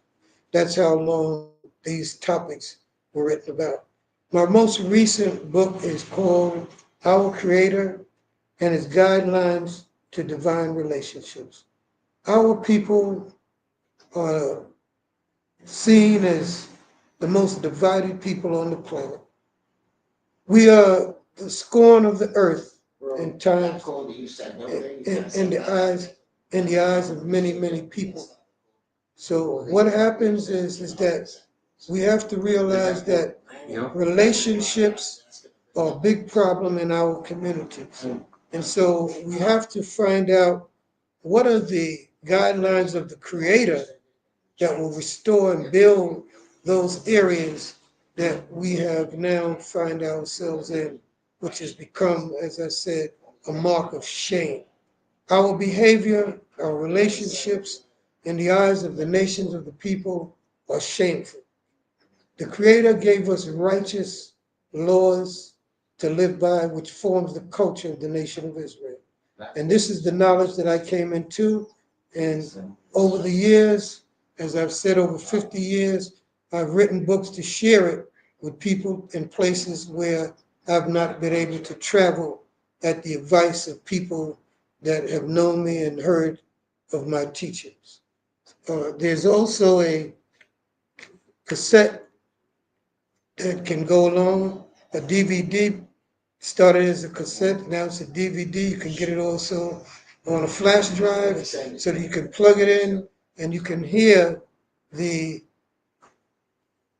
explanations, pronunciations of the things that are in the book called the Hebrew Beginner's Handbook. So again, this way. So this is again the CD. I'll let you see what it looks like. It's just like the cover of the book. And again, you plug this in and it takes you through the pronunciation of the book. So that's a little about my background. I would like to also tell you how the change came about in my life. At 19 years of age, maybe 20 or so, I was going to Mount Olive Baptist Church in Brooklyn, New York, where my mother sent me and my siblings as young children to church. And I do appreciate the fact that hearing the spiritual singing of our people in the Baptist church, like those of Aretha Franklin and her father, who also recorded many of the great singers we know today, started in the churches. And so their movement, like the late Mahalia Jackson, if you ever heard her sing, you would be moved. So I was moved by the music and the singing, the spirit of our people in the church. But if you ask me what did I learn on any Shabbat, or any, I should say Sunday, and I say Shabbat because I left Sunday to go to the Sabbath on Saturday, knowing that that was the day that the Creator rested after creating heaven and earth. So one Sunday afternoon, I was in the church and Reverend Brown had finished his speech. Usually the thing that I heard foremost that I remember is that he died on Mount Calvary. If you ask me anything else, I probably couldn't tell you a thing that Reverend Brown ever taught. But he had his handkerchief, he built up a great sweat, but when it comes to teachings, there was no substance. On this day, Father's Day, a Sunday, I went there again to hear the sermon and to build my spirituality. It turned out that on this day, he asked for a special offering because he said it was Father's Day, and it was. However, when the amount of money came from the deacon who recorded how much he had collected, Reverend Brown became irate. I mean, I'd never seen a man who's supposed to be a man of God react in such a manner. He was angry over the small amount of money that he received. I think it was like maybe $575. So this gift for Father's Day was, again, too small for his satisfaction. That wasn't the problem. What got me and hurt me as a teenager, 19 years old, when he said, "Today is my day. It's Father's Day. Forget about God." And I got up and walked out the church because I knew and I saw before they had, most of us that go to church, if you're honest, you know how many different offerings they have. Sometimes they have offerings where they even determine how much you have to put in the plate. I'm told that some of the churches, I've been to Texas, I've seen churches that's bigger than football stadiums, and where they have to have an armored truck to come and collect the money. And some of those prominent ones that you hear on television have jets and all types of private yachts and all of that. So we all have to assess Christianity and what I'm speaking about. Because we all know that a lot of times it's based on money and not on truth when we go to these churches as a result of colonization. This particular Sunday, I got up, I went home. My mother was in the choir. She was on the pulpit. And she saw me leave. I was the only one that left, so it was obvious to everyone. But she didn't know, they didn't know how angry and disturbed I was. When I got home and sat down, my siblings were there. I have 9 other siblings. They wanted to know what was wrong because they could see that I was not pleased with that visit on that particular Sunday. And I came in and they said, "What's wrong?" I said, "I'm not going back to that church ever again." And they said, "Are you going to tell Mama?" You know how most of us call our mothers Mama. So again, now we know the word is Ima for mother because I have my own language. But at that time, I said, "Yes, I'm going to tell." Everyone decided they would wait to see the confrontation. My mother came in and she started right away, even before I spoke. She said, "Reverend Brown was wrong. He should have never said anything like that." She said, "He should not have said what he said." And I said to her, I said, "Ima, you're right, but I'm never going back to that church again." So my mother proceeded to say, "You need to find God anyway. Just because he's not in there and you didn't like what you heard, you can't just leave God." I said, "Ima, I'm going to look for God.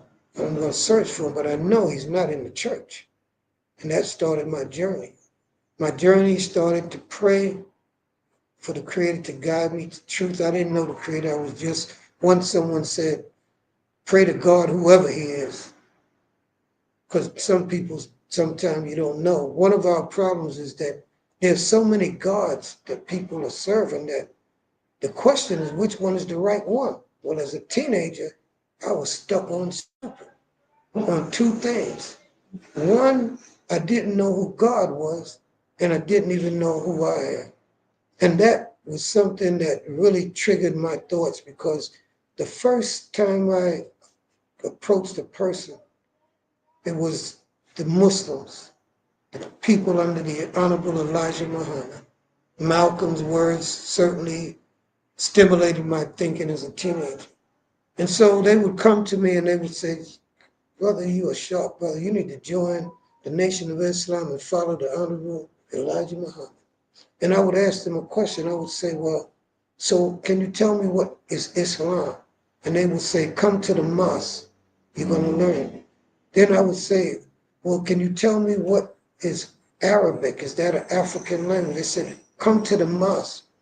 "But you already go to the mosque. I'm asking you, when you went to the mosque, did you learn any of the things I'm asking?" And he said, "Oh, well, I can speak a little Arabic." So I said to him, "What language is Arabic?"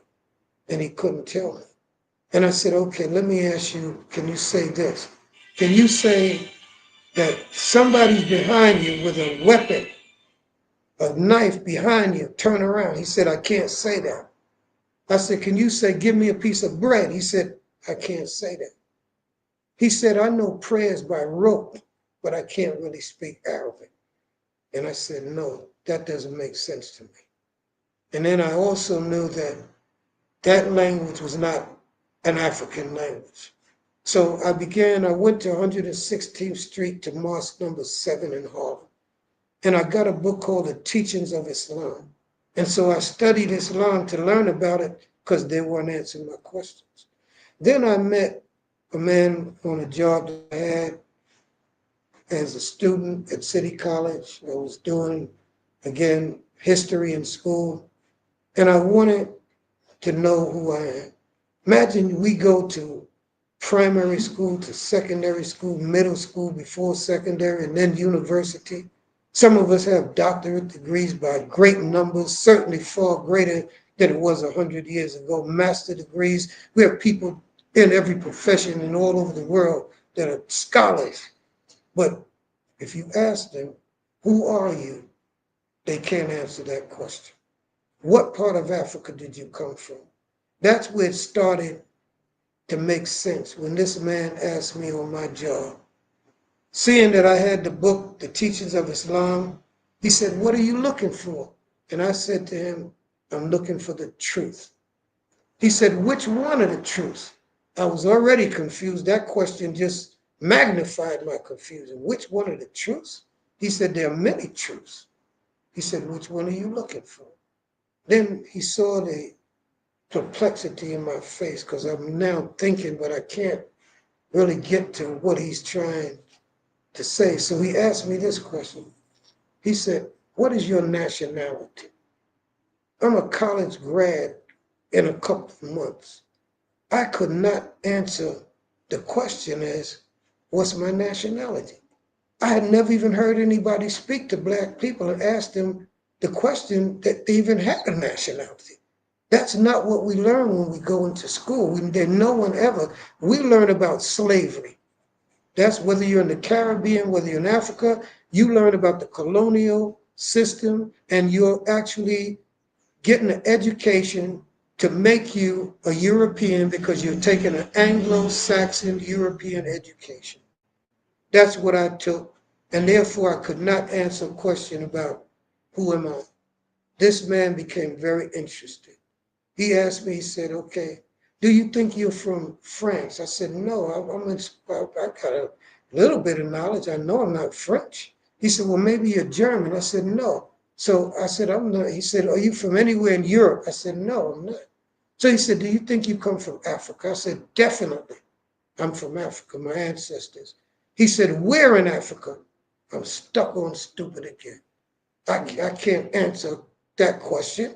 No one has ever told me where in Africa. Most of us say we're Africans, but we can't say where in Africa. Sometimes we say we're from Ghana, we're from this place, that place, but we don't have no historical facts to verify. Sometimes the countries that we're in, like in the Caribbean, we know that some people in Trinidad and Tobago trace themselves back to Ghana or Nigeria, various places like that that we know of in the continent. But factually speaking, we can't say where the Ghanaians came from, because if you know Ghana and Nigeria's history, it's only about 1,200 years. So again, where were they? And they all have history, which is very important to this discussion, which I'll get into later. They lead back to other places. And that's what I'm going to throw in some information to let you know how we know that we're Hebrew Israelites. We left West Africa. We all know that the slave ships brought us from there. I was in the dungeons in Ghana. I went down in the dungeons a few days after Barack Obama and his wife was there, his beautiful wife. And so many of our people, presidents, have had the experience of going in what they call the door of no return, because slaves went through those dungeon doors and they never returned back to the continent. We break that chain in this ceremony when you go there, because you walk to the door and you come back to say, I'm back again. And so I've traveled to South Africa. When I was in Ghana, I met the kings of Ghana, called the Ashanti kings. The Ashantis are known as the Hebrew kings. You also have in Nigeria the Igbo tribe. The Igbo tribes are known to be the Hebrew people. They also call the Hausa, because you have the Igbos, the Hausa, and the Hausa are the tribes in Nigeria that never converted. That's why you had the Biafra War, because those Hebrews wanted to break away, whereas other people had changed and they adapted to become Christians or Muslims. The Hebrews, the Igbos, and those tribes there, and those in Ghana, they refused to be converted. And so that was a problem. So again, when you go to South Africa, we've heard of Shaka, the Zulu warrior. The Zvulunites is one of the tribes of Israel. When I visited South Africa, all of them knew that they were Hebrew Israelites. And so when you think of another historical fact, some of the elders know this because they were born in the time when there was an operation by Jews in Israel called Operation Moses and Operation Solomon. It was a covert effort to bring Jews or Hebrews out of Ethiopia called the Beta Yisrael or Falasha. They were flown into Israel. There are over 100,000 of them that live in Israel today. When I visit Israel, anytime I go, I meet with the families because our families are in Dimona, Israel. That's who I go and see. We're in Hebron. We're in Arad. We're in Tiberias. We're all over the land of Israel, and they're there right now. So one of the things that we have to think about in this discussion is, why would European Jews who were Russians that converted to Judaism, who were Czechoslovakians that converted to Judaism, Hungarian people that converted to Judaism, Spanish and French and English Jews and Polish Jews, these are all different nationalities. Someone called Henry Ford labeled a book called The Independent, again, book, newspaper that he wrote. He called it the International Jew because he said, well, how could a people be of so many different nationalities and be one people called Jews? And there's no people called Jews because Jews is a religion. And they're not even a tribe of Israel. If you listen to the 12 tribes of Israel, they're called Reuven and Shimon and Levi and Gad and Judah, Issachar, Benjamin. You have, again, all of those names that you're familiar with, Naphtali. You have, again, Zebulun. These are the tribes, but never do you see the word Jew. Whenever you see Jew in the Bible, they have taken the word Yehuda or Judah and written Jews as part of the deceptive of displacing us in our heritage. That's what we're dealing with on the earth today. A conspiracy to keep the black man stupid. It had to be done by deception. It had to be done by not allowing you to study your language in school, not studying your history, not allowing you to know and understand where you came from. We're the only slaves where a deliberate effort was made to cut them off from their knowledge because they know that we are the people that are the descendants of Moses, Elijah that called fire from heaven, that opened up the Red Sea because of a relationship that men established with the maker of heaven and earth. We have gone from a people that our education was a dedication to righteousness and to the Creator, to European education, computer technology today. We have believed and been taught that man has elevated, whereas if you look at Methuselah, who lived 969 years, and now we're not even, some of us, the teenagers, they're dying in their youth, and they're getting cancer and all these other things. Have we really elevated? That's another deception. The further away we went from the Creator, the lower we became on the planet. And so my exposure to this information is what led me to find out that we are the nation of Israel. 12 families, they call them tribes, but they're called mishpachot or mishpachah. We're families, we're related by blood. And so in Jamaica, there's probably a lot of Judah in Jamaica. I've known Israelites in Haiti, they call themselves Yisachar because they've been singing about that in the mountains of Haiti. So when we travel and meet our brothers and sisters and learn their indigenous history as they came up in slavery, whether it's Ghana, South Africa, Gambia, Zambia, I've met them, they all say their roots from those African colonialization countries go back to the 12 tribes of Israel. Whereas in Africa, there are some people, because the question has to be asked, are all black people Israelites? No, absolutely not. There are Hamitic nations in Africa and Shemitic nations. We're from the seed of Shem.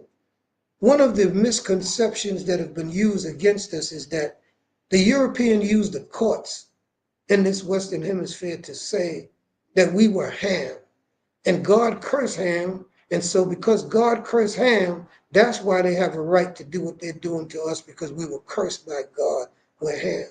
But the Bible never said cursed be Ham, it said cursed be Canaan. That's why we have to go and look at the history and learn and see that a lot of things that they've translated in the Bible are not true. They said, God said, thou shalt not kill. Look at how they're killing people and have had the most devastating, mass destructive weapons of anyone. And you got to realize these societies that we're living in are called Judaic Christian societies. And they are the people that's basing their history on the heritage of the Bible. The Jews went up from Europe to Israel. This cannot be something that's immaterial. Israel is one of the most valuable real estates on the planet Earth. That's why the Suez Canal allows them to go from one side of the ocean to the Pacific from the Atlantic, and it cuts the traveling around the world. So that part of the world called the Mediterranean, they call it the Middle East, but why don't people say the Middle West or the Middle North or the Middle South? Because that term is to deceive you. It's to make you not know that they're talking about the land of Israel. And so the facts that I'm giving you are facts. Not rhetoric, nor is it religion. I'm talking history. And I'm telling you that if you do the research that I've done, over 50 years of searching to find out who I am. Another thing is, to prove it, I had to find out who everybody else is. They have a man called Sherlock Holmes. You probably heard about him. He was like a detective in Europe, England. And one of his philosophy was, he said, if you eliminate all the things that are not true, you'll get to the facts and to the truth. So that's why I said, turn over every stone. Study Islam, study Christianity, learn about all of them. So when you have a conversation, you can have an intelligent conversation. When I meet with ministers, they cannot have a conversation with me. We've invited them and I've had them on programs. And the Christians call in and say, please don't speak with him because you're talking religion and you cannot deal with him. Sometimes they can't even find a passage in the Bible that they're looking for because many of them know this is a fact too. They have signed a documentation when they go to theology that says, I'm not going to teach the truth of the Bible. I'm going to teach Christianity. And I want you to know, all the Europeans that want to be Christian, they have a right to. That's their religion. And I respect them as such. My problem is you have deceived my people into believing that that man you call JC that hangs on the cross is God. And that's why we're confused. It's the chain that is binding our minds as Black people. We're not free because we went from a creator, a spiritual being that made the universe to believing that a European man is the one that made it and he's God. That's the problem. That's why I'm here speaking. That's what made me break away when I said I walked out of the church. It led me on a journey. All of you that are listening, you're on the same journey that I'm on. You just don't realize it yet. You don't realize that as you grow, your process of thinking, enlightenment, awareness is constantly being elevated. If you're going on the internet today, you're hearing things that you would never hear on social media, not on social media. On social media, you're hearing things that you'll never hear on mainstream media. I went to a program called Like It Is in New York City. If you know Gil Noble, he was the person that ran the program. I went to Gil Noble to go on and share this information maybe 30 years ago. And he told me to my face, I cannot put you on the air. Your information is too powerful. You have truth that destroys Christianity. Your truth will show that we're not Muslims. Your truth will show that the Jews are not the real people. And you have facts that no one has ever brought in this studio before. If I put you on the air, I'm going to lose my job again. because I lost my job the first time just by showing the Palestinian side of the story in Israel. If I put you on, I'm done. And then he asked me a question. He said, have you written any books? At that time, I had not written a single book. And he said to me, if you have a book and we write your writings, because I said, I'm writing now. He said, if you come back and I can put you on a panel with people and you speak about your books, it won't look like I'm just directly tackling the Jews anyway. I'll do it that way. That never happened. He passed away. My books were written long after that particular visit. And so now I have access to social media. It didn't exist in 1969, in 1970. I have access now to speak. I have a YouTube called Cohen Mikhail Ben Levi. You go on the YouTube, you see 100 programs that I did during COVID-19 because I wanted to share this information because people needed the truth. And I'll tell you something, COVID made people sit down and start thinking like they never did. It was a blessing in disguise. We couldn't go to work. We couldn't do things, so we got on social media. And that's how thousands of people, if you go to my sites, you see thousands of people that listen to my program, that listen. I have Hebrew classes with people around the world as a result of that, because I have teachers. I'm the head of a priesthood with many men that I teach and community members and women that go out and teach and spread this globally. I'm a part of the community in Dimona, Israel. I'm one of the priests in the priesthood there. We're in Ghana. We're in South Africa. We're in countries around the world, Caribbean, right through here. That's why I'm in Barbados at the House of Zion, because I go to all of our people that awaken, and we try to get programs like this to spread this light and this truth to many of you that are listening, that are in darkness, meaning that your mind has been, again, confused by false teachings. Tell me, Cohen, please, let you run there for a bit just to give folks an introduction to Hebrewism. But you have a title, Kohen. Tell us what is a Kohen, what is a Moray, what is a rabbi? Break it down for us. That's an excellent question. Let's start with a rabbi. The word rabbi comes from a word which is called Rav, which means much.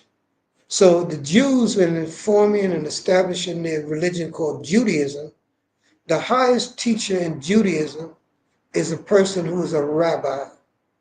And the rabbi is the man who teaches the other people in the community. The word moreh is a Hebrew word. Rabbi is not. We didn't have a rabbi in any place in our culture. You only see rabbi in the New Testament. There was never a rabbi that was in the nation of Israel. They were called Kohanim. Kohen translated means to serve or to minister. So if you translated my title, it would be, I'm a minister or servant of the Creator. And I serve my people by being what is known as a teaching Kohen. I'm a teaching Kohen. I teach the truth of the Creator. I teach his laws and the rules of life, as my brother said earlier, Joseph, you know his brother Springer. Many of us had English names that we were born with. But now we are taken back. They gave us their names. They even call them Christian names. Now we have the power to define now. When you know yourself, you have the power to define. So we now use our Hebraic ancestors' terminologies to define ourselves. I'm a teaching servant of the Creator that teaches and serves my people. And let me make this clear. I'm in service to humanity. The Creator said that the day will come when every knee will bow and every tongue will swear by him that made heaven and earth. That the day will come when Israel will be returned to Jerusalem and the law will go forth from Jerusalem. This earth is void of righteousness. We're living in a wicked world today. And so the teachings that I spoke about in our Creator and his guidelines to divine relationships puts us back on the path, one, to the true and living God of heaven and earth. Notice what I said, the true and living God. Most of the gods that people know are dead gods. Buddha is dead, Jesus is dead, and we can go on and on and on. But the Creator is eternal. His spirit is in every living one, called the breath of life. You can lose an eye, you can lose a leg, and still live. But if you lose your spirit, your breath, you're dead. You can even lose blood, but not all of it. You lose blood, you won't die. But if you stop breathing, you're no longer among the living. And that's what defines what is death is. A moray is just a teacher. In the priesthood that I'm the head of, we have the Kohanim, the Morim, which are teachers, and then the Misharatim. Joshua was known as Moses' Misharet. He ministered to Moses. So we have Misharatim, they're training to go up the spiritual ladder, but they start at that position of a Misharet, knowing how to deal with setting up the temple, how to again work with the priests and the teachers to have them prepared. So we have an order that is globally. As I told you, I'm known as a Kohen to people all around the world. In the land of Israel, I'm in the priesthood there, and I'm also the head of a priesthood that's called the Jerusalem prophetic priesthood. And so again, I'm working with teachers and people all around the world in countries that are desirous of this information, placing our people back on the correct diet. We're dying because we don't realize that we were given things like pork deliberately to kill us, because the Creator told us don't eat pork. We're eating scavengers, crabs and shrimps and all of that. Go anywhere where the slaves are, watch what our consumption is, and you'll see the reason why we have the high blood pressure and leading in the world diabetes, and you go on and on. The cancers, they're coming through the diet that we're eating. And they're now manipulating the food chain to now you don't even know what you're getting. You're getting products that you don't even know what you're really getting. You think you're eating meat, but it's not meat that ever saw an animal.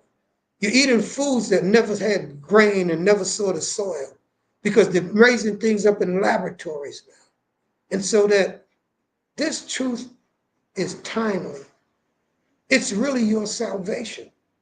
It's deliver your mind from this world that has corrupted itself, and through the highest people on the planet. That's how it's done. It's not from the bottom. The wickedness is in the highest places, falling right on down to the poor, the needy, the fatherless, and the widows on the earth. And so my message is to bring these teachers. It's a great question that you asked me. And that question is to provide enough people that can spread this, because we're scattered everywhere. The slaves were sent all through the Caribbean, North America. And then when we got there, many of us migrated to England, and we're treated worse than we are in the Caribbean. This racism is terrible in England and in the United States of America. So you can see that those who went into Africa, they were conquered either by Christians or by Muslims. And so it's the same conquering. Each of them, none of them allowed us to maintain our culture. When you're conquered by people, they destroy your culture. You have to learn theirs. And so now, in our awakening, we have to understand these things and begin to seek out our original truth. We are destroyed for the lack of knowledge. And that's why I'm giving you this knowledge that I'm sharing with you today. Tell me, Cody, are we black Jews? I keep hearing this statement, and people keep referring to people like myself when I call them a black Jew. And I just need you to tell. I know the answer, but I need you to It's a wonderful question, and I want you to ask me questions that's going to help those that are listening. I want to give you an experience that would better answer this question. My teacher is deceased. His name was Cohen Levy ben Yisrael. He came into this understanding in what is known as a Black Jew community. It was in a temple called Beni Adat in Brooklyn. The late Rabbi Matthews is the man that taught all of these people in New York, the rabbis. And so Rabbi Matthews used to be on the corner with Elijah Muhammad, Marcus Garvey. They were all of the same generation. They would be on the streets of Harlem speaking to Black people.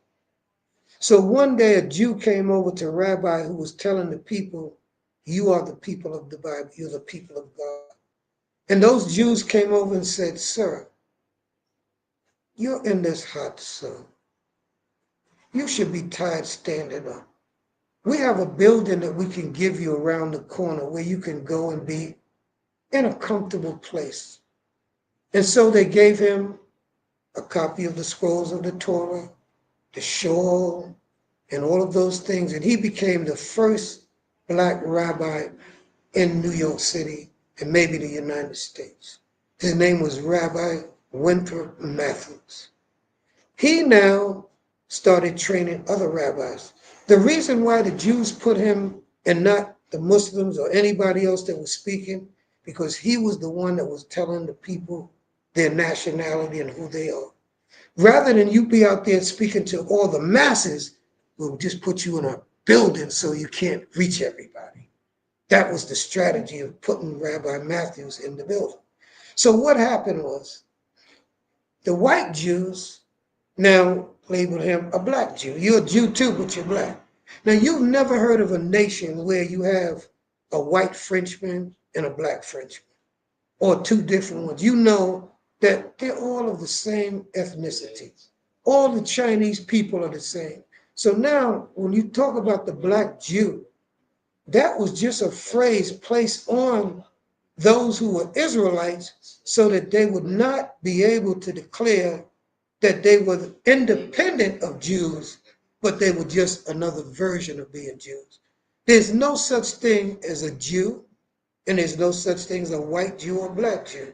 They're converts to a religion called Judaism, and that's why they call them a Jew. It's not a nationality. It's the people who follow Judaism. I don't follow Judaism.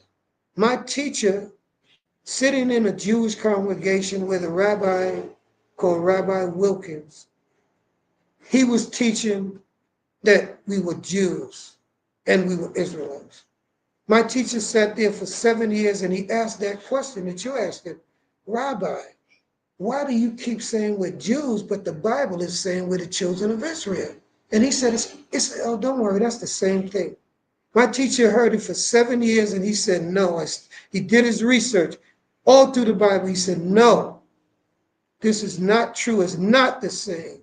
That's why I wrote my book, Israelites and Jews, The Significant Difference. You got to know the differences. That book lays it out.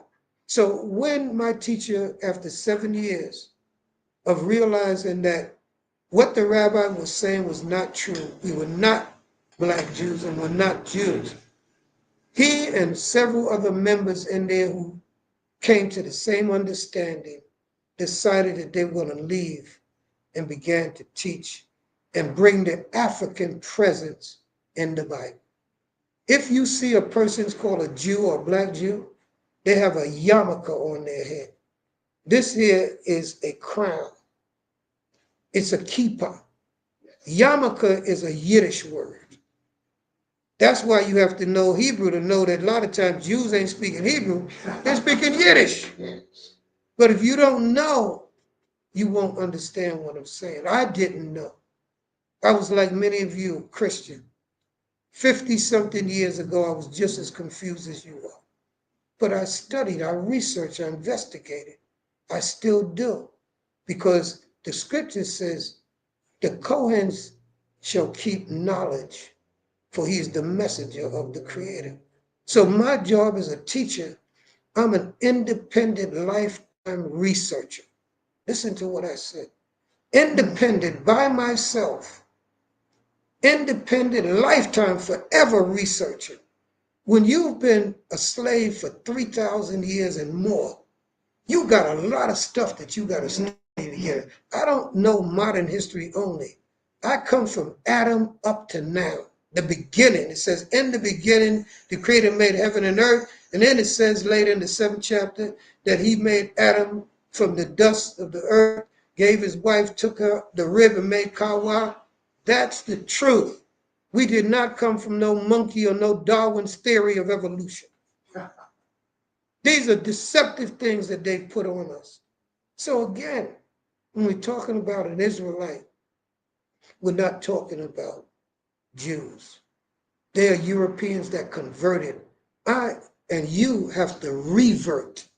Revert means to return back to your heritage, to restore it, to go back. They're changing. Conversions are changed. They're leaving one religion or one thing to come to our Torah and understanding. They're the European Jews that know that the truth that is in the Bible is our truth. And there are people that brought this understanding to Europe because Torah didn't start in Europe, it started in Africa. That's where Moses was at. In Jerusalem, he opened up the Red Sea. So you got to make those geographical, all those connections to get this truth that I'm speaking about. And I'm going to say something that Christians never say. I'm saying the opposite. Don't believe anything I'm telling you. Look it up and research it. See, in church, they told you got to believe. I'm telling you, don't believe it. They even have a writing in the New Testament to show you how they contradict themselves. The New Testament says, they say, don't believe what I said. But then they have a statement that says, prove all things. That's it is contradictory, isn't I it? prove all things. That's the one you follow. Don't follow the one that say believe. Prove what I'm telling you. Go and investigate. You got the internet. In my day, I had to go to the library and know the system of going through the library. I know the library because that's what we had to do in our generation. You all just got to Google it up. Just Google up what I'm telling you. I love the contradiction that we get.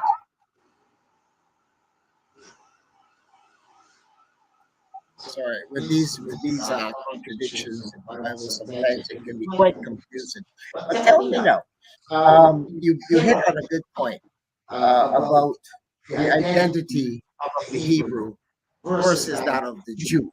And since we are not Jews, but the Hebrews, let me go backwards. Let's get it right. This identity that has been recognized as Jews and have been paid reparations for certain atrocities that have been committed. But yet, the Hebrew people, who are the first nation people on earth, have never been paid for the number of years of service that they have rendered to all the races on earth. No other race. I want you to comment on your opinion about reparation. And not taking you It's okay. Live in the real world too. Absolutely. No, I live in the real world. I know you do. Yes, but I want our people. But I understand. Right? They need to understand that this is not about coming in and singing a few songs and jumping up and going, oh, this is a lifestyle. We are entitled to know our history going back, as you said, all the way back. I know. So, anyway. I want to just say to you that we are destroyed for the lack of knowledge. That means the right knowledge, the understanding of who we are and what happened. There's a title of a book that I've heard, and I think it fits us very appropriately. The title is, God is Good. Why are black people doing so bad? Think about that title. God is good. And if we are such a godly people, why we're doing so bad? Why were we enslaved? Why did we lose our language? Why are we living in the ghettos, which were once in Europe, the ghetto was associated with the Jews. But now black people have occupied the ghettos because it said that Jacob would supplant Esau, if you go back and understand the Bible. So therefore, any place a Jew leaves, we usually end up getting in their spot. Sometimes you move in a house and you see a thing called a zikron on the door, you won't even know what it is. A Jew lived in that apartment before you. But you don't know that because you're not conscious of what a zikron is. A reminder that when you go out your door, come in, you live by the laws of the Creator. So again, when we're talking about reparations, the Chinese have been, Japanese have been compensated for the atrocities that were perpetrated against them. They repaid Korea for the damages and things that happened in the wars. Yes. The only ones that have never been given any type of reparations, any type of help, even during slavery, they never took us to the dentist. You never visited a doctor as a slave. You never had a chance to get an education. In fact, you could lose your life or your tongue just by reading or speaking a language showing that you could read. Yes. So they cut us off from learning, period, at one time. And then later on, when they so-called emancipated us, we had to study their education. So when we think about reparations, in my view, one, I want you to know this, history. History repeats itself. When we left bondage in Egypt, the Creator told Moses to go and tell the women and the men to go and ask of the Egyptians jewels and raiment and so on and so forth. What had happened? The Egyptians gradually became more compassionate to what was being done by Pharaoh and his officers because they started being affected by the plagues. Not only was Pharaoh affected, the people of Egypt were affected. Eventually, the firstborn in Egypt were killed. So sometimes the leadership or president or prime minister, when they're living unrighteously and they're living against the Creator, they can bring wrath down on the entire nation. And that's what nations have to understand today. Well, how does the Creator fight? What weapons can you use against a hurricane or tornado? What weapons can you use against an earthquake? None. What weapons can you use against COVID-19 and the plagues and all the other ones that the Creator can put on this planet and have put on this planet, like he put plagues in Pharaoh's day and time? We're on plagues all over. We have a mental plague. Mental illness is a plague on the planet right now. But people don't understand that because they don't understand true spirituality. They're into religion. So when we think of reparations, the Creator is going to restore everything that's due to us. And so are they, the Europeans. Just like Pharaoh, they're going to be people, good-hearted people. Some of them already are there. I'm never going to tell you and hear me say all white people are bad. All black people are not good. So again, murders are in every country. That's why they have jails in every country. Courts in every country, because it doesn't matter what your nationality, you commit crimes. So let's think about humanity and not try to just think of us racist. If we're fair and just, should not what happened to melanin people and being brought across the Atlantic, having their language, everything taken away, deliberately facing racism, marginalization for centuries, discrimination, racial hatred, not giving the medical help at any time during slavery or post-slavery, did they ever give us what we need? You know, you have to honestly say, yeah, we owe them. They're due some type of help. Money is not going to help us. And that's not reparations alone. That has to be part of it. But you got to realize we should be getting free tickets to go to Africa at any time we want to. Every airline should say in their reparations, if this is a former slave or descendant of one, they have a right to have free passage. They have a right to free medical care, cancer, whatever it is, because we gave cancer to them. This is the food that we fed them. As the late James Baldwin said, whatever we are in these captive lands, we're your product. You produced us. Whether they ever is ill, if become militant, you produced us. And there are those of us that are peaceful because we had messages that came from men like Martin Luther King. But we had also men that told us, look, you need to stand up for yourself, because a people that's unable to defend themselves can't be a free people. So again, we have to understand the difference between religion and ethnicity or nationality. And in terms of reparations, again, we should be given education from kindergarten to university. And we should have Hebrew taught in those schools that we have. I hope that in the Caribbean one day, they will listen to a program like this and say, you mean we have Hebrew scholars? You're doing trade with Israel. Don't you think somebody should be training these presidents to talk Hebrew so that when you go there or you have a translator of our own people that can translate and tell you what, just like we have to do in Spanish or French when we go there. That's what they do. They bring translators because they have their own language. See, that's what they know. We're not a people. When they know you don't have a language, they know that you're inferior. So that's why they don't date. I get tremendous respect by Jews and everyone because they know that he speaks Hebrew fluent. When the Jews hear these facts, they shake in their boots, some of them, and some of them said, he's speaking the truth. I've been in settings in South Africa with Jews, Schomburg Library with Jews, Wendy Falasha, who were flown from Ethiopia to Israel. They had pictures up in the Schomburg Library in New York City. I traveled from Guyana and I was asked to go to the presentation. The presentation took place, and after they had a question and answer period.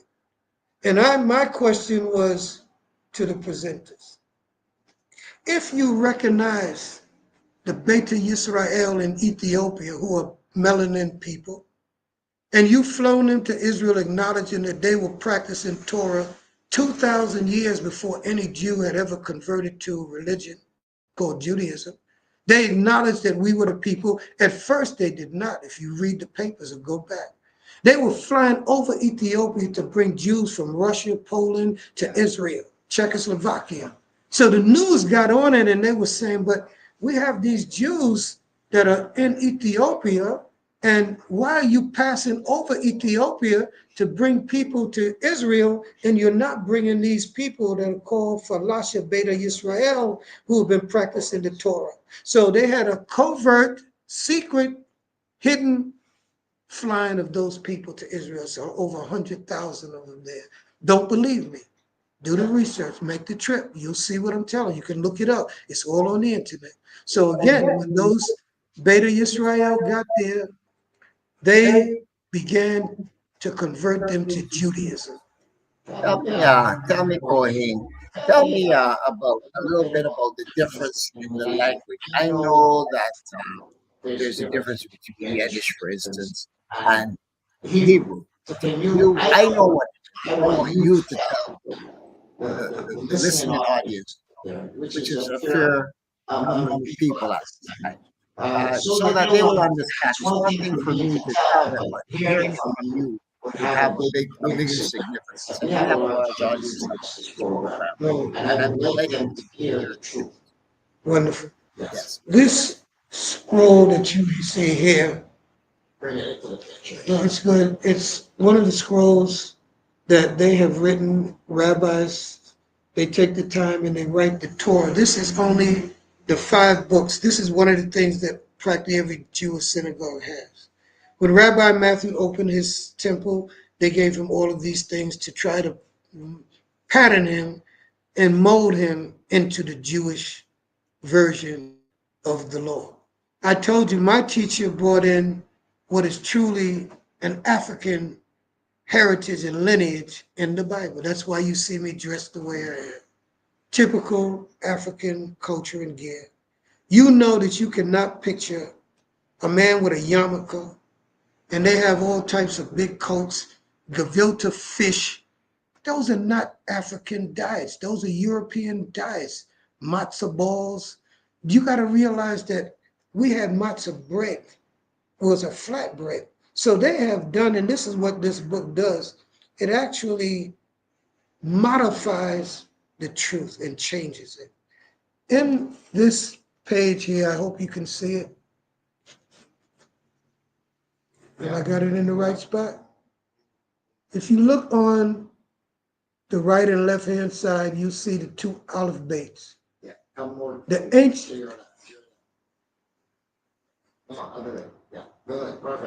ancient is put next to the modern. This modern modified is the European version of it because the ancient was too cruel. It had no vowels. He couldn't read it. So he developed a system with new characters representing the original ancient characters. And what he did was he then began to study and learn the Hebrew language. It's a Shemitic, it's an African language. Hebrew is said to be the first language. It's not the first language, nor are we the first people. The Egyptians were people before we were people.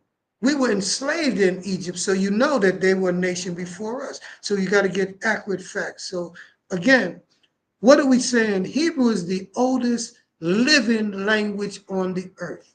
There is no language that's still spoken on the earth that is old as Hebrew is. Hebrew came from Aramaic, because remember, Abraham was an Aramean. So he spoke Aramaic. On the program previously, my brother was showing it, they were speaking about Ivrit and giving it all types of different names. But they weren't able to tell you the facts that I'm telling you now. The Phoenician language and the Canaanite language, the alphabet was the same as the Hebrew Israelite language. And the Phoenicians, because of trade, they were the first one to trade with the Greeks, and that's the Greeks set up what they call the alphabet. The alphabet comes from the first two letters of the Hebrew language called Aleph and Bet. That's where they get the word alphabet. And they have letters that are the same letters, sometimes in different positions. But that's why they respect Hebrews, because they know. I took Hebrew in university at City College. I was the first black person they tell me to go in and take the Hebrew in college. It's all written in my book of the experience. The Europeans laughed at me when I came into the classroom because they said, hey, buddy, this is not black studies. Because in college, we get black studies and all them type that lead you nowhere. You study black studies, you ain't going nowhere because they say nothing black. When the other people have their Asian studies, they're given a language. That's what I used to tell the professors that were the head of the department. What language would you recommend to the people that's in black studies? Because there's no land called black. When you say you're Hispanic, you know you study Spanish. I would ask them. If you say that you're French, you know they study French language. What language would you recommend that we study? They couldn't answer my questions because they didn't know who they are. They're teaching black history and stuff, but they don't know this stuff. When I ask them questions about the Persians and the Medes, they don't know who they are. They don't know who the Assyrians are. You have to understand and know the history of how we get up to these modern times. There's a timeline. It's not religion. Religion don't have a timeline. History has a timeline. It's a chronology. You got to know the timeline of history. And one of the things that astounded me was when I found out at 20 years of age, I asked the librarian, I said, give me the oldest book you have in this library on history. And she smiled and she said, son, you have to read your Old Testament of the Bible. That's the oldest history book on the planet Earth. Yes. And all the other histories verified that it's there. Because you can study Persian history, Babylonian history, Nebuchadnezzar, you find out that it's all saying the same thing. Truth is verifiable. What I'm saying to you, you can check it and you can verify it. That's why I do what I do, research. Anything I'm telling you, I'm not going to get on here and embarrass myself because they're intelligent people all over this world. You don't know who's in that audience. So I know that I'm not just speaking to people that don't know. There are people out there saying he's absolutely correct. I've done my research. So I'm saying to you that haven't, do your research. Don't believe me. I want to throw a little twist in this conversation here, Kohi. Barbados is known to be 84.7% Ibu. And we know that Ibu is a later word for Hebrew. We know that the oldest temple in the Western Hemisphere is located right now. A lot of people don't know that. That's a historical fact. It's one that they it's one that they tried to destroy. That poor building down there, they've been trying to destroy it for a number of years. It's basically vacant. The oldest Hebrew temple in the entire Western Hemisphere is located in this section of Barbados. Up until about 3 years ago, they still had the Hebrew icons on the wall. They had the Star of David on it, which we know now is shield. That's all another conversation we could have. But I noticed that during COVID, the government, I should say, let me take that back. I'm making an accusation I can't confirm. But somehow the star has come down, and someone has started to chip all the writing off of that message. Now, my family and Maureen Messiah come from this because he's from the same area. We're actually related. A lot of people don't know that. Yeah. Our families came here. But we were here before the slave trips came over. We can trace our history back 500 BC. And that's a fact. We have the records. In addition to that, our names were changed, you said previously. My name removed from my previous life before the colonialists came in. His great-grandfather would have been a king. We know who that is. We can't make that because they documented it. If you go in the graveyard, you see the great sites of our ancestors prior to the invasion of the Spanish and then ultimately the British, Portuguese, the Portuguese. Yeah. But what I'm coming to, a few years ago, and the guy who's sitting right here to my left can confirm this, the government gave to the temple and bridge down $6 million. Pardon me? Sorry. I'm being corrected. Okay. To renovate facility and claim it to be a white Jewish synagogue. I got news for that. We had a gentleman here, Jacob Yaakov. Remember him? One of the oldest last remaining Hebrews here. And he died. He never come here. He never. And I was close to him. And Yaakov would beg me to take him out. He had all these properties, including that was a Hebrew temple before the white Jews took it over. And now they want it as the symbol of Judaism in Barbados. It's different. Now, Yaakov used to come here. Yes, Yaakov used to come here. Come with me, he was going down to the temple. And when I'm in the office, still going back and forth. No, the point I'm coming to is that our history has stolen over the years. Not just in Europe, not just in Africa, but even in the Caribbean. We are actually West Africa. People don't realize this is what I know my history, but and I would say to you, sir, that's part of the problem, is education of a people. Because we're so miseducated in the laws or direction. That's why I love it. The lessons. I can my little dots. I have uncles who one of you would have asked me on Saturday here. Yes. Yes, he's the keeper of records. Before him, my great uncle, who died passing down here, we had to every Monday night as a family come together and go through these things and be taught by our elders. You don't see that very often anymore. It's true.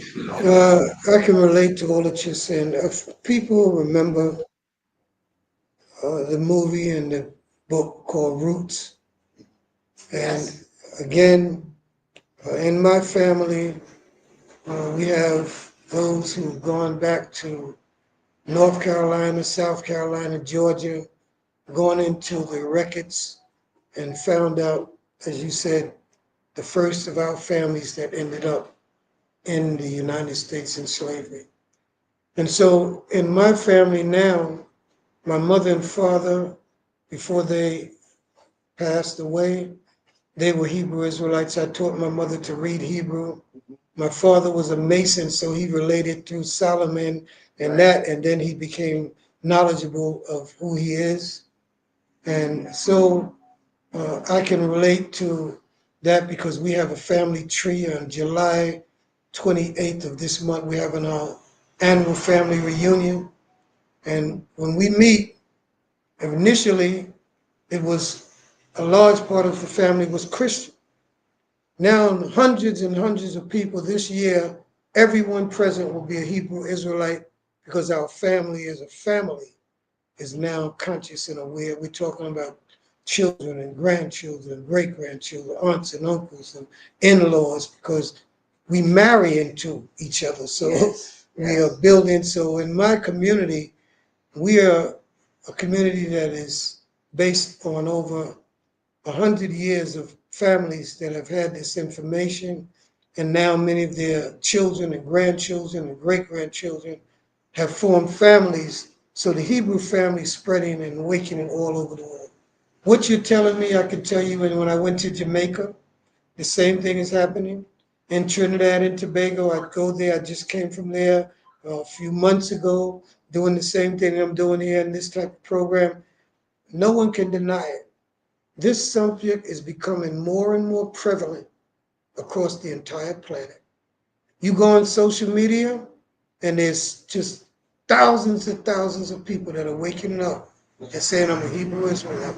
Communities are springing up all in Africa and saying, hey, we are conscious again. And they don't realize, but we're networking. See, that's what I'm saying. We know each other. It's not like we just saying this independent. That's why one of the things that slaves can do now, we're not on the plantation anymore. We're traveling. We're on planes and we're going to all these places where our family is. And we're forming bonds and marriages and relationships because it's the Creator's word that most people don't realize. He said this, man, Europeans, our slave masters, they forgot the end of the matter. See, they didn't know that there would be a return and a restoration. Anyone that reads the Bible thoroughly and with proper discernment and understanding will know that it says, he that scattered Israel will gather them together again. Yes.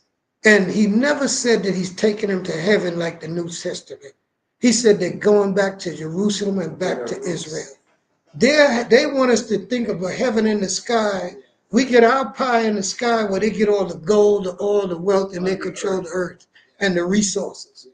That's part of how we've been duped. Indoctrination. We've been bamboozled. Yes. And so that we have to now come to understand it, that we have to come in from under their yoke. Yes. And begin to understand history, that we can learn our language again. Let me say this. This is a culture. In Hebrew, it's called tarbut. The word culture, in correct understanding that culture is learned. You're not born with it. Your people have it. But as a child, you have to learn. If you go to China, a child grows up learning Chinese culture. If he's in Russia, he learns Russian culture.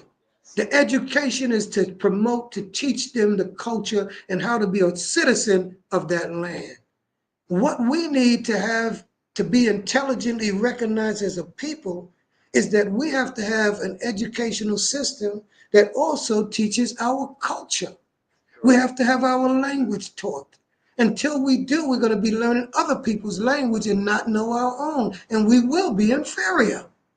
Again, we have to learn our holy days, not holidays. Yeah. They have us keeping holidays. That's not the days that the Creator. We must follow the days that the Almighty said, these are my appointed seasons. You've heard of them. Passover, the Feast of Unleavened Bread, the Feast of Weeks. We call it in Hebrew Pesach. Yes. Chag Matzot, Chag Shavuot, meaning the Feast of Weeks. Yom Teruah, the first day of the blowing the horn, because our 7th month is a holy month with many holy days in it. So that day we blow the horn. Jews have mimicked doing all these things, and people think it's a Jewish New Year, it's a Jewish Passover. It's not. It's the Creator's Passover given to us, his people. Then we have, of course, Yom Kippur, the Day of Atonement, where we go to the Creator once in a year to repent and ask for forgiveness for our sins through fasting and through prayers. And then we end out our season after having Sukkot, meaning the Feast of Booths or Tabernacle. It's in everybody's Bible. They just put a different spin on it. And when you went to church, they gave you Christmas and Easter and Halloween. And all of those days have nothing to do with the maker of heaven and earth. We end out our holy season with a day called Shmini Atzeret, the 8th day solemn assembly. So again, culture. Culture is your total way of life, your spirituality. When you know your nationality, you will know your God. If you know your nationality, you will know your language. See, when you have nationality, you inherit language, diet. You inherit holy days, spirituality. You even inherit who your God is. That's why Hindus have certain gods, because it's Hindu culture.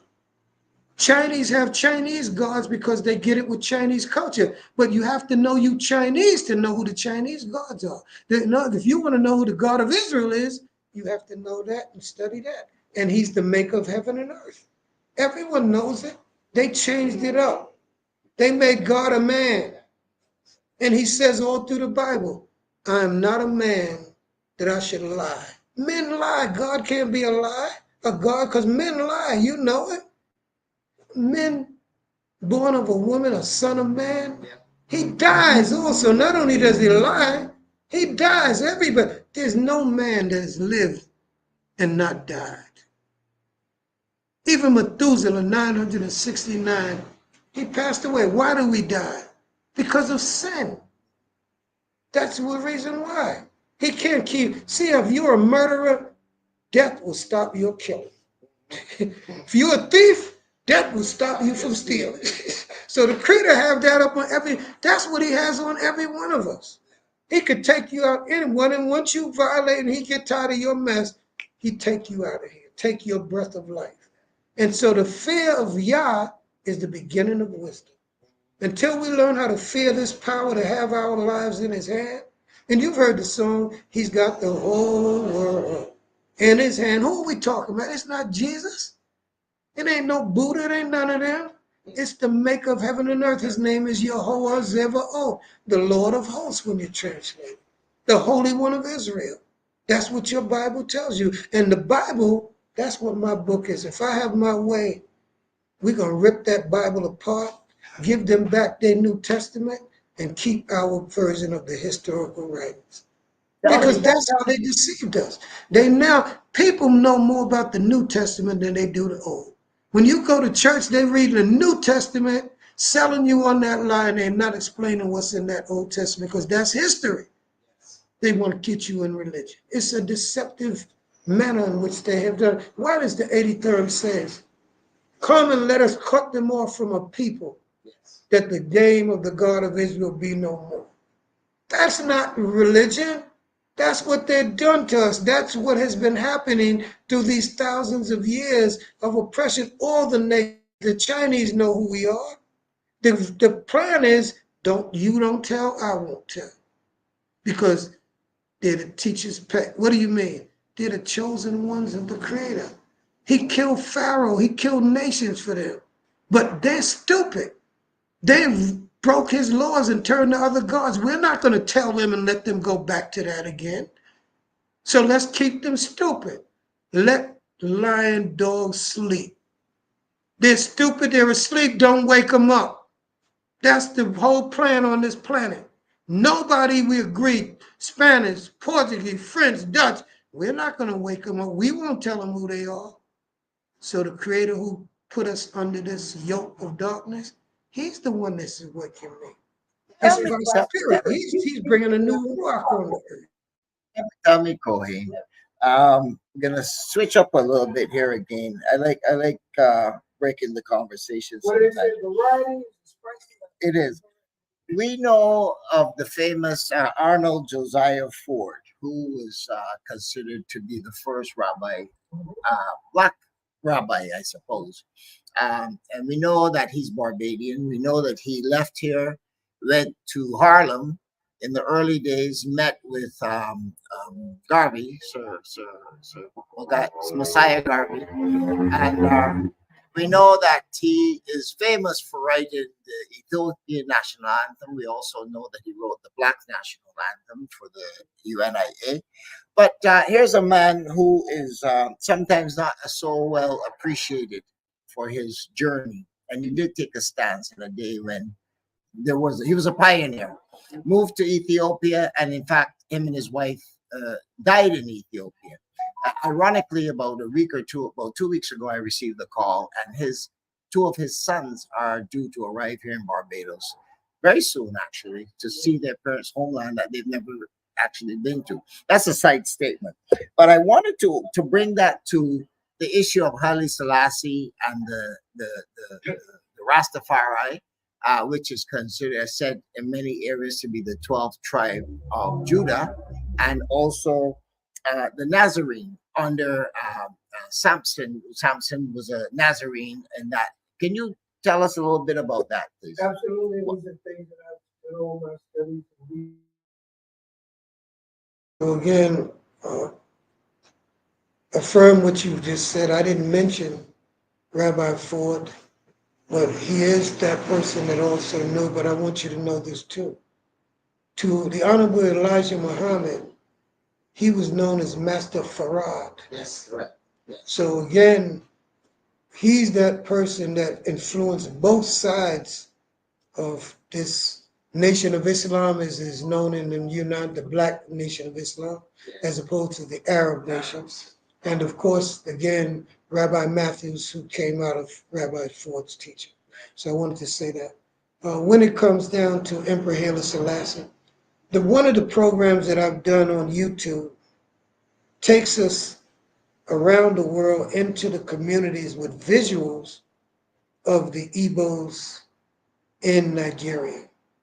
So there's a brother that is speaking in the interview, it's on the internet, about his community and how he awakened in there. In Uganda, there's a brother named Rabbi Gershon. Yes. He's the head of the Abiyadea. He stayed with me in New York City when he visited there, coming into New York from Uganda. There's also, as I mentioned, the Beta Israel that are in Ethiopia. So many of them are there in the Gondar district of Ethiopia, and many of them have been flown into Israel. Then we have the Zulu in South Africa. I was there. When I landed in South Africa, you land at Shaka Zulu Airport. So it's a historical fact. It's not no made up stuff.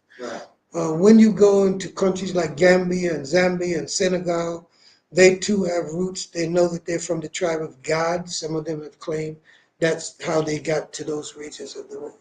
So I'm just giving you now some Africans. Now let's take this word Rastafari. Ras is a word in Tgis, because that's the language of Ethiopia.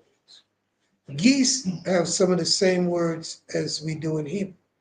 So the language of Geese, Ras means governor. And he was from a place called Tafari. So when the Muslims or the Rastafarians in Jamaica saw that he was visiting the Caribbean, because remember he visited the Caribbean when the Mussolini was attacked in Ethiopia, he was seeking, again, international support against the Italians who was trying to overthrow Ethiopia.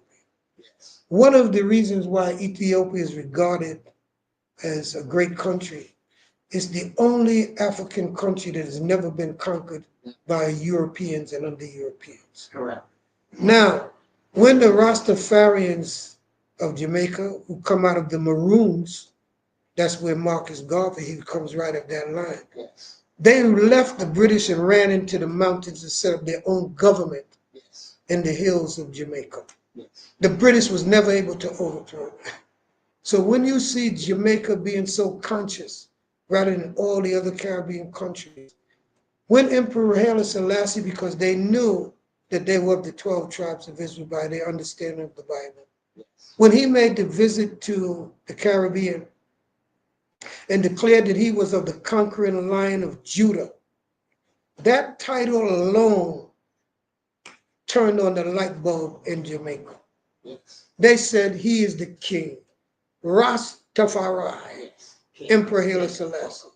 Emperor Haile Selassie was a Coptic Christian if you go and study the Bible. But in genealogy, he knew he was from Menelik, Menelik the first, who was from Solomon, the son of Solomon, through Sheba and Solomon's relationship. And they knew that he was of David. That linked them back to the 12 tribes of Israel. Now, all across Africa, their brothers saying and sisters, we are Rastafari. They don't really mean Rastafari. They really mean we're the 12 tribes of Israel.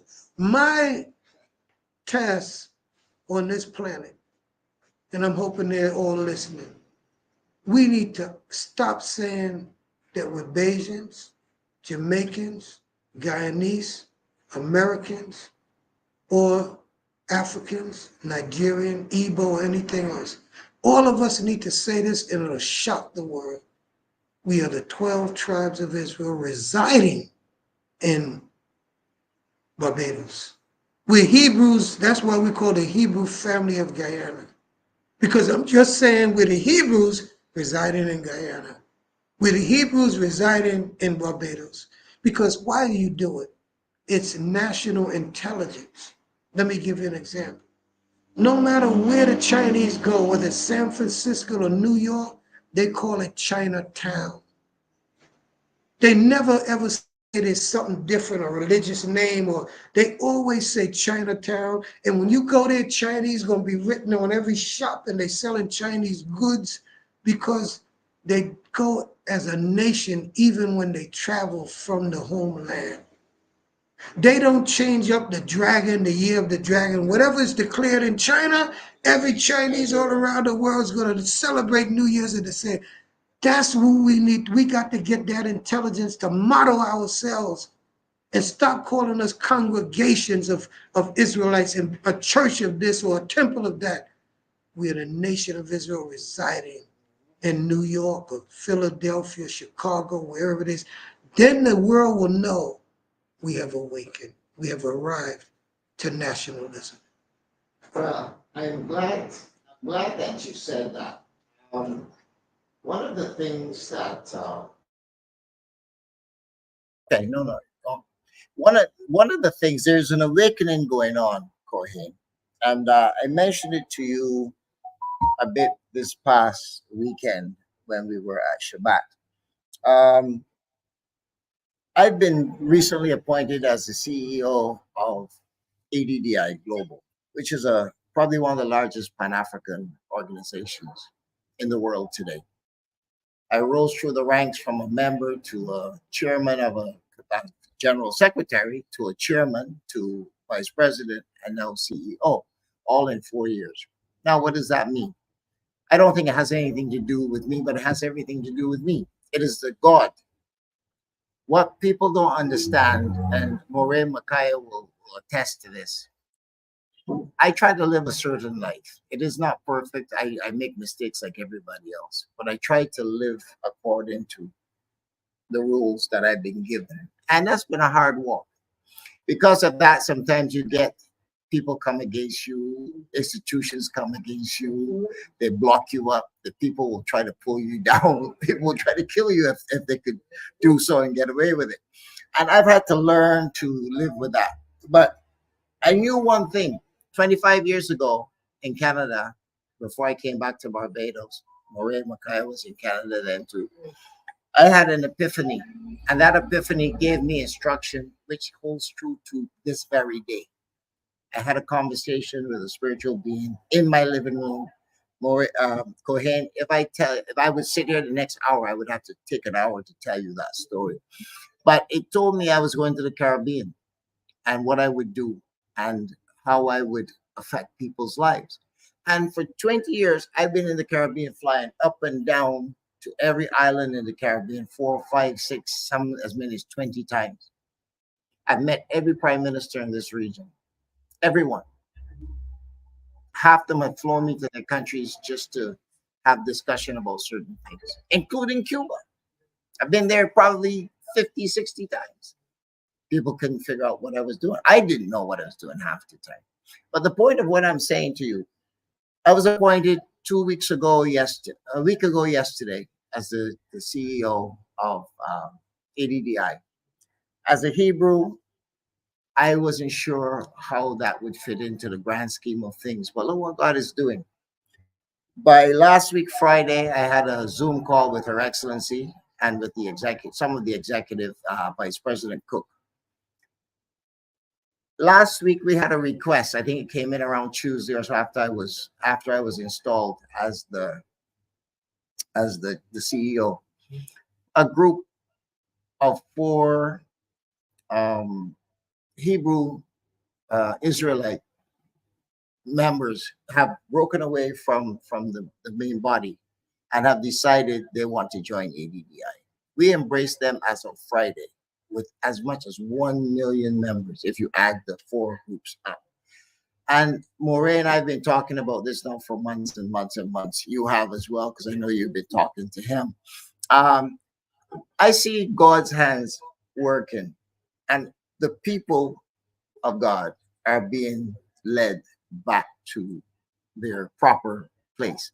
And I believe, and it's not to give ADD any kudos, but you know what? If God said, if the people don't praise me, I'll raise up the stone to praise me. So he'll use whatever method is necessary to get his people back in line. And I say this to you because I know that you are a firm believer in our lifestyle, and for that I respect you. I say that is only the beginning. As a matter of fact, those are your words. You told me that on Saturday. You said, Philip, that is only the beginning. When Her Excellency appointed me last Sunday in the meeting, she said to the executive of ADDI, she said to them, I'm appointing him, a Caribbean man, to be the first CEO of ADDI, and the leadership has to come from the Caribbean. She said, it's taken me 2 years to appoint him, but we've been watching him for that long. 2 years. I knew nothing about any of this.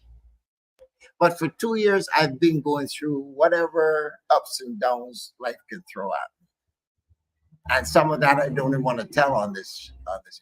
But it's been a very tormented period for me. And I saw this whole thing lift off my shoulders 2 weeks ago.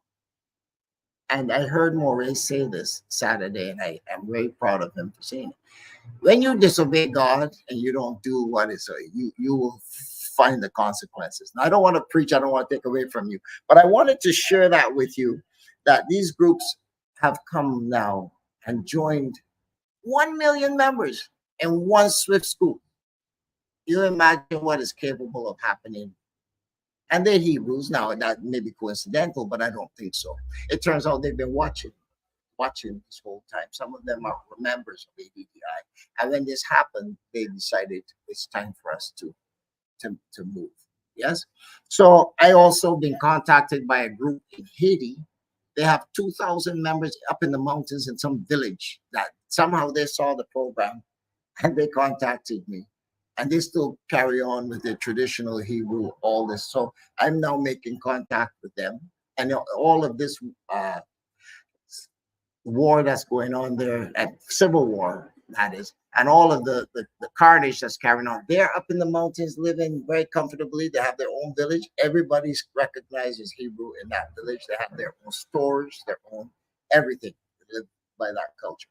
And these are things that I'm seeing now in the past week since I've been appointed. And I know that that appointment has to be by God, for the simple reason that why else would all this start happening? Maybe 2 years ago, Her Excellency should have done the appointment and kept me out of all that misery that I was going through for that time period. But I just want you to comment on that as far as our coming of age and our beginning to know ourselves and come out. How do we find our path? That's the big question. I was to watch the growth of consciousness on the planet for 3/4 of a century. In my 3/4 of a century, this short time I've been on this earth, I've seen a great growth in the knowledge and the understanding of people all across the earth. Knowledge via the internet hastened the travel of information. So I grew up when there was no internet, no cell phone. Viewers would know. You had to dial the operator and wait for her to connect you up. And there was a time when we knew everybody's phone number. You didn't have to look it up in the phone. Even we're losing mental capacity yes. Because the technology's taken our ability to be able to think and retain information. Exactly. So again, when you ask that question about how things have changed, that's some of the ways that it's changed. But this is what has also happened. In 1969, and I met a black person, or European, and I told them I was an Israelite. And they would say, "Are you Jewish?" And I'd have to explain the difference, knowing that. The next question would be after, "Are you Jewish?" They want to know, well, what kind of light did you say you was? They didn't even know I was talking about Israel, or they thought I'm talking about some kind of light. Yes. Because that's not really the word for Israel in English, or Yisrael. So when I'm speaking to a person who's not knowledgeable of the language, I can't say Ani Yisrael, Ani Ivri, because they're not going to know what I'm saying because I'm speaking Hebrew. So I have to relate to them where they are in order to say that. Yes. Because of walking the streets of New York City, hundreds and thousands of people from communities like Beni Adat, Shema Yisrael, DCB now today, Kol Sherid in the Bronx. All of these people of my generation was talking this on their job in school, raising their children. Now we have a generation of children that go to school. Their name is not Peter, Paul, Matthew. Their name is Eliyahu, Isaiah, Yeshayahu. Children are coming to school with days. I was a teacher for 30 years. Our population, millennium population, have teachers totally upset because they're trying to pronounce these names because we're not giving them Paul and John and James. There's a conscious population among us all over the world. My next book that's in manuscript form right now is called Israelites in Kemet or Egypt, The Significant Difference. Yes. Because a lot of us think we're Egyptians. We're confused. We can think we're in it. We think we're Christians, so that's not even a nationality. You ask a black person, they're going to say, I'm a Muslim. They're not going to give you a nationality. So when we talk about the fact that we are now seeing how this truth is spreading, it's all over the place. Africa's waking up. They're now becoming, and this is the connection with what your question is, my observation. There are Israelites like myself, and before I ever became knowledgeable, there were people that knew this. They were mostly in Judaism. When I came in '69, that's when my teacher who started the organizations years before, he had already been changing and putting the presence of Africa in our representation of our culture. It's a clear distinction if you see me and a Jew, how we're dressed, how we're going to speak, and all of those things. And he's going to be humble because he knows that I'm speaking the truth. He's not going to I'm not going to be argumentative, just giving him facts, and he knows that it's true. I've had Jewish friends that I explained to you on Shabbat. We grew up together playing basketball and what have you. We met in college. I'm now an Awakened Israelite, and we had the conversation, and he had to acknowledge, you are the people. He denied it at first. So what am I saying? I've seen this knowledge grow tremendously over, like I said, 75 years. Because as a child, I now found out after I became knowledge, who was knowledgeable in my neighborhood that I didn't even know about. Because there were elders that used to come they had the yarmulke cut off. They put it in only when they got to the synagogue, but they knew they were Israelites. So there were black people walking around, not practicing Christianity or Islam. They were like Rabbi Ford and Matthews. They came to the knowledge, but this was the only path for Hebrews was through Judaism. So we grew out of that into ourselves. So what is happening today? The Israelites that come knowledgeable of themselves in the past, many of them didn't bring the character and the righteousness that the Torah speaks about. Now what is happening, the knowledge is spreading. Those who've learned from the experience of those that didn't obey, didn't follow the instructions. Because one of the things about this culture is that there are laws, statutes, commandments, but there's a word that people forget about, and I think the audience should think about it too. It's called judgments. We're being judged. People are being judged on this earth. No, the covenant is all that I spoke about. The laws, the statutes, the judgments is the covenant. So now, when a person is living on this planet, regardless of your nationality, you have to realize there's consequences for bad behavior. If you don't know what is wrong in the sight of the Creator, you're going to do things that you're going to go according to your own understanding of what society's doing, and your life and your family is going to have a lot of problems. That's what is on the planet today. People have problems of all sorts because they don't know the rules of life. The Creator gave the rules of life. You left the rules of life called the laws of Moses, and you went to religion. Now you're following the rules of man or men, because religion is made by men. The Torah and the laws were given by the Creator to Moses on Mount Sinai. Among black people, some of us who've never known Torah, you're out there, I'm speaking to you now. This computer has gone.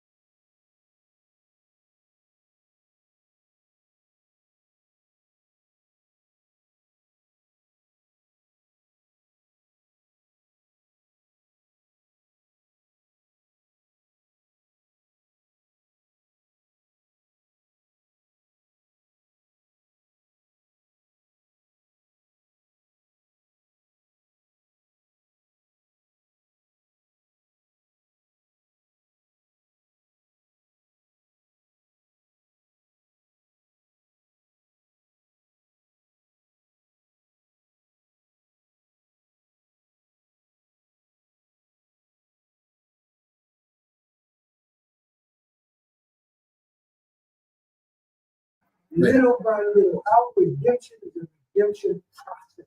Hold that thought for me there, Cohen. I have to go to a commercial break here for 1 minute. Hold that thought.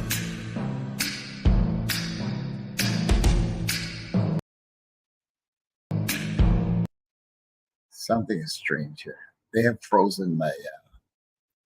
Beings, Okay, we're proud of our sense of community.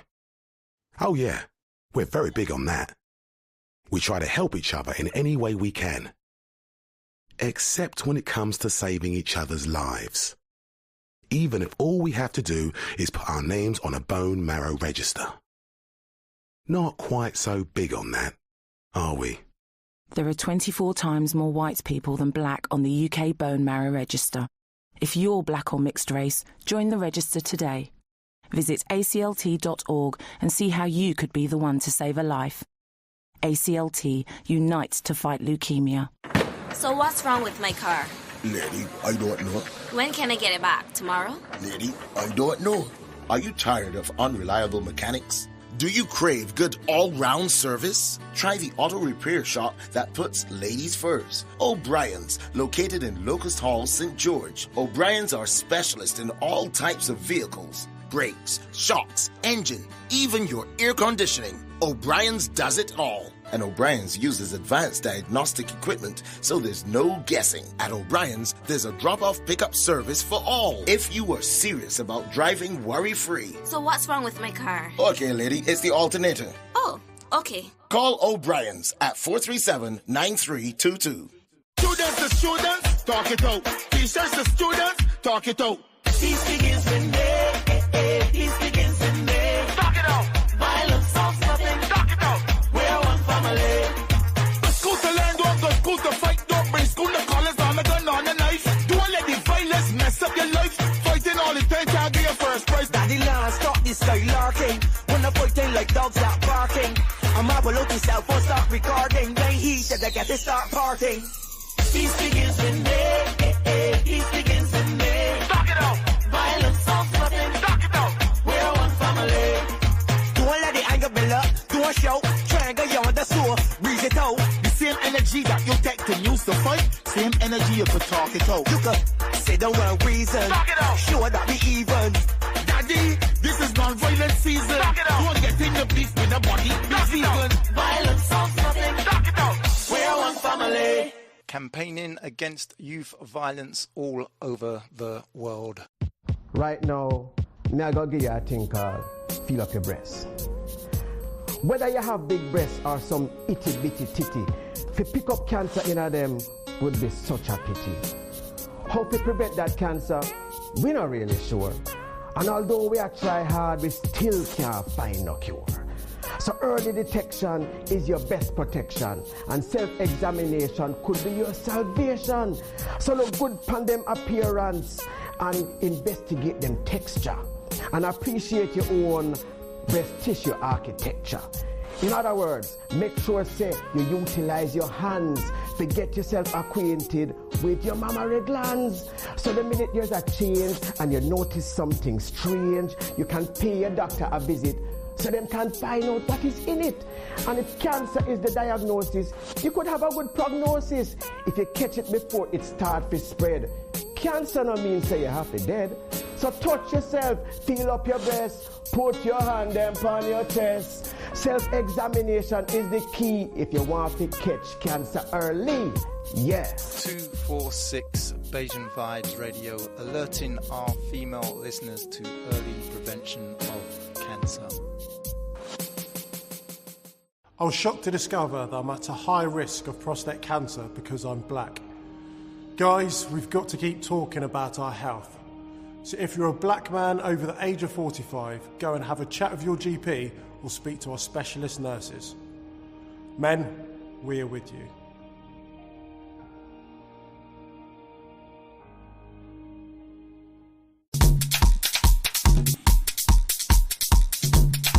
If you would like to advertise your business anywhere in the global diaspora, if you'd like to sponsor, partner 246BayesianVibesRadio.com. All you need to do is go to the website, click on the Get in Touch page, And all the information you need is right there to contact our manager and our marketing and advertising team. So if you like to sponsor a show, partner the station, advertise your business anywhere in the global diaspora, go to our website, www.246BajanVibesRadio.com, click on the Get in Touch page, and all the information you need is right there to contact our marketing and advertising team.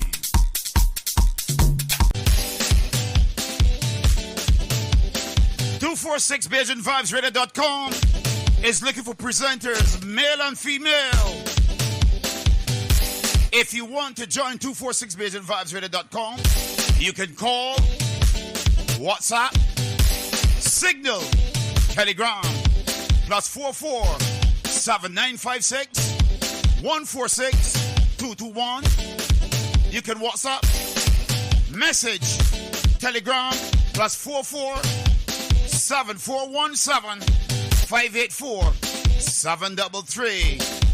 If you want to be a presenter right here anywhere in the global diaspora, get in touch with us, and we got what it takes to take you to the next dimension.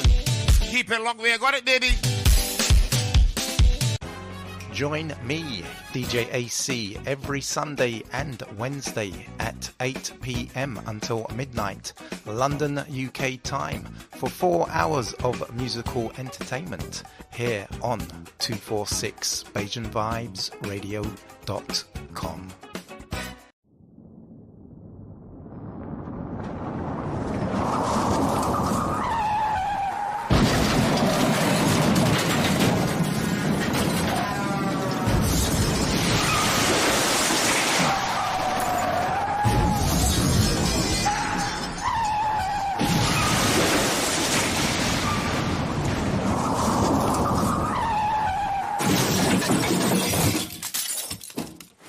Don't drink and drive. You're listening.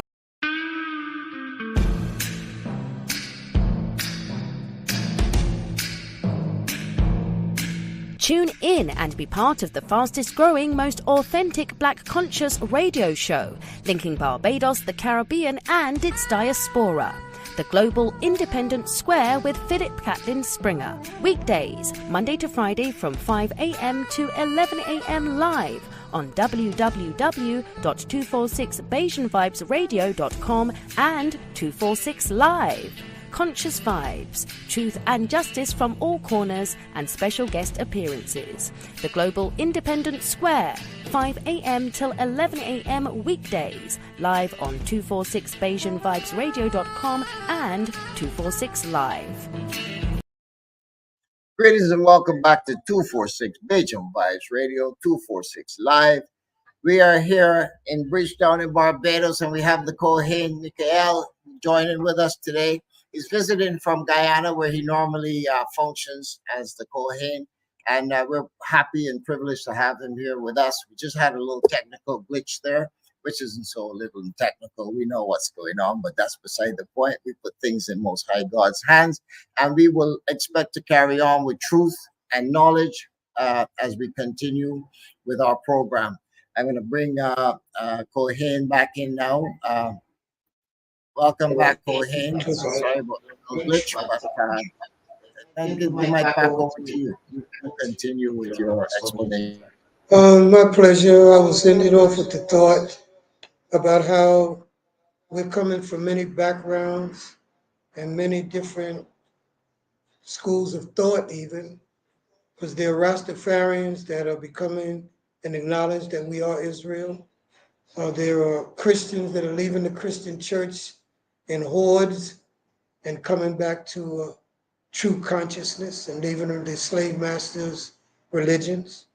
We're realizing and understanding what has happened to our motherland, our continent, and what's taking place today. Many of the African leaders that have obtained independence since the 1960s, Nkrumah, and those across the continent, the days of, again, Idi Amin in Uganda, we have now come to a generation of leaders that understand the one Africa concept. Our great sister, Dr.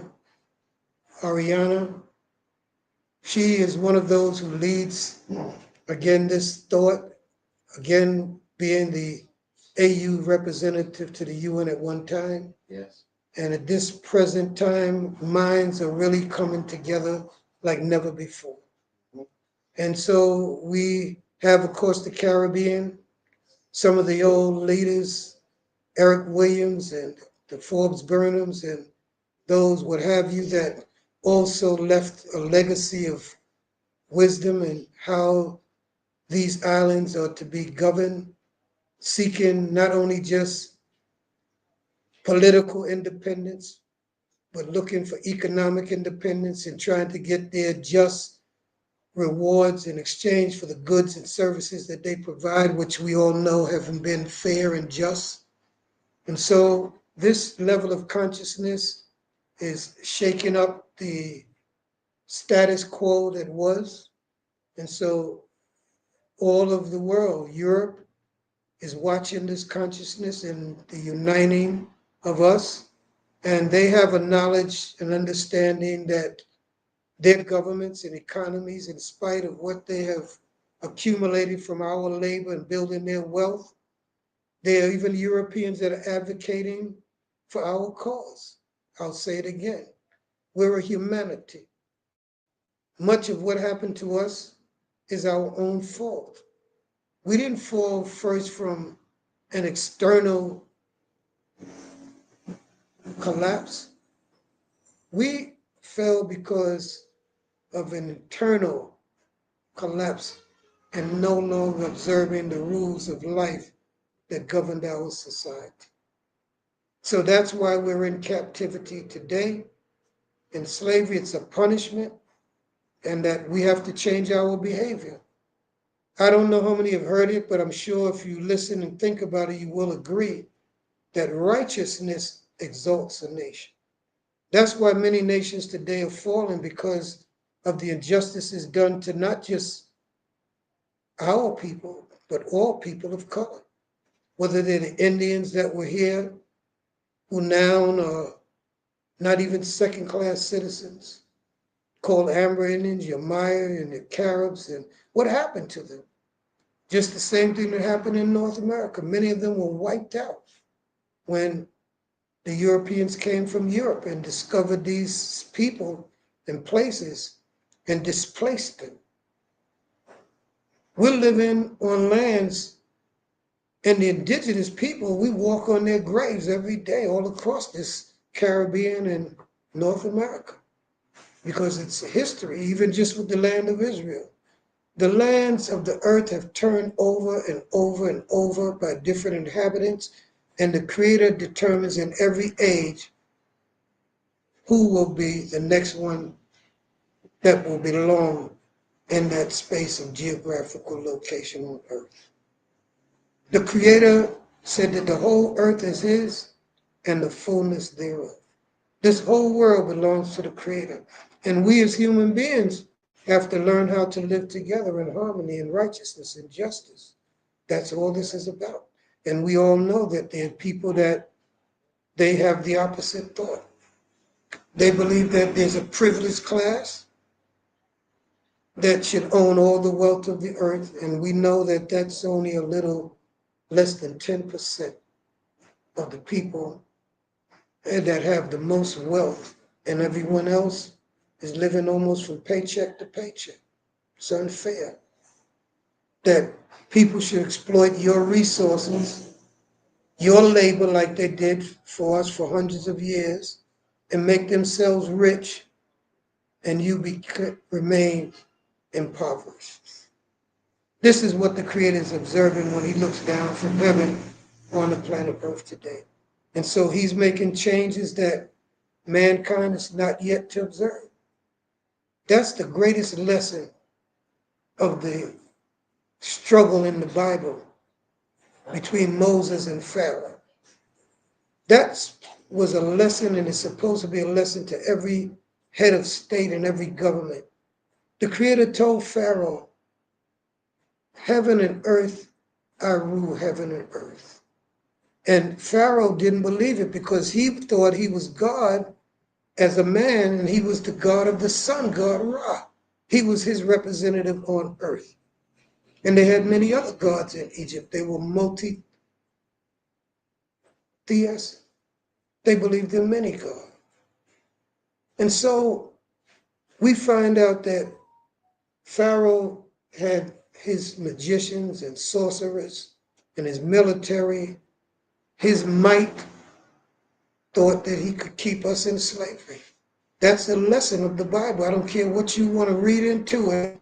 It's about the Creator after choosing Abraham and choosing his seed, which was Israel, Abraham, Isaac, and Jacob. He even called the God of Abraham, Isaac, and Jacob, because those are men that were African men, and because of their love and loyalty, he chose them. Their righteousness allowed their seed to be chosen, not to be better than anyone. We're not better than anyone else. Chosen meant you had the responsibility to live the way Yah wanted you to live as a righteous people, and we refused to do that. He also used us to show who truly is God. That's the other thing that we bring to the table, not only who we are, but is God a man, or is he an idol, or is he the one that made heaven and earth? Can he die, or is he eternal? These are the questions that the world is waiting to get answered today, and that's going to be the way the planet is straightened out. When everyone understands who God is, how we're supposed to live with each other on this planet, life is short.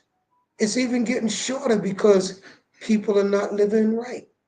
Young people are dying in their teens all across America, Florida, where we run from the Caribbean, and we've ran from the Caribbean to go to England, to go to America, and we know many of them are coming back now because they're realizing it wasn't, the American dream was a nightmare when they got there. Because, again, it's not that the world is bad, it's the people in the world that's the problem. That's what's wrong. Some people want to control all the wealth and the resources and have it all while they shed crumbs out to everyone else. It's just on a larger level, governmental, worldwide level. It's power, not anything else that makes America who America is. That's why Pharaoh and America and all these other nuclear powerful governments, they have to realize that they're at war with the maker of heaven and earth, and you're going to lose. No one has ever defeated the Creator. There is no wisdom, no understanding, no type of counsel that you can have against the Most High. Why do you think he's called the Most High, Elyon? What do you think of when I say the Most High? I'm telling you, the one that made everything, that can make that sun so hot that he can change climate. The Creator is changing the climate. He's changing up things to make man suffer because the earth is responding to the evil. They say everything has an equal and an opposite reaction. So should the inhabitants of this earth who are doing wickedness and evil, should they be blessed or should they be punished? And is mankind as a whole being punished? The planet is being punished. It's sad to see people killed in Ukraine. It's sad to see how Jews are killing the Palestinians. But it's also sad to see how my people are dying in Harlem, Watts, and all across the Caribbean. Come on, let's deal with this as though we're a humanity. They don't care about us. We're 3/5 as a man, as it was stated in Barbados in the United States. We're not viewed as a human being equal to other human beings. That's the problem on the planet. And the sad part about it is they don't even want you to say it. Just eat the food and die and don't say nothing about anything. And concerning the food, they're changing the food chain. The Creator has made a food chain and they're changing it up. They don't want to plant. They're killing the fish in the sea. They're making their own meat. They're making rice and stuff out of things that never even saw water. It's called, now we have a thing called AI, artificial intelligence. Don't you see where we're going?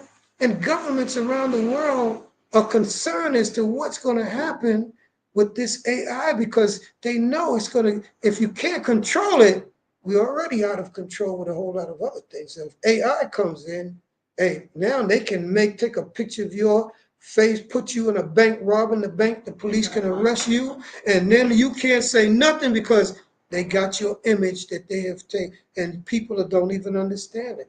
People are taking your picture when you go into places, and they're doing and manipulating any way they want. This world is heading in the direction that the next generation, I feel for you, because if the Creator don't intervene, we're going to be in some serious problems on this planet because we're straying away from the knowledge of the Creator, the fear of the Creator, and we're following the minds of men.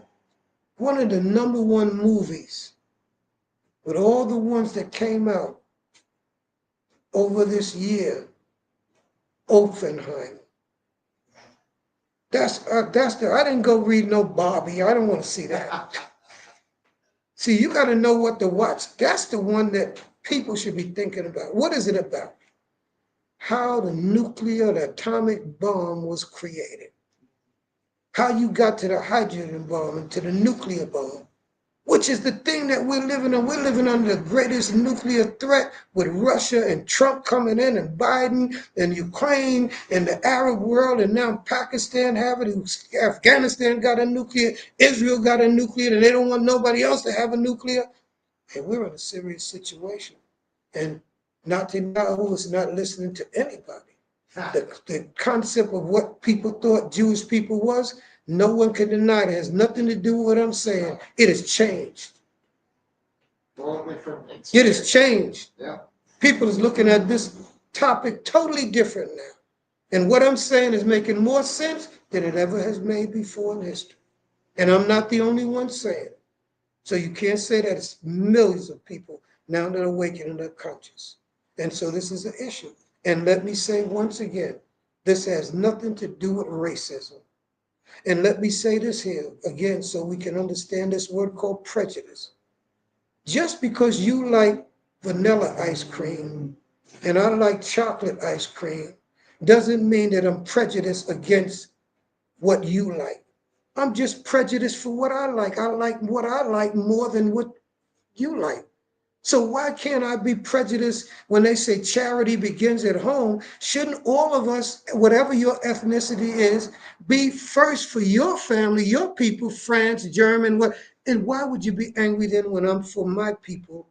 Because that's not just. You can be for yours, but we can't love ourselves. Nothing's prejudice about us. That's the way they duped us again. They don't want you. We shy to show love for each other because they made you against one another and make you think that you're against white people because you love yourself. No, that's not true. I prefer to use the term patriotic. Patriotic is the same.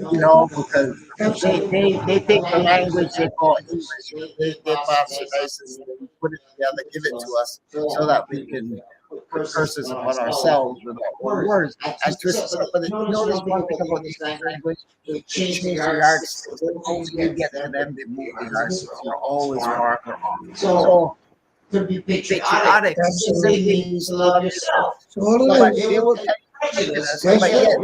they're patriotic.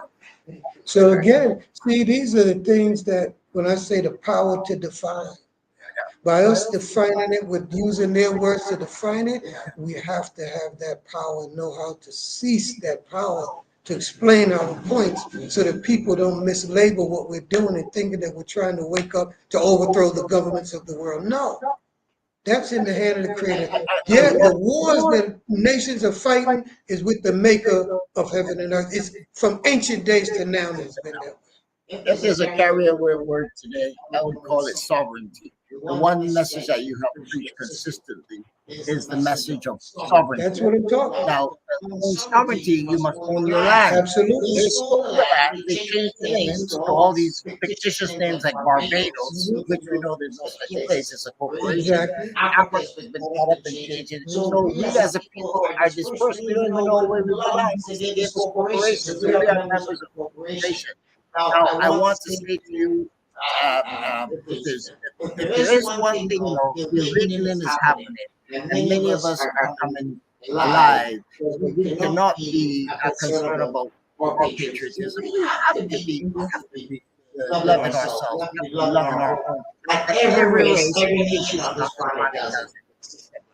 We're giving away what?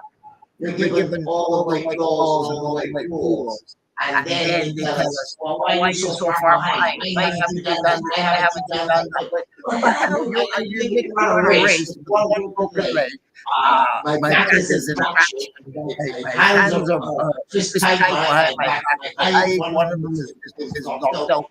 And I'm still keeping up with you, telling me, why aren't you doing better? It doesn't make sense. I'm trying to be calm in what I'm saying, but the truth of the matter is, the advent of the internet, which ironically, I hear all of the people trying to claim the internet. You know that the internet is actually invented by a Barbadian? I did not know it, but I'm not surprised. The internet was invented by a Barbadian professor at Princeton University. No,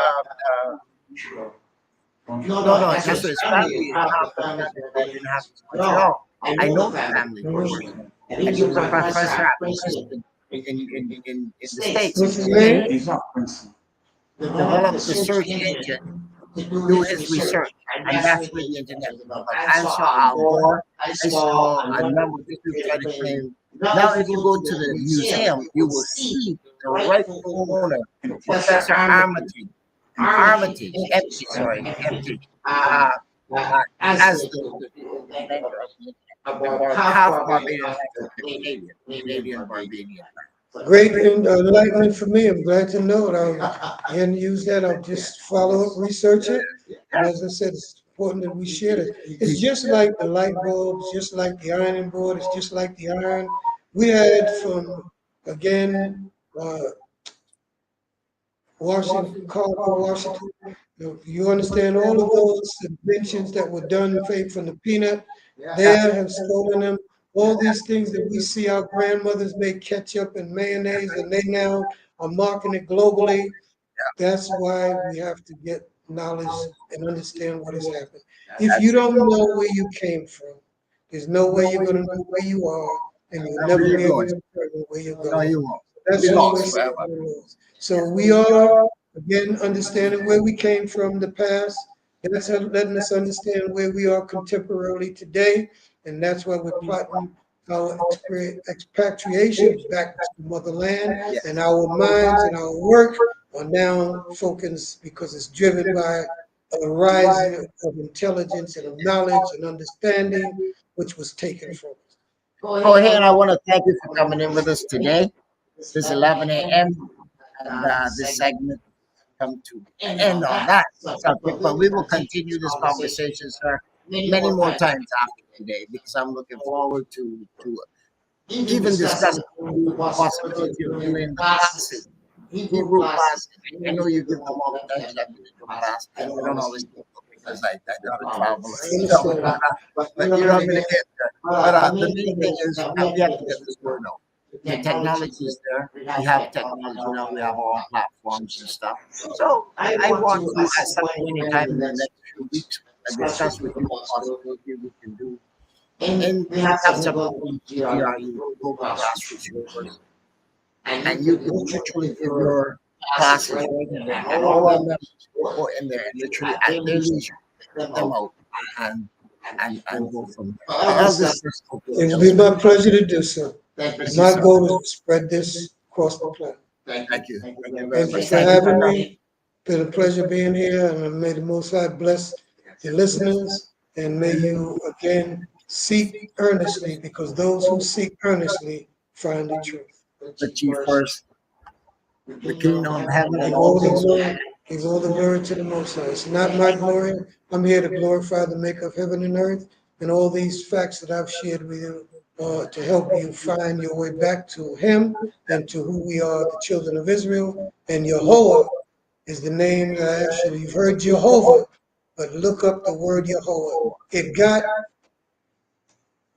what's that, brother Irving, Kyrie, in a lot of trouble. Oh, yes. Because anybody who comes on and starts connecting up with this by any direction, you can see that this is a public, that's what I'm telling you. You could see that this is now even the pro basketball players, the football players, people You have people in the music industry, they know who they are, and this is spreading every day. I hope you'll wake up and come back to your family, the sovereignty and the ethnicity of Israel, people of Abraham, Isaac. Thank you for that.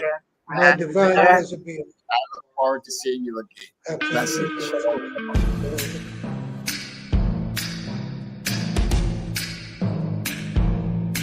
Tune in and be part of the fastest growing. Beings, we're proud of our sense of community. Oh yeah, we're very big on that. We try to help each other in any way we can, except when it comes to saving each other's lives. Even if all we have to do is put our names on a bone marrow register. Not quite so big on that, are we?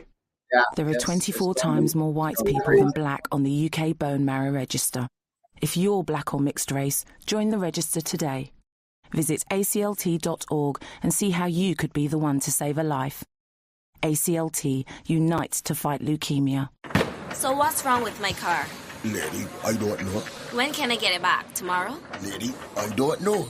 Are you tired of unreliable mechanics? Do you crave good all-round service? Try the auto repair shop that puts ladies first. O'Brien's, located in Locust Hall, St. George. O'Brien's are specialists in all types of vehicles. Brakes, shocks, engine, even your air conditioning. O'Brien's does it all. And O'Brien's uses advanced diagnostic equipment, so there's no guessing. At O'Brien's, there's a drop-off pickup service for all. If you are serious about driving worry-free. So what's wrong with my car? Okay, lady, it's the alternator. Oh, okay. Call O'Brien's at 437-9322.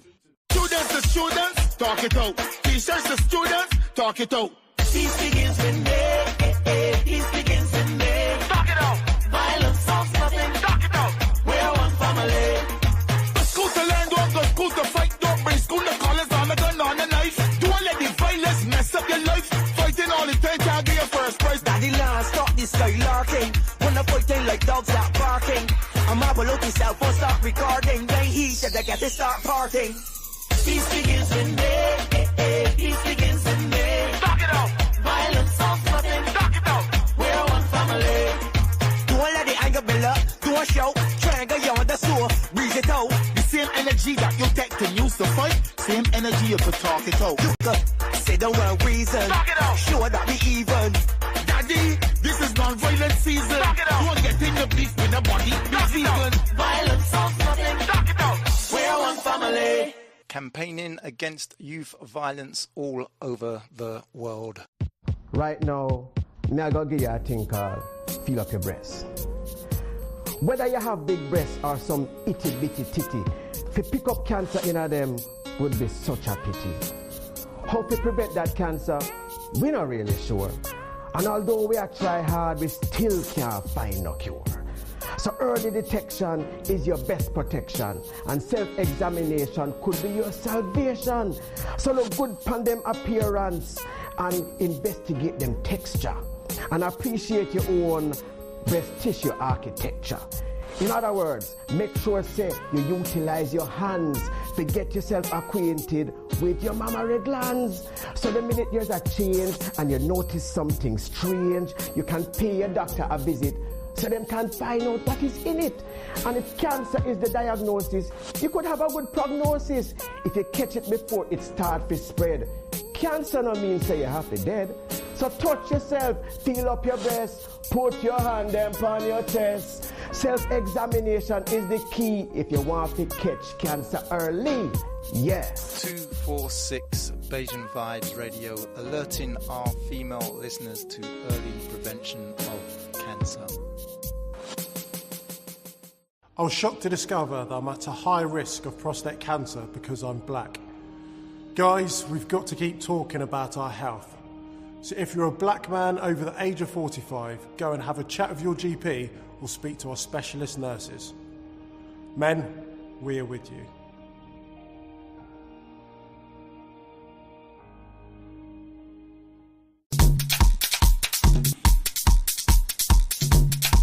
If you would like to advertise your business anywhere in the global diaspora, if you'd like to sponsor, partner, 246BeijingVibesRadio.com. All you need to do is go to the website, click on the Get in Touch page, and all the information you need is right there to contact our manager and our marketing and advertising team. So if you like to sponsor a show, partner the station, advertise your business anywhere in the global diaspora, go to our website, www.246BeijingVibesRadio.com, click on the Get in Touch page, and all the information you need is right there to contact our marketing and advertising team.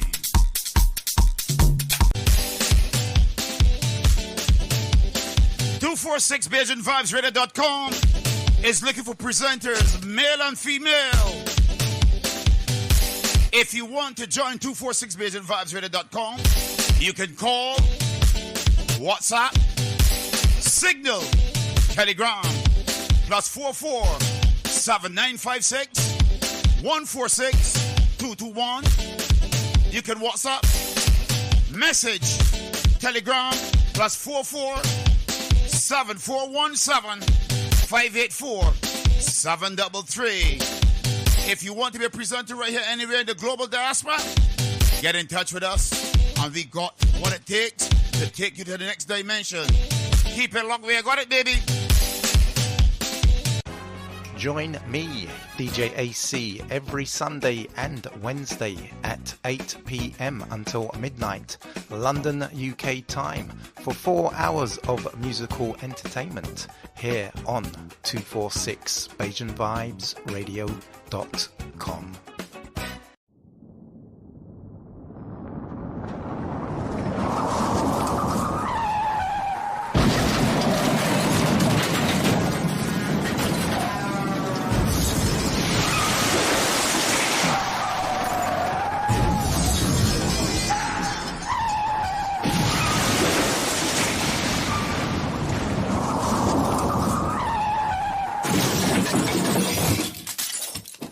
Lose those keys when you drink.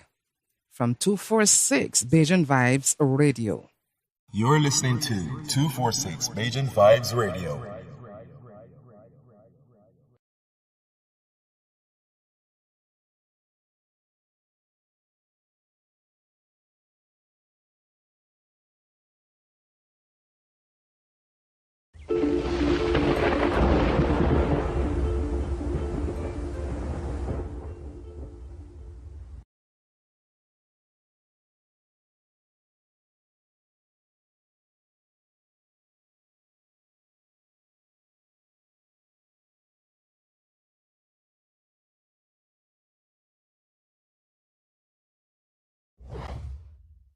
Of all the people and nations in the world, Yah Elohim chose Israel as a personal treasure, as it is written in the book of Psalms.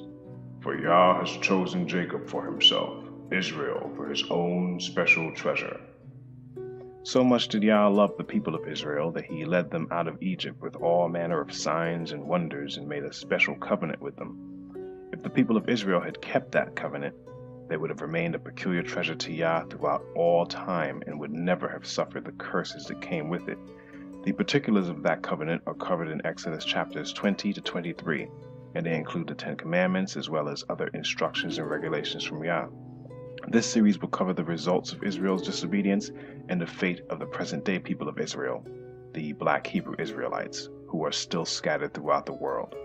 This message is solely for them.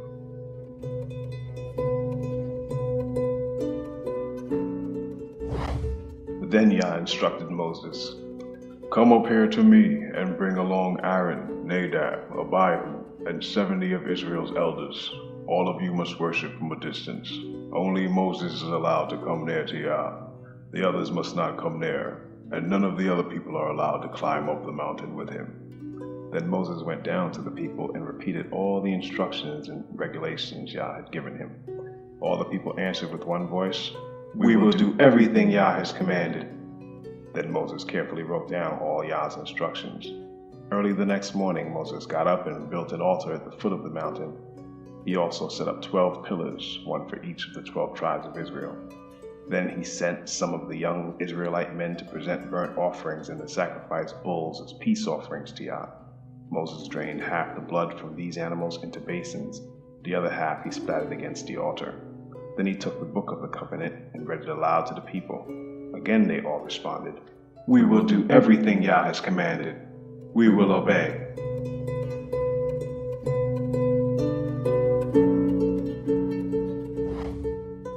After the people of Israel agreed to the covenant and its conditions, Moses reaffirmed the blessings and curses that would come with either their obedience or disobedience to Yah. The full list of these blessings and curses are covered in Deuteronomy chapter 28. It is in this book and chapter that we can clearly see who the people of Israel were, based on the curses their descendants would suffer at the hands of their enemies. But if you refuse to listen to Yah your Elohim, and do not obey all the commands and decrees I am giving you today, all these curses will come and overwhelm you. Your towns and your fields will be cursed. Your fruit baskets and breadboards will be cursed. Your children and your crops will be cursed. The offspring of your herds and flocks will be cursed. Wherever you go and whatever you do, you will be cursed. Yah himself will send on you curses, confusion, and frustration in everything you do, until at last you are completely destroyed for doing evil and abandoning me. Yah will afflict you with diseases until none of you are left in the land you are about to enter and occupy. Yah will strike you with wasting diseases, fever and inflammation, with scorching heat and drought, and with blight and mildew. These disasters will pursue you until you die. The skies above will be as unyielding as bronze, and the earth beneath will be as hard as iron. Yah will change the rain that falls on your head into powder, and dust will pour down from the sky until you are destroyed. Yah will cause you to be defeated by your enemies. You will attack your enemies from one direction, but you will scatter from them in 7. You will be an object of horror to all the kingdoms of the earth. Your corpses will be food for all the scavenging birds and wild animals, and no one will be there to chase them away. Yah will afflict you with the boils of Egypt, and with tumors, scurvy, and the itch from which you cannot be cured. Yah will strike you with madness, blindness, and panic. You will grope around in broad daylight like a blind person groping in the darkness, but you will not find your way. You will be oppressed and robbed continually, and no one will come to save you. You will be engaged to a woman, but another man will sleep with her. You will build a house, but someone else will live in it. You will plant a vineyard, but you will never enjoy its fruit. Your ox will be butchered before your eyes, but you will not eat a single bite of the meat. Your donkey will be taken from you, never to be returned. Your sheep and goats will be given to your enemies, and no one will be there to help you. You will watch as your sons and daughters are taken away as slaves. Your heart will break for them, but you won't be able to help them. A foreign nation you have never heard about will eat the crops you work so hard to grow. You will suffer under constant oppression and harsh treatment. You will go mad because of all the tragedy you see around you. Yah will cover your knees and legs with incurable boils. In fact, you will be covered from head to foot. Yah will exile you and your king to a nation unknown to you and your ancestors. There in exile you will worship deities of wood and stone. You will become an object of horror, ridicule, and mockery among all the nations to which Yah sends you. You will plant much, but harvest little, for locusts will eat your crops. You will plant vineyards and care for them, but you will not drink the wine or eat the grapes, for worms will destroy the vines. You will grow olive trees throughout your land, but you will never use the olive oil, for the fruit will drop before it ripens. You will have sons and daughters, but you will lose them, for they will be led away into captivity. Swarms of insects will destroy your trees and crops. The foreigners living among you will become stronger and stronger, while you become weaker and weaker. They will lend money to you, but you will not lend to them. They will be the head, and you will be the tail. If you refuse to listen to Yah your Elohim, and to obey the commands and decrees he has given you, all these curses will pursue and overtake you until you are destroyed. The horrors will serve as a sign and warning among you and your descendants forever. If you do not serve Yah your Elohim with joy and enthusiasm for the abundant benefits you have received, you will serve your enemies whom Yah will send against you. You will be left hungry, thirsty, naked, and lacking in everything. Yah will put an iron yoke on your neck, oppressing you harshly until he has destroyed you. Yah will bring a distant nation against you from the end of the earth, and it will swoop down on you like a vulture. It is a nation whose language you do not understand, a fierce and heartless nation that shows no respect for the old and no pity for the young. Its armies will devour your livestock and crops, and you will be destroyed.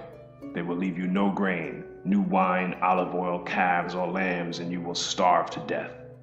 They will attack your cities until the fortified walls in your land, the walls you trusted to protect you, are knocked down. They will attack all the towns in the land Yah your Elohim has given you. The siege and terrible distress of the enemy's attack will be so severe that you will eat the flesh of your own sons and daughters whom Yah your Elohim has given you. The most tender-hearted man among you will have no compassion for his own brother, his beloved wife, and his surviving children. He will refuse to share with them the flesh he is devouring, the flesh of one of his own children, because he has nothing else to eat during the siege and terrible distress that your enemy will inflict on all your towns.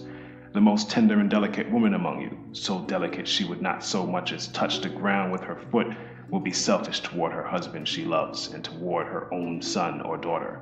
She will hide from them the afterbirth and the new baby she has born, so that she herself can secretly eat them. She will have nothing else to eat during the siege and terrible distress that your enemy will inflict on all your towns. If you refuse to obey all the words of instruction that are written in this book, and if you do not fear the glorious and awesome name of Yah your Elohim, then Yah will overwhelm you and your children with indescribable plagues. These plagues will be intense and without relief, making you miserable and unbearably sick. He will afflict you with all the diseases of Egypt that you feared so much, and you will have no relief.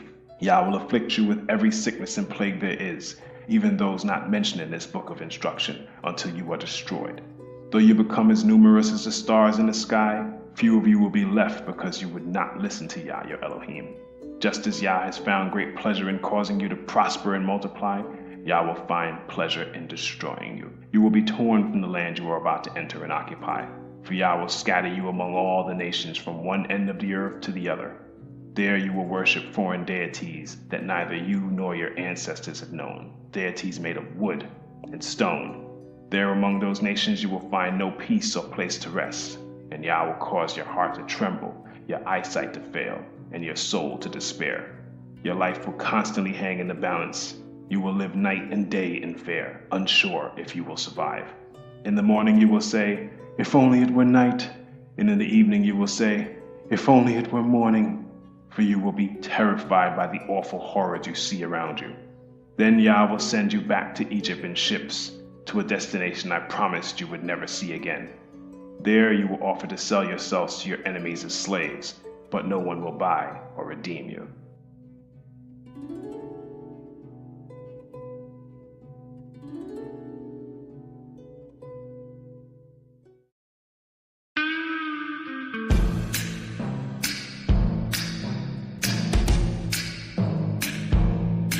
Tune in and be part of the fastest growing, most authentic Black conscious radio show, linking Barbados, the Caribbean and its diaspora. The Global Independent Square with Philip Catlin Springer. Weekdays, Monday to Friday from 5 a.m. to 11 a.m. live on www.246BajanVibesRadio.com and 246 Live. Conscious vibes, truth and justice from all corners, and special guest appearances. The Global Independent Square, 5 a.m. till 11 a.m. weekdays, live on 246BajanVibesRadio.com and 246 Live.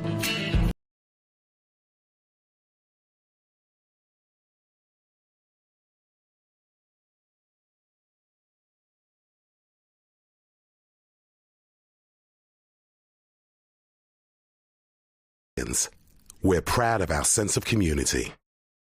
Oh yeah, we're very big on that. We try to help each other in any way we can. Except when it comes to saving each other's lives. Even if all we have to do is put our names on a bone marrow register. Not quite so big on that, are we?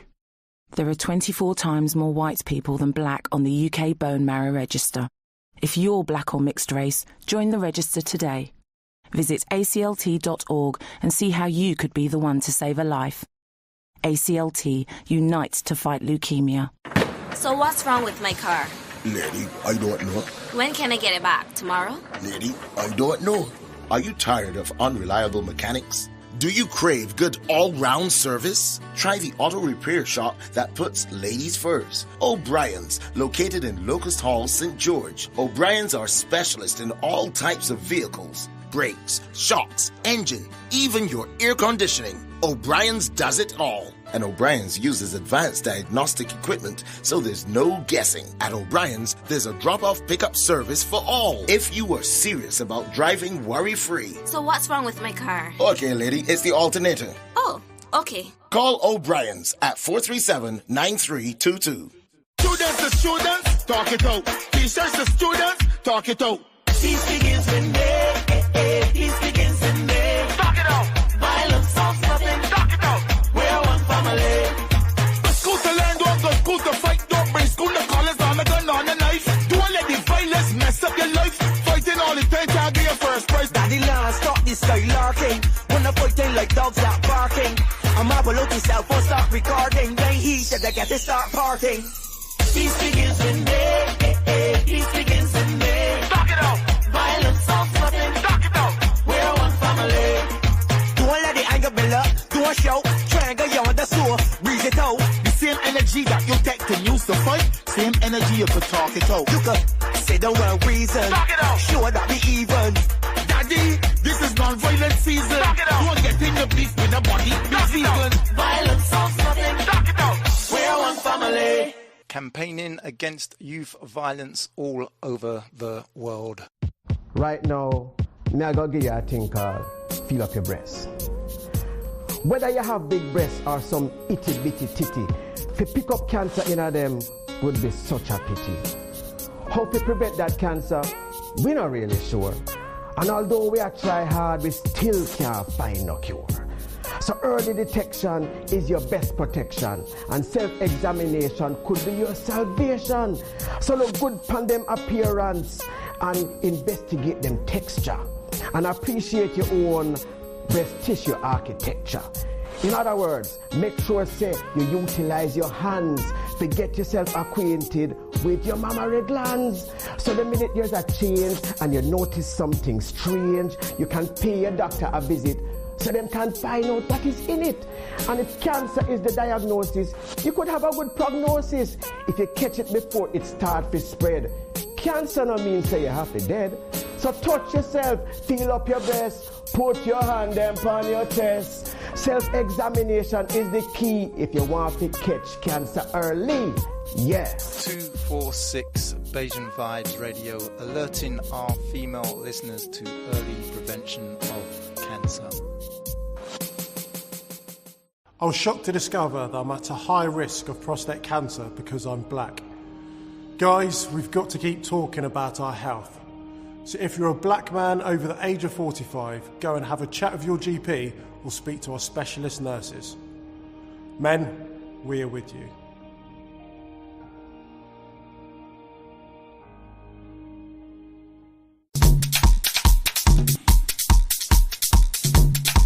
If you would like to advertise your business anywhere in the global diaspora, if you'd like to sponsor, partner 246BajanVibesRadio.com. All you need to do is go to the website, click on the Get in Touch page, and all the information you need is right there to contact our manager and our marketing and advertising team. So if you'd like to sponsor a show, partner the station, advertise your business anywhere in the global diaspora, go to our website, www.246BajanVibesRadio.com, click on the Get in Touch page, and all the information you need is right there to contact our marketing and advertising team.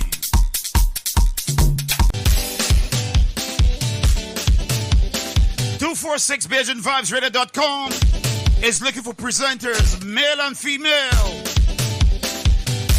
If you want to join 246BajanVibesRadio.com, you can call, WhatsApp, Signal, Telegram, +44 7956 146 221. You can WhatsApp, message, Telegram, +44 7417 584 733. If you want to be a presenter right here anywhere in the global diaspora, get in touch with us, and we got what it takes to take you to the next dimension. Keep it locked, we got it, baby.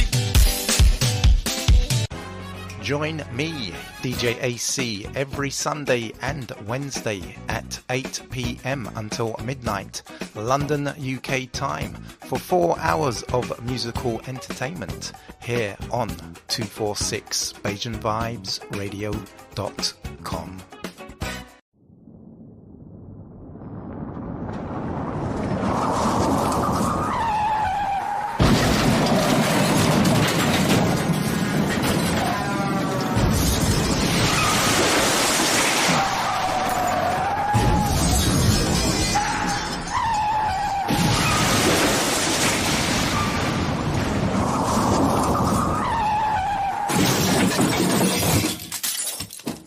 To arrive alive, don't drink and drive.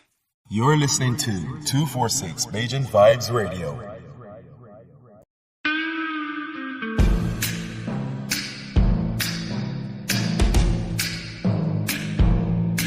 Tune in and be part of the fastest growing, most authentic Black conscious radio show, linking Barbados, the Caribbean and its diaspora.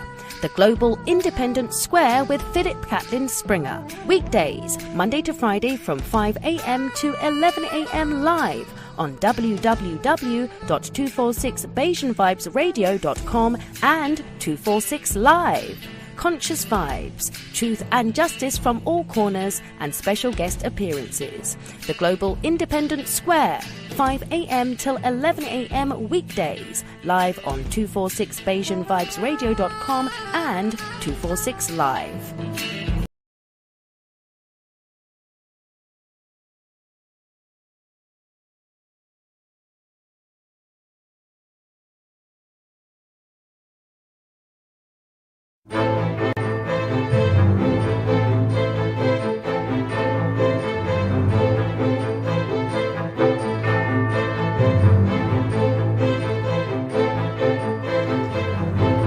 The word Negro is from Latin, nigrum, masculine accusative case of niger, and it means black.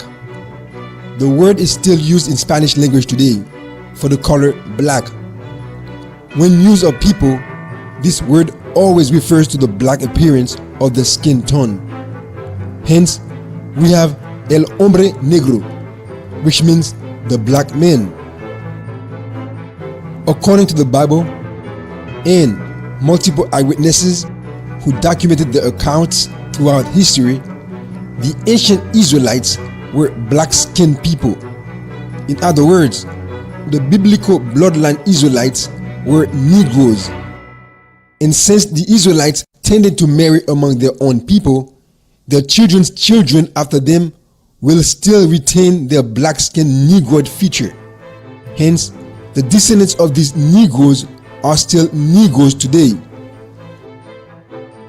In this video, I attempt to present the evidence and historical references that have been unearthed and uncovered thus far by many people who came before me and have done the heavy lifting. I am merely presenting all the references I find important in one video so that those who wished to have them can refer to them. I will put the links in the description box in numerical order as they appear in the video for easy access and for the benefit of the viewer. Let us now go to these documents and historical records and see the irrefutable evidences which show that the true Jews and Israelites mentioned in the Bible were and still are Negroes, that is, black skin in color.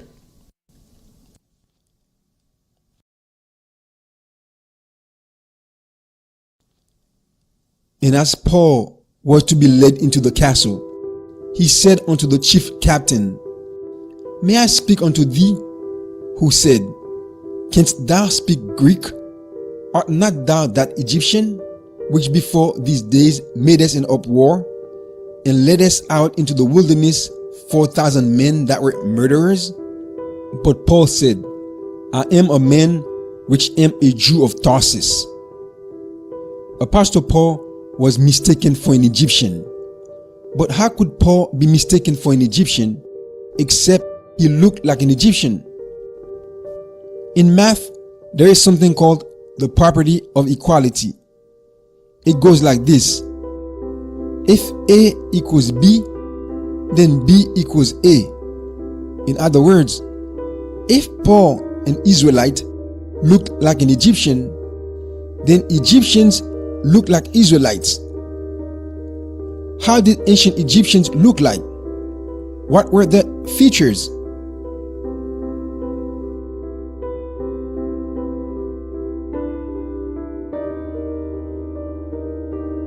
The ancient Egyptians left a lot of wall paintings of themselves.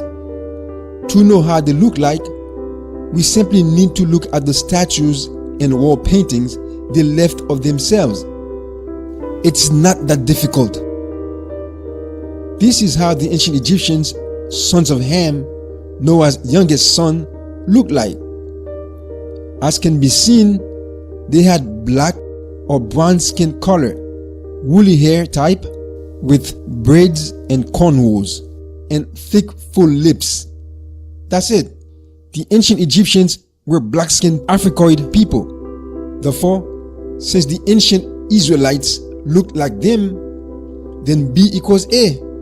That is, the ancient Israelites were black, brown skin color Africoid people also. Case closed. Anybody who denies this obvious fact and tries to teach you otherwise is really attempting to offend your intellect, and they take you for a stupid fool like themselves and a deceiver. Cease, my son, to hear the instruction that causeth to err from the words of knowledge.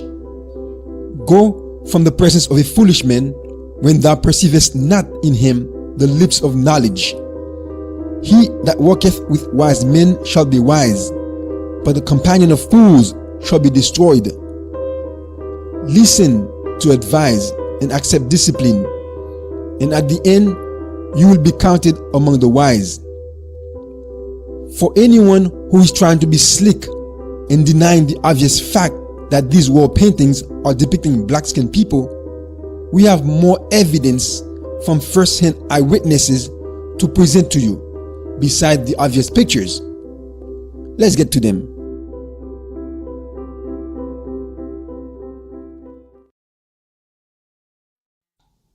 Many Greek and Roman historians of antiquity recorded their own experiences with the ancient Egyptians, as they themselves have seen them with their own eyes. The following are their own words, written with their own fingers, in their own books. For it is plain to see that the Colchians are Egyptians, and what I say, I myself noted before I heard it from others. When it occurred to me, I inquired of both people. I myself guessed it, partly because they are dark-skinned and woolly-haired. Herodotus was a Greek historian who lived in the 5th century BC. He met and talked with the ancient Egyptians of his days and wrote down what he saw and learned of them. Here in this quote, Herodotus is telling us here that he met a people called Colchians, and he noticed that they had dark or black skin and woolly hair like the Egyptians. Next is Strabo, a Greek geographer, philosopher, and historian who lived in the 1st century. He wrote this about the Egyptians and the Jews of his time. These districts of Jerusalem and Joppa lie towards the north. They are inhabited generally, and each place in particular, by mixed tribes of Egyptians, Arabians, and Phoenicians. But although there is such a mixture of inhabitants, the report most credited, one among many things believed respecting the temple and the inhabitants of Jerusalem, is that the Egyptians were the ancestors of the present Jews.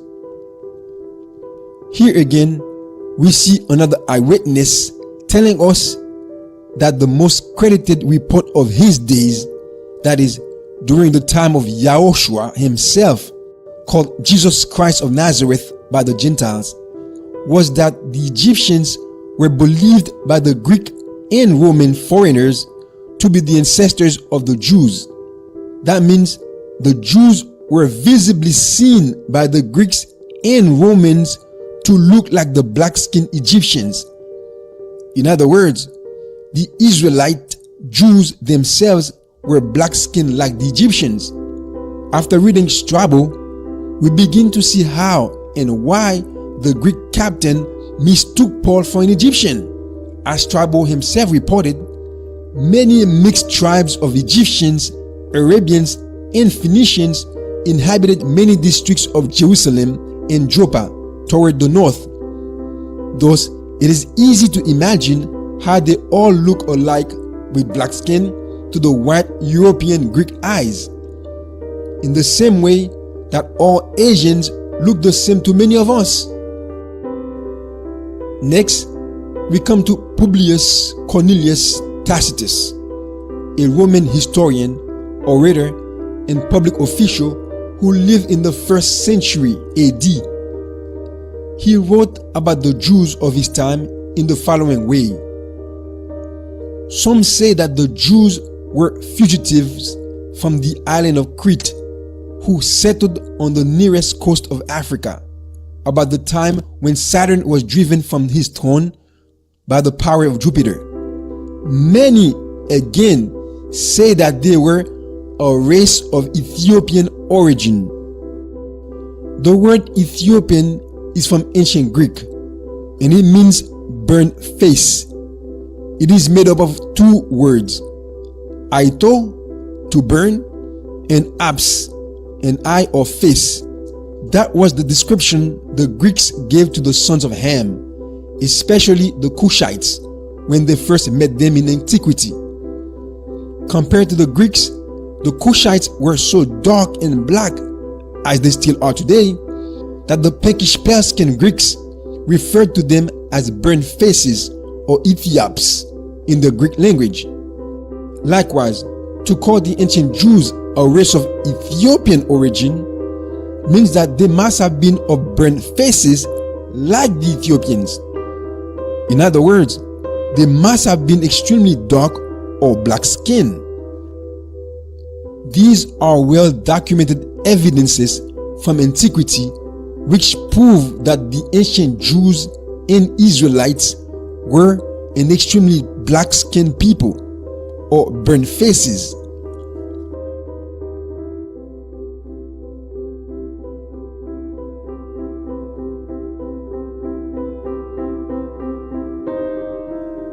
A hadith, plural, a hadith, is one of various reports describing the words, actions, or habits of the Islamic prophet Muhammad. The term comes from the Arabic language and means a report, account, or narrative.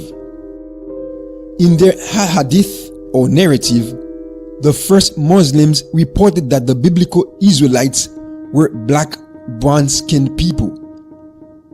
The prophet said, I saw Moses, Jesus, and Abraham on the night of my ascension to the heavens. Moses was of brown complexion, straight hair, and tall stature, as if he was from the people of Az-Zut. We are told that Moses was brown skinned, not white European Ashkenazi. And to help us visualize what kind of brown he's talking about, we are given a direct comparison of Moses to some people called the Az-Zut. Who were these people and how did they look like? I found a reference from another hadith written by Ahmed bin Habal in the 8th century about how these Az-Zut people look like. When he, Ibn Mas'ud saw Azut, a kind of black people who are known to be tall and slim.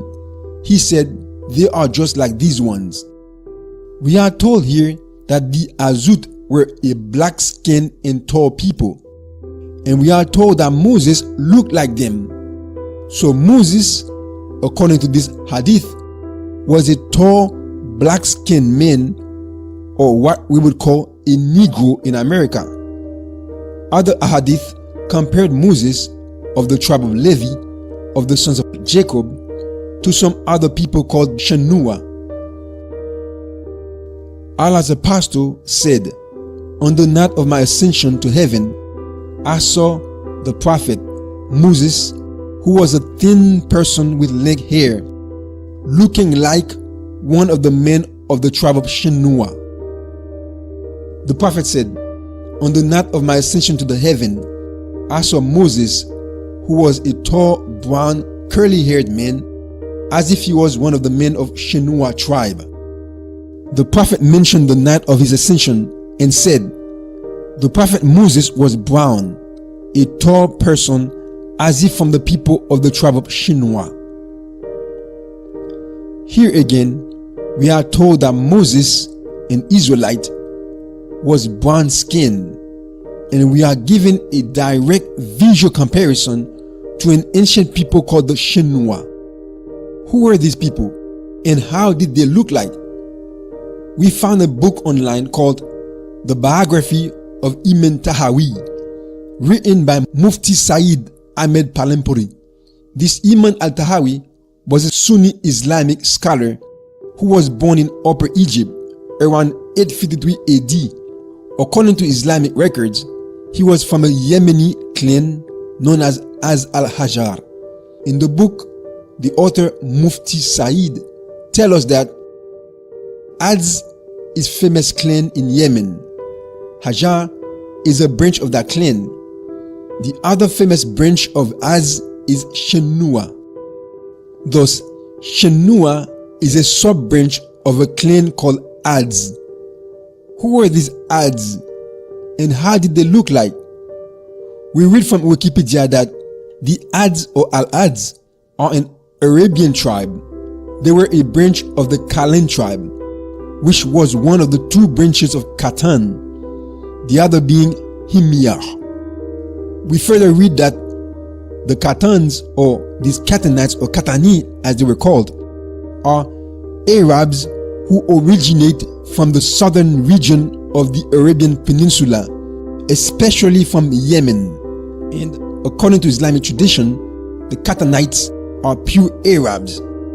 So, the Shenua were a branch of pure Arabs whose descendants now live in Yemen.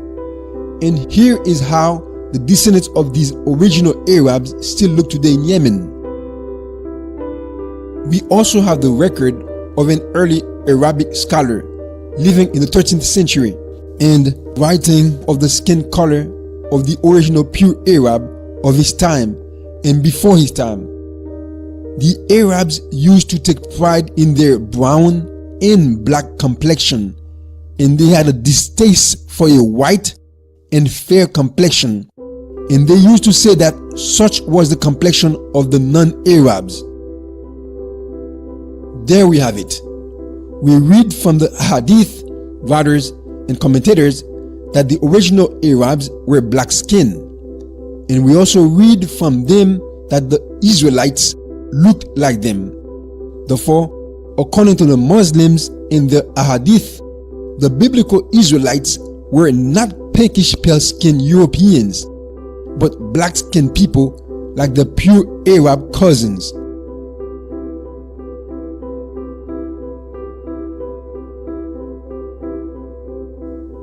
We even have the accounts of many European writers who recorded the existence of Israelite Jews in Europe throughout the centuries.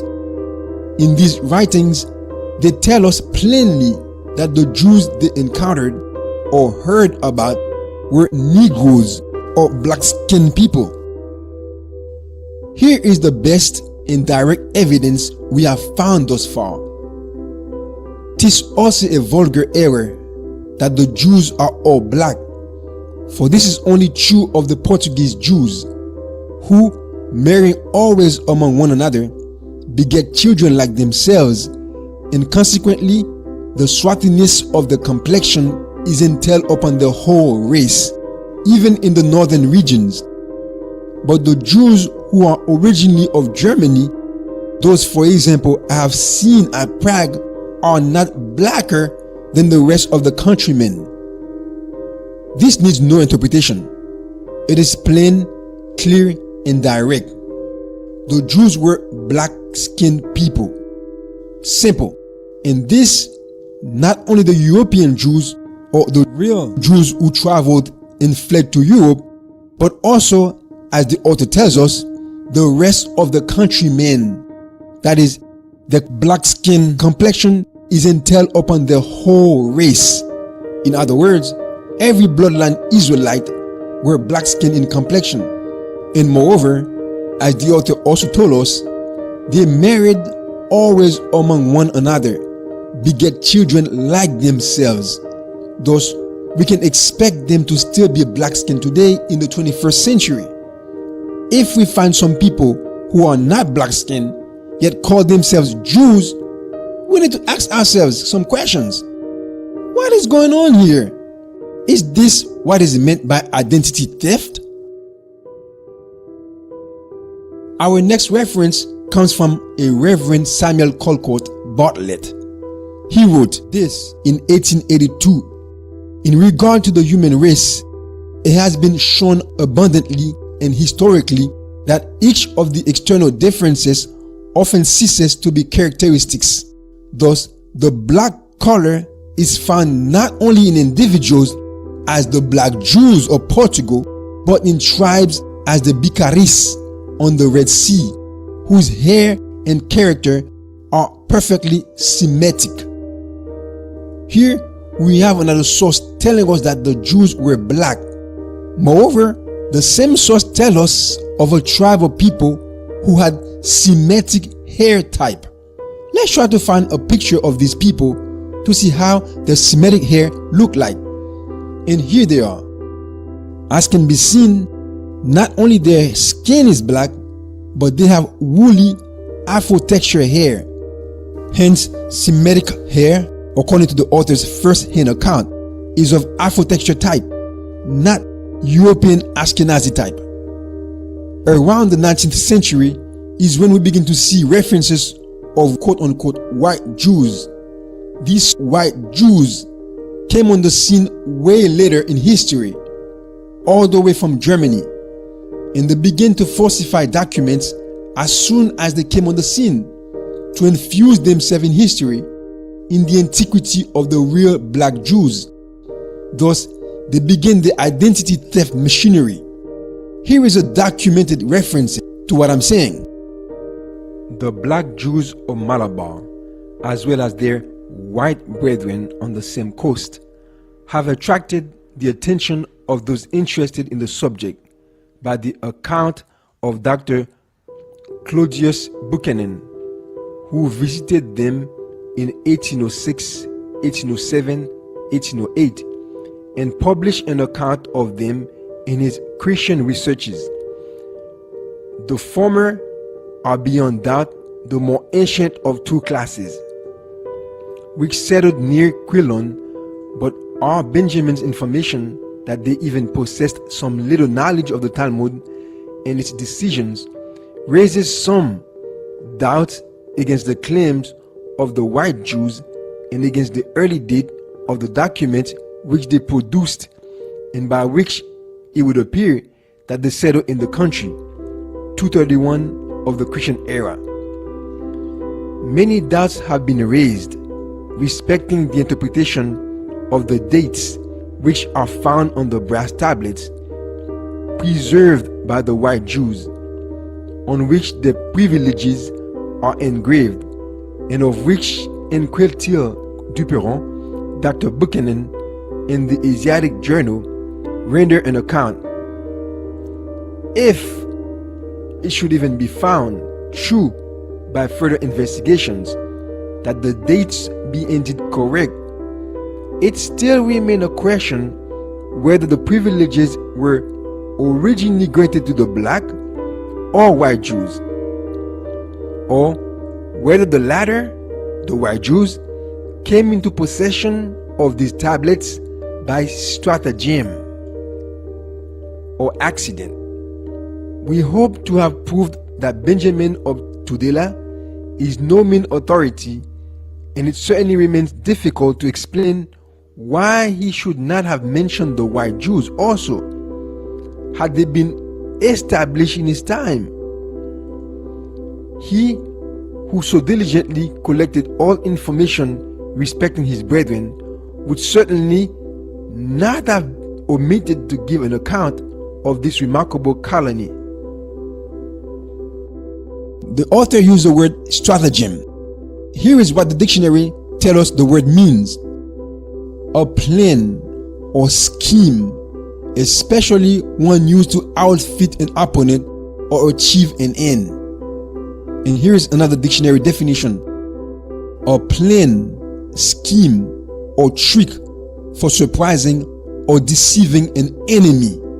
Any artifice, ruse, or trick devised or used to attain a goal or to gain an advantage over an adversary or competitor. So these white Jews, according to this author, are using scheme, ruse, and trick in order to gain an advantage over the adversary or competitors. I mean, the real black Jews.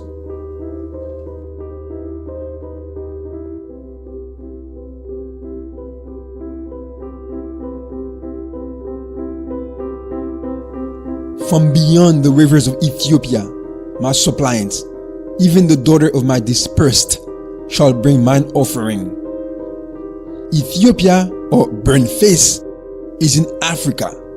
The river being referred to here is the Nile River, which flows from the mountains and rivers of Ethiopia, Uganda, and South Sudan, and ends at the Mediterranean Sea. The word beyond used here is Eber in Hebrew, and it means region across, on the other side of the river from Ethiopia. Thus, this lends us to Central and West Africa. Now, here is how the people in Central and West Africa look like. All black skin, all Negroes, all very beautiful people. We also have documented evidences that these black-skinned Israelite Jews were in the west coast of Africa since before 1492. It is well documented by historians that they traveled and lived across or west to the river of Ethiopia below the Sahara Desert. Howbeit, they say that upon Nilus do inhabit two great and populous nations. One of Jews toward the west under the government of a mighty king, the other more southernly consisting of Amazones or warlike women. Another eyewitness traveler named Benjamin of Tudela, who lived in the 12th century, told us that there was constant and continuous back and forth travel and interaction between the people of the Nile River, Ethiopia and Egypt, and the people of the Niger River, Ghana. Many merchants, Arab, Egyptians, Ethiopians, and Israelites traveled from Egypt to the west coast of Africa in Ghana. From Aswan to Chalwa, 12 days. This place contains about 300 Jews and is the starting point of the caravans who traversed the desert Al-Zahara in 50 days on their way to Savila, the Kavila of Scripture, which is in the country of Ghana.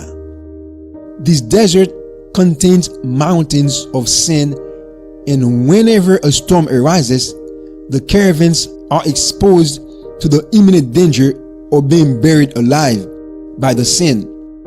Those which escape, however, carry iron, copper, different sorts of fruits, pulse, and salt. Gold and precious stones are brought from thence in exchange. This country lies westward of Kush or Abyssinia. Here is a map that shows the route from Aswan in Egypt to Ghana. As anyone can see, you have to cross the Sahara Desert.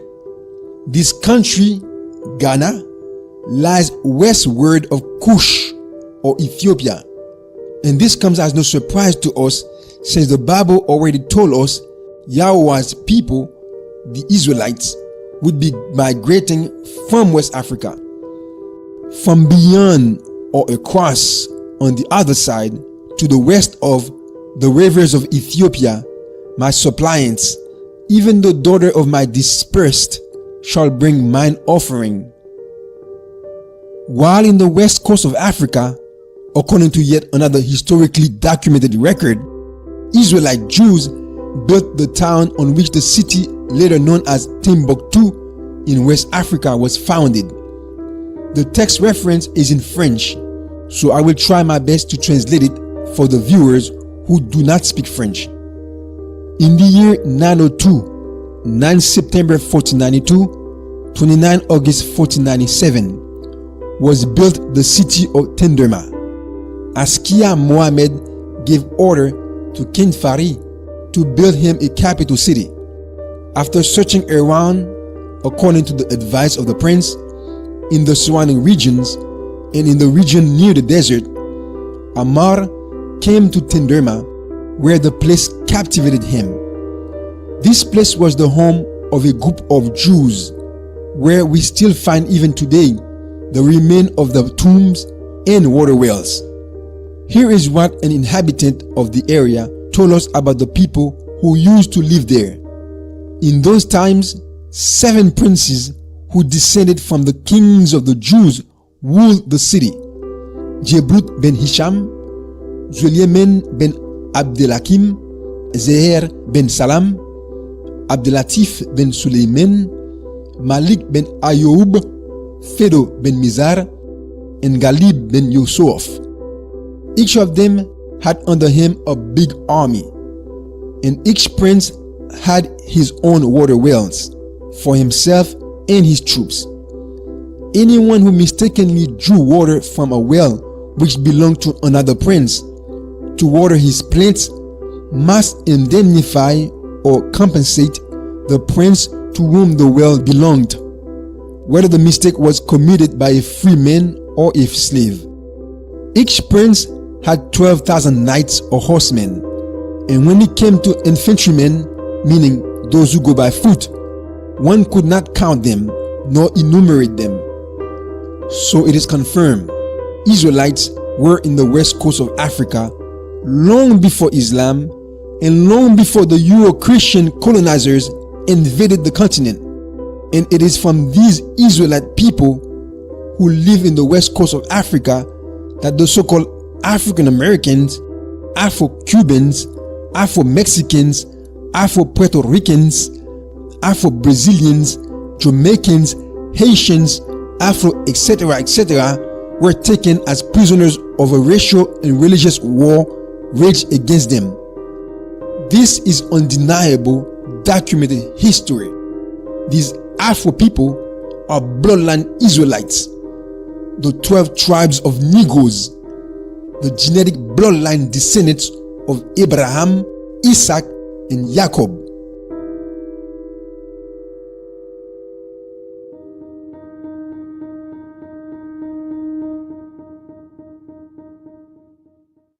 To recap, it is well documented that the biblical Israelites were a black-skinned people.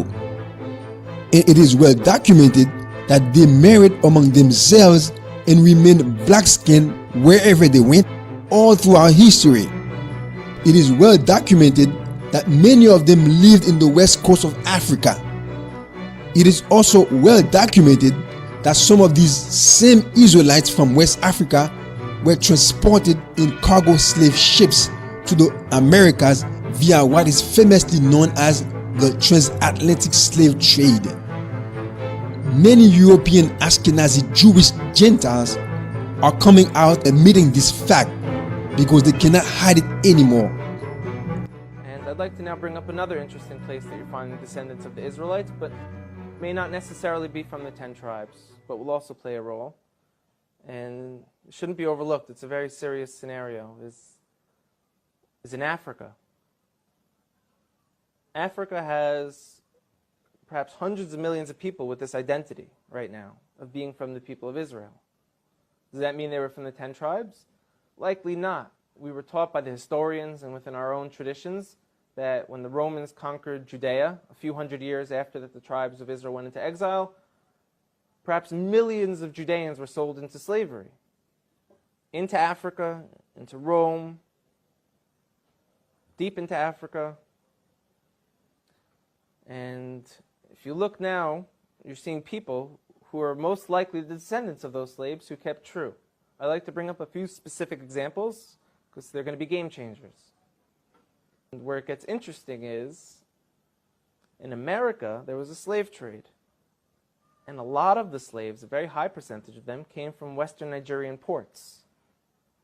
And in America today, you see a very large movement of African Americans who say that they're the real chosen people, that they're the children of Israel, they're the Judeans. You know, so what are they just trying to create an identity for themselves because they were slaves, or is there really something here? And the answer is most likely there is something there. And most likely maybe that they were the original Israelites, and maybe that the Jewish people today who are white Caucasian people came in a little bit later on. We know that some of the greatest sages of the transmission of the Torah were converts from Rome. You have a man named Onkelos who wrote a commentary on the Torah, unprecedented, that we still learn today. He was a convert. Some of the largest pillars on the transmission today were Roman converts. So here we are, we're Caucasian Jewish people, and now you have people in Africa saying that they're the real people of Israel. It can't be ruled out at all. We know they were sold into slavery. We know now that they're fulfilling prophecies by saying, we're coming back. The truth is out in the open. The cat is out of the bag. The descendants of Negro slaves in the Americas are the 12 tribes of Israel mentioned in the Holy Bible.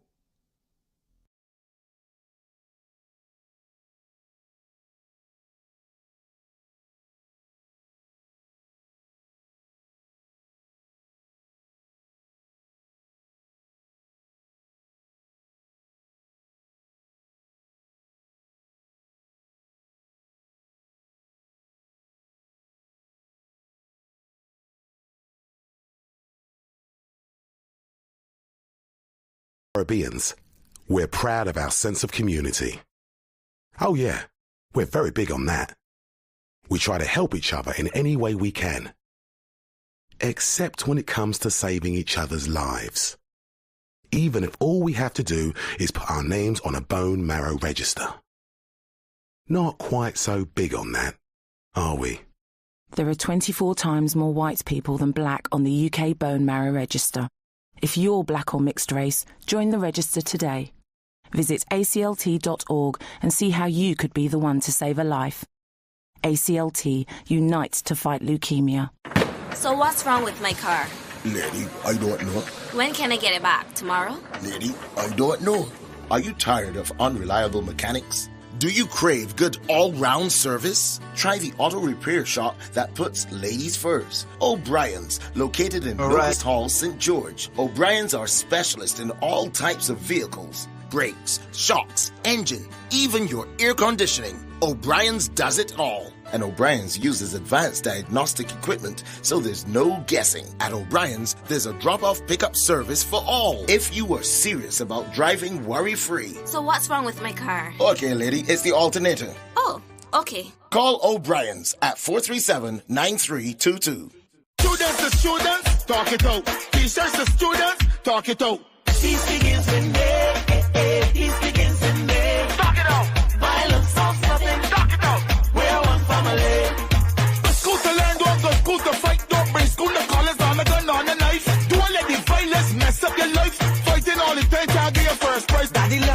the sky larking. When I fighting like dogs out barking. I'm up below myself, I'll start recording. Then he said I got to start parting. Peace begins with me. Peace begins with me. Talk it out. Violence solves nothing. Talk it out. We're one family. Don't let the anger build up. Don't show. Triangle, you're on the sewer. Breathe it out. The same energy that you take to use to fight. Same energy you could talk it out. You could say the word reason. Talk it out. Sure that we even.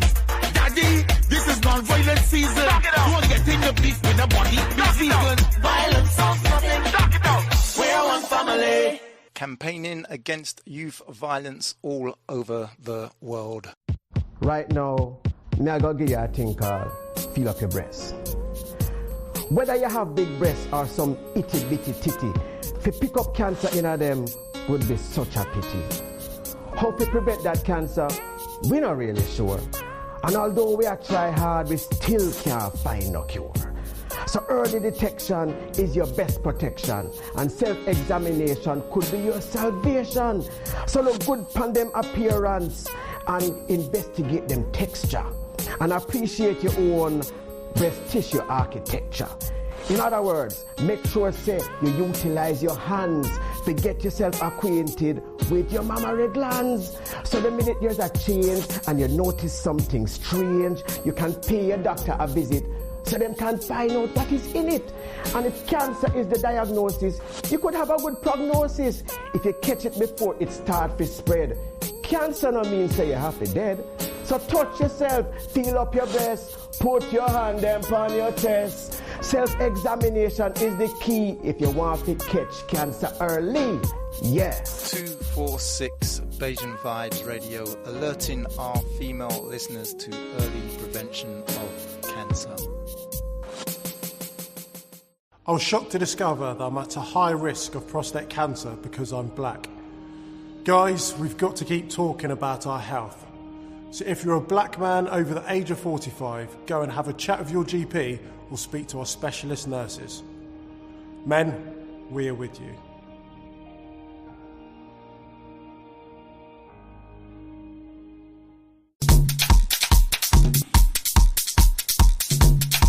If you would like to advertise your business anywhere in the global diaspora, if you'd like to sponsor, partner 246BajanVibesRadio.com.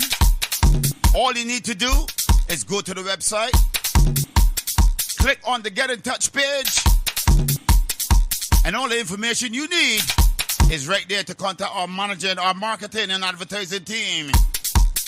So if you'd like to sponsor a show, partner the station, advertise your business anywhere in the global diaspora, go to our website, www.246BajanVibesRadio.com. Click on the Get in Touch page, and all the information you need is right there to contact our marketing and advertising team.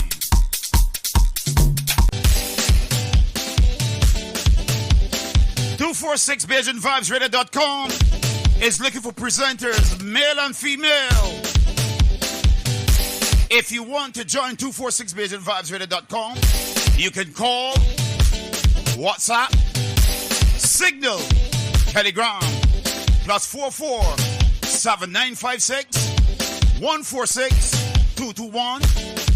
You can WhatsApp, message, Telegram, +44 7417 584 733. If you want to be a presenter right here anywhere in the global diaspora, get in touch with us, and we got what it takes to take you to the next dimension. Keep it locked, we got it, baby. Join me, DJ AC, every Sunday and Wednesday at 8 p.m. until midnight, London, UK time, for 4 hours of musical entertainment here on 246 BajanVibesRadio.com.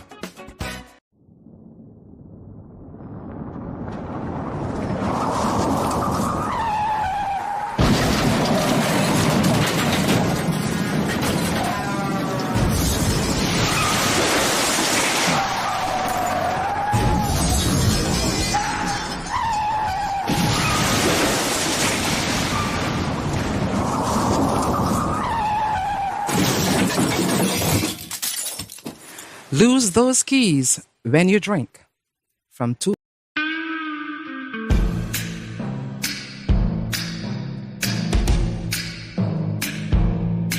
Tune in and be part of the fastest growing, most authentic Black conscious radio show, linking Barbados, the Caribbean, and its diaspora.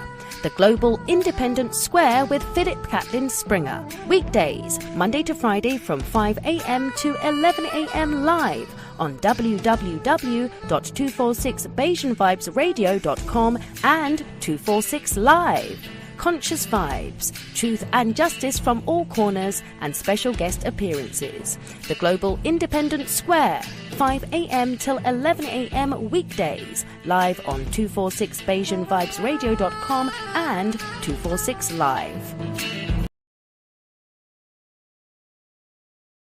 Family out there, shouts to the family. All right, we about to get started. We got an important, amazing show coming up. Y'all see who I'm with. Before we get started, make sure you hit the like button. Tell your friends and family. We got an important show coming on tonight. And let's get to a quick commercial before we get started, family.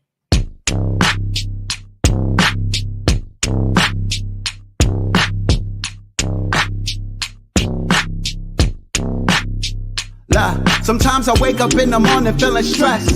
Sometimes I wake up feeling like I never slept. Sometimes I don't want to wake up cause I'm depressed.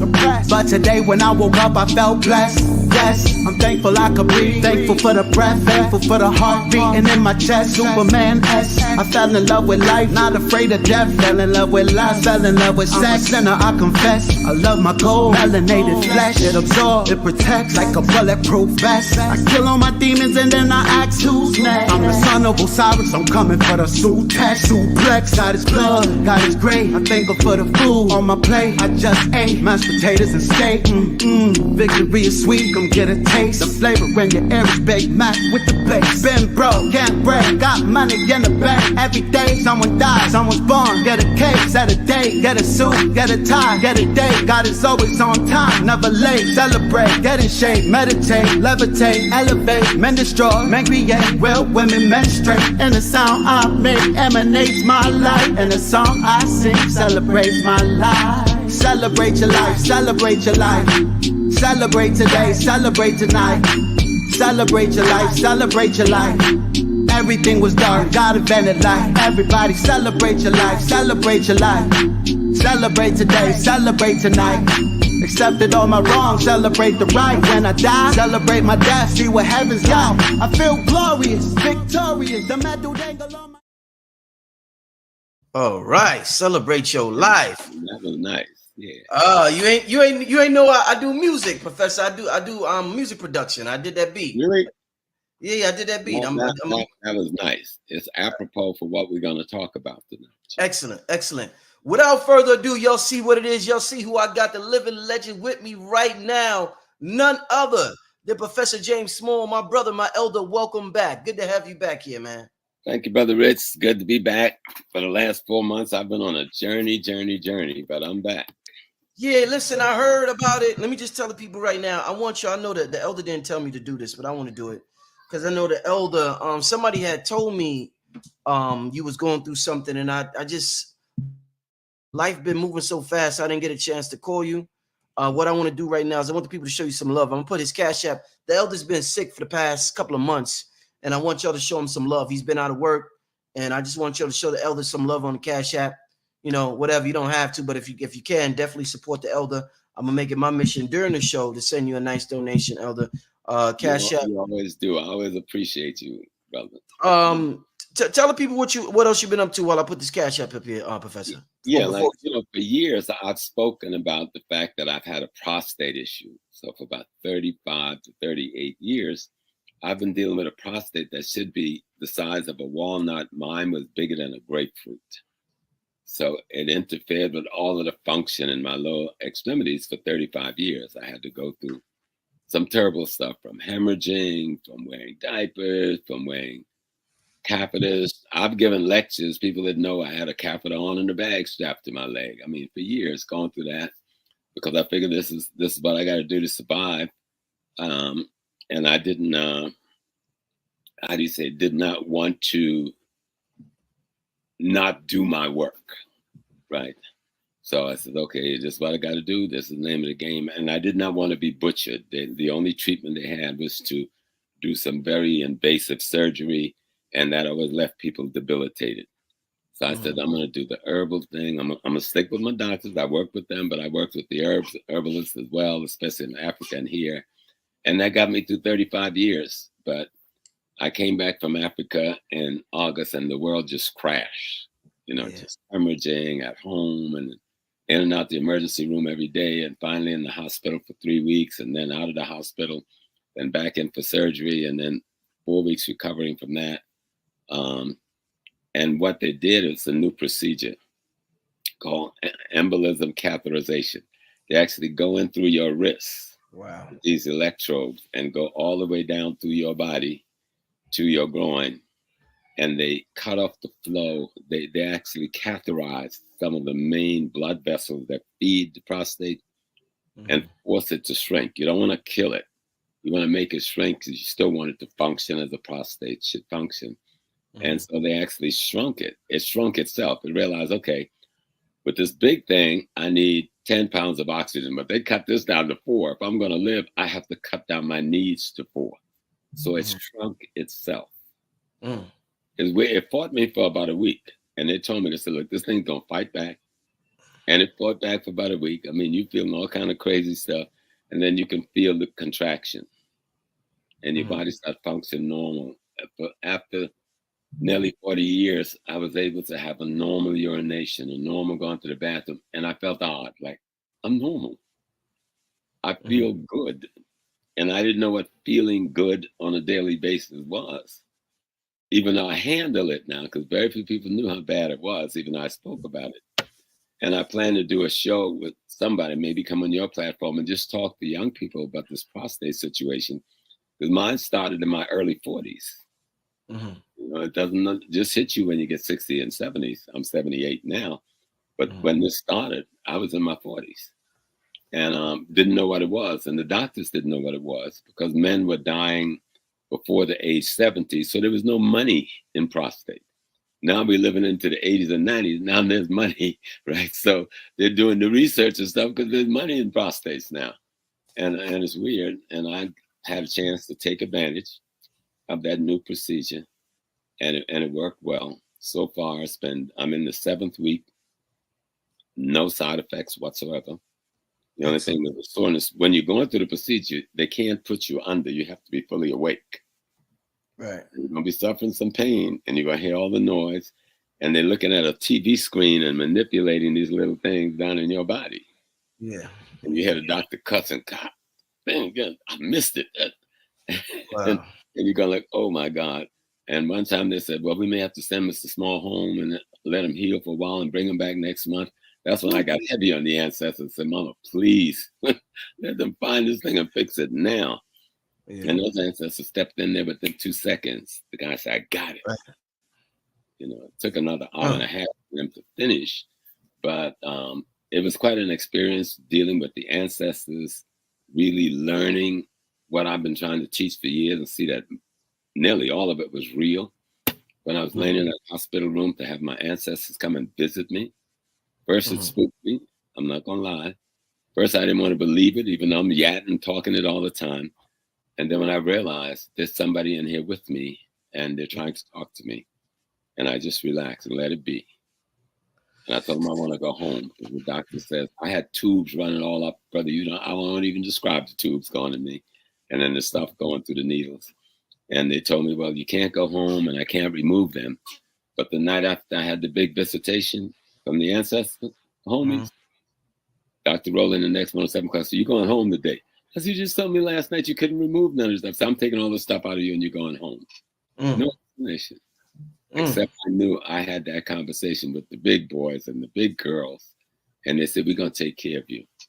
And people were praying all around the world and around the country. Prayer is real. I don't care what religion you're using to do it. Okay. I learned that one. Thoughts. You can send thoughts. Thoughts ain't nothing but energy. And I could feel the energy coming from my people. I could feel the libation being poured by my people in Africa who would call and say, Prophet, we're pouring libation for you.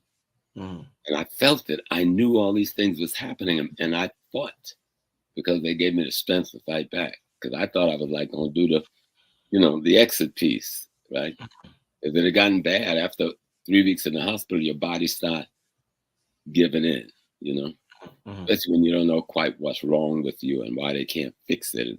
They're giving you medicine every day, and some of it is narcotics, and your body's not your body no more. Mm-hmm. So you have to get through all of that. And not because of me, I got through it because of my people, because of the love, because of the prayers, because of the good thoughts, because of the ancestors, and the thing we're going to talk about, that thing called God. Can't wait to have this conversation with you tonight, Elder. I'm not going to keep you too long. I want you to get your rest. Before I put this Cash App, I want to make sure I got the right name, because people be sending it to the scammers. The scammers have a name that's real similar to yours, but it's not yours. They got me a few times. Yeah, they a couple of people. I got a fast group, and a couple of people got caught up, and they sending it to the wrong people. Then they end up getting mad at me. So let me make sure I got the right Cash App. I'm gonna spell it out: DRJAMESSMALL.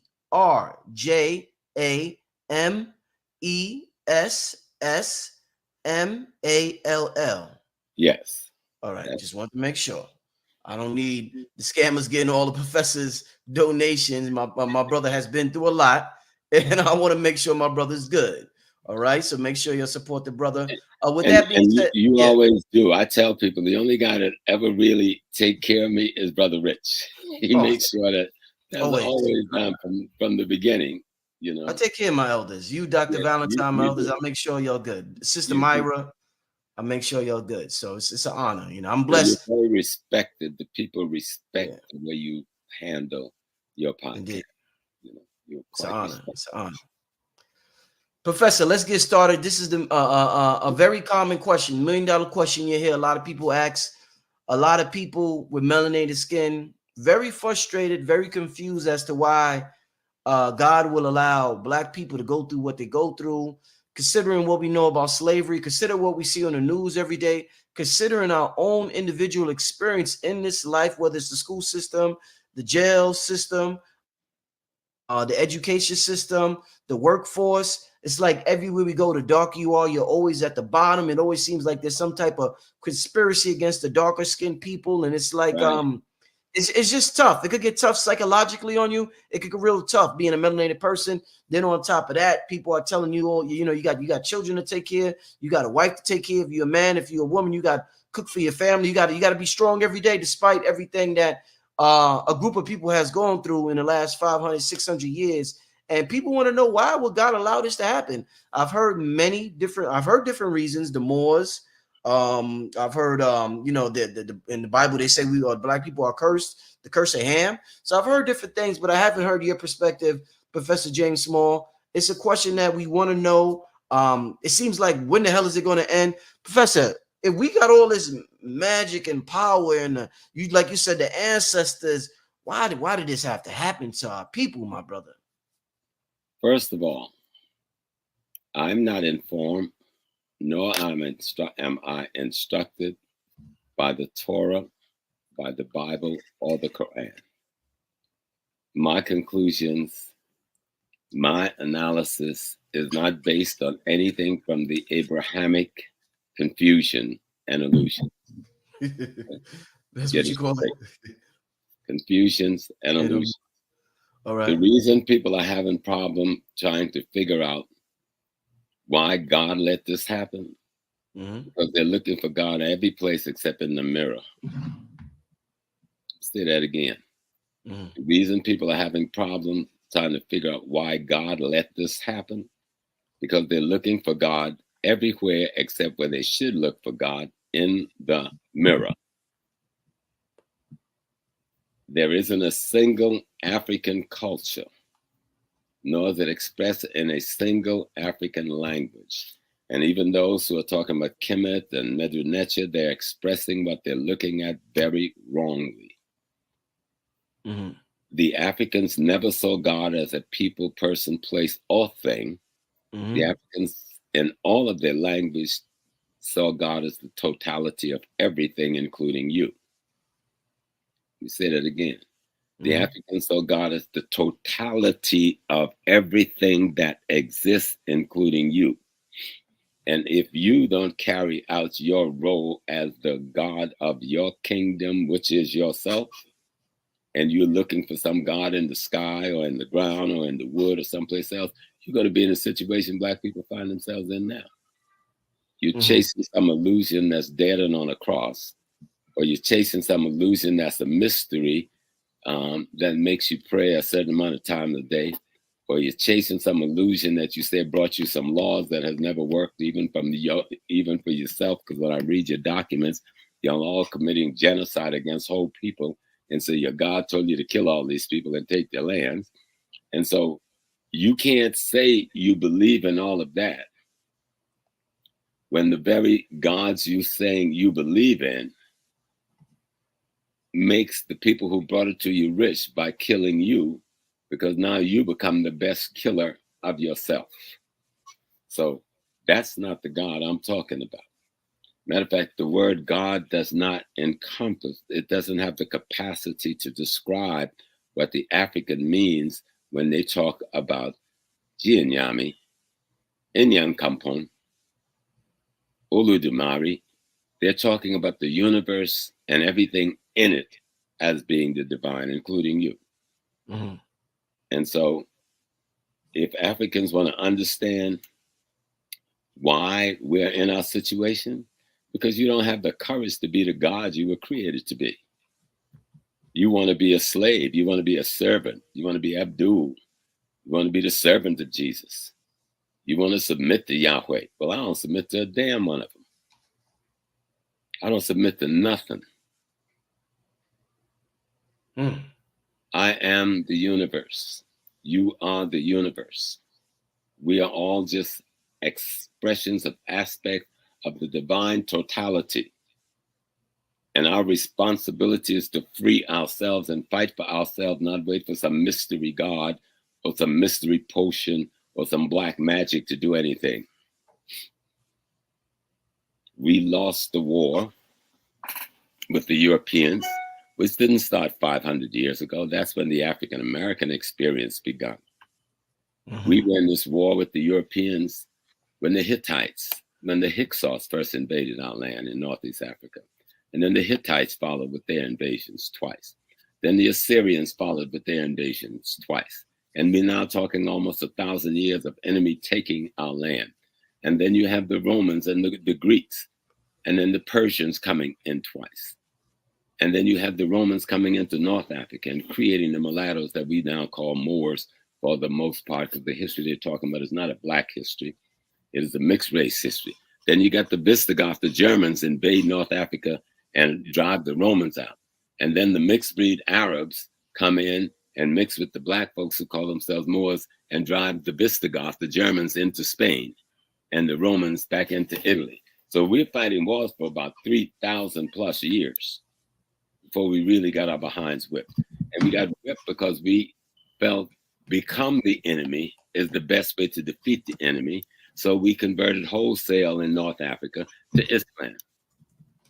And in the East, the Aksum Empire under, what's the brother's name?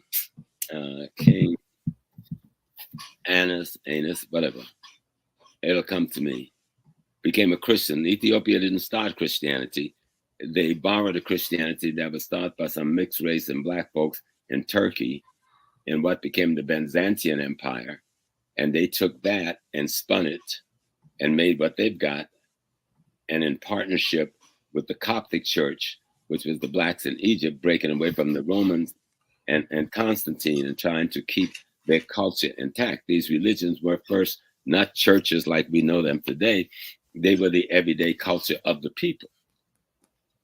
But when you get conquered by another group that dominates your society, you have to hide to express yourself. So churches grew out of people having to be themselves in secret.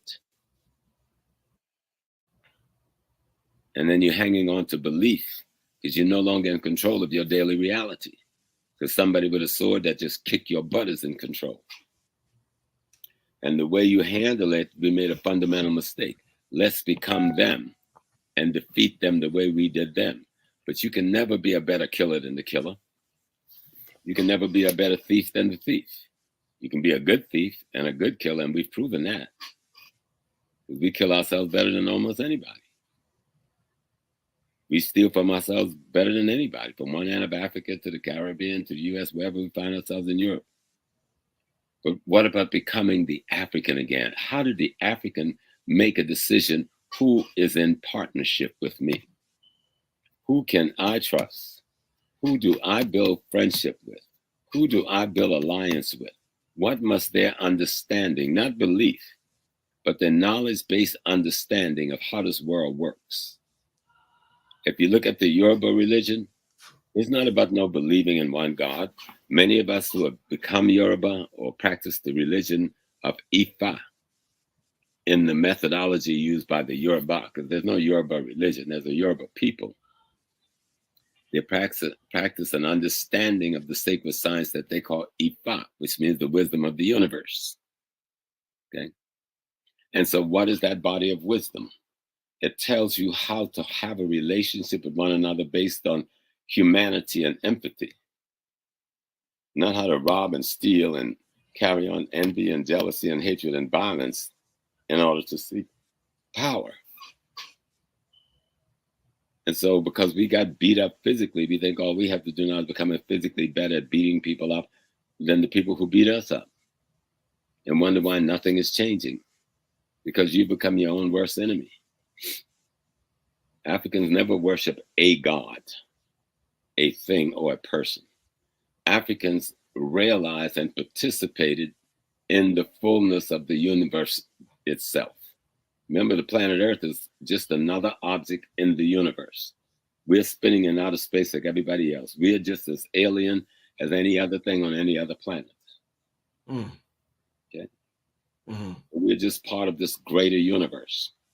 Everything in the universe affects us, and we affects everything there. Well, what we're calling African religion, which I prefer to call African sacred science, is an understanding of that relationship and the kind of communal, collective, cooperative cohesion it will allow one to have when you practice it based on the knowledge of it, so that you can't be conquered. All of Africa was never conquered. There are people in Africa that didn't even know the slave trade took place until recent years. They didn't even know it happened. Okay? Because they were able to defend themselves. We fought wars in Africa against the European, but the European came out of a culture of domination, destruction, and death. It's a killing machine. Study the history of Europe going back before the Greeks and the Romans. And you won't find 10 years in the last 3,000 years when they weren't fighting a war with one another or multiple wars. That is their culture, a culture of wars, domination, destruction, and death. You think you're going to outdo them? We tried. We should have retreated back to being ourselves. And that's what we need to do now. We used to sing a song in the 60s. It says, who will survive America? Very few crackers, no ends at all. Or very few ends, no crackers at all. All right? The only people that would survive would be those of us who was willing to be African enough to behave in a manner that nature became your friend and your partner, and you became a friend and partner of nature. That the cosmology became your friend and your partner, and you became a friend and partner of the cosmology through an understanding and a gaining of the knowledge that allow you to develop the communal, collective, cooperative relationship, both internally and externally, that will allow for that to happen. You're a part of God. People say, oh, God created everything. No, I came from between the legs of a black woman out of her vagina as a result of my father's penis having a relationship with her womb via her vagina. So if God creates, then who was my mama and daddy? Were they not creating me? Isn't that how human beings get created? So if that's how human being gets created, then mama and daddy is a part of God that carry out creation. Does that make logical sense to anybody? It doesn't make sense without me saying it. But we'd rather have an illusion saying God created. Yeah, God created, if you want to use the word God, that's an English word to describe that totality, but that is not what you're describing. When we say God, we're talking about an individual, a man or an entity or something up there that makes decisions for the good and decisions against the bad. That's not how nature works. That's not how the universe works. That's not how nothing in cosmology works. Everything is cause and effects, positive and negative, fighting for balance and harmony, action and reaction. And the Africans understood that. So if you look in their language, any Bantu language, you'll see their word for people, person, place, or thing. All of them have their word for God, either as a suffix or prefix, which is to say that God is in everything and everything is in God. It's a oneness, but you must be conscious of that oneness. And you must be able to practice based on the knowledge and understanding, not an attack on nature, but having a complementary partnership with nature and everything in it. You know, you don't pollute the river. You know, you don't pollute the earth. You don't pollute the air. All of those are antagonistic relationships towards your brother and your sister. Nature is your brother and your sister. And so how do we see that when we study African culture? Culture is not the clothing we wear. It's not the hairdo. Culture is the concepts, ideas, and principles that you're trying to teach with the hairdo and with the clothes and with the dance and with the music and with the drama. You're trying to teach concepts, ideas, and principles about how the universe works, how the human body works, how the ecology works, how the environment works, and how it all works in harmony. And so that's why you create metaphor and allegory. That's why you carve statues like Shango behind me being the king. There's no person named Shango. That wood is nothing. That's wood. I could chop that shit up and carve another one. What I'm trying to say with that carving is the symbol of the king talks about having courage, talks about getting rid of the ego, talk about destroying arrogance, talk about destroying envy, talks about destroying jealousy, so that you raise yourself principally above to be an example for others to follow. So that's why they use the symbol of the one thing in their environment that is supposed to be representative of the totality for that environment. But we tried to take our Christian form consciousness and then express African reality through that Christian Judeo-Islamic consciousness. It doesn't work. People say, yo, in Africa, the brothers and sisters are Muslims. Yeah, I was a Muslim. I was a Haji. I went to Mecca. I don't think you were born yet, Brother Rich. You know, I was an imam. My name is Al-Hajj Amin Ashahid, the faithful witness. I noticed I don't have no Abdul in there. I was no faithful slave of the witness. I wasn't the faithful servant of the witness. I was the faithful witness. Right. But that wasn't that approach to life that the Arab have brought forth to the world, and the Turks, it's really the Turks.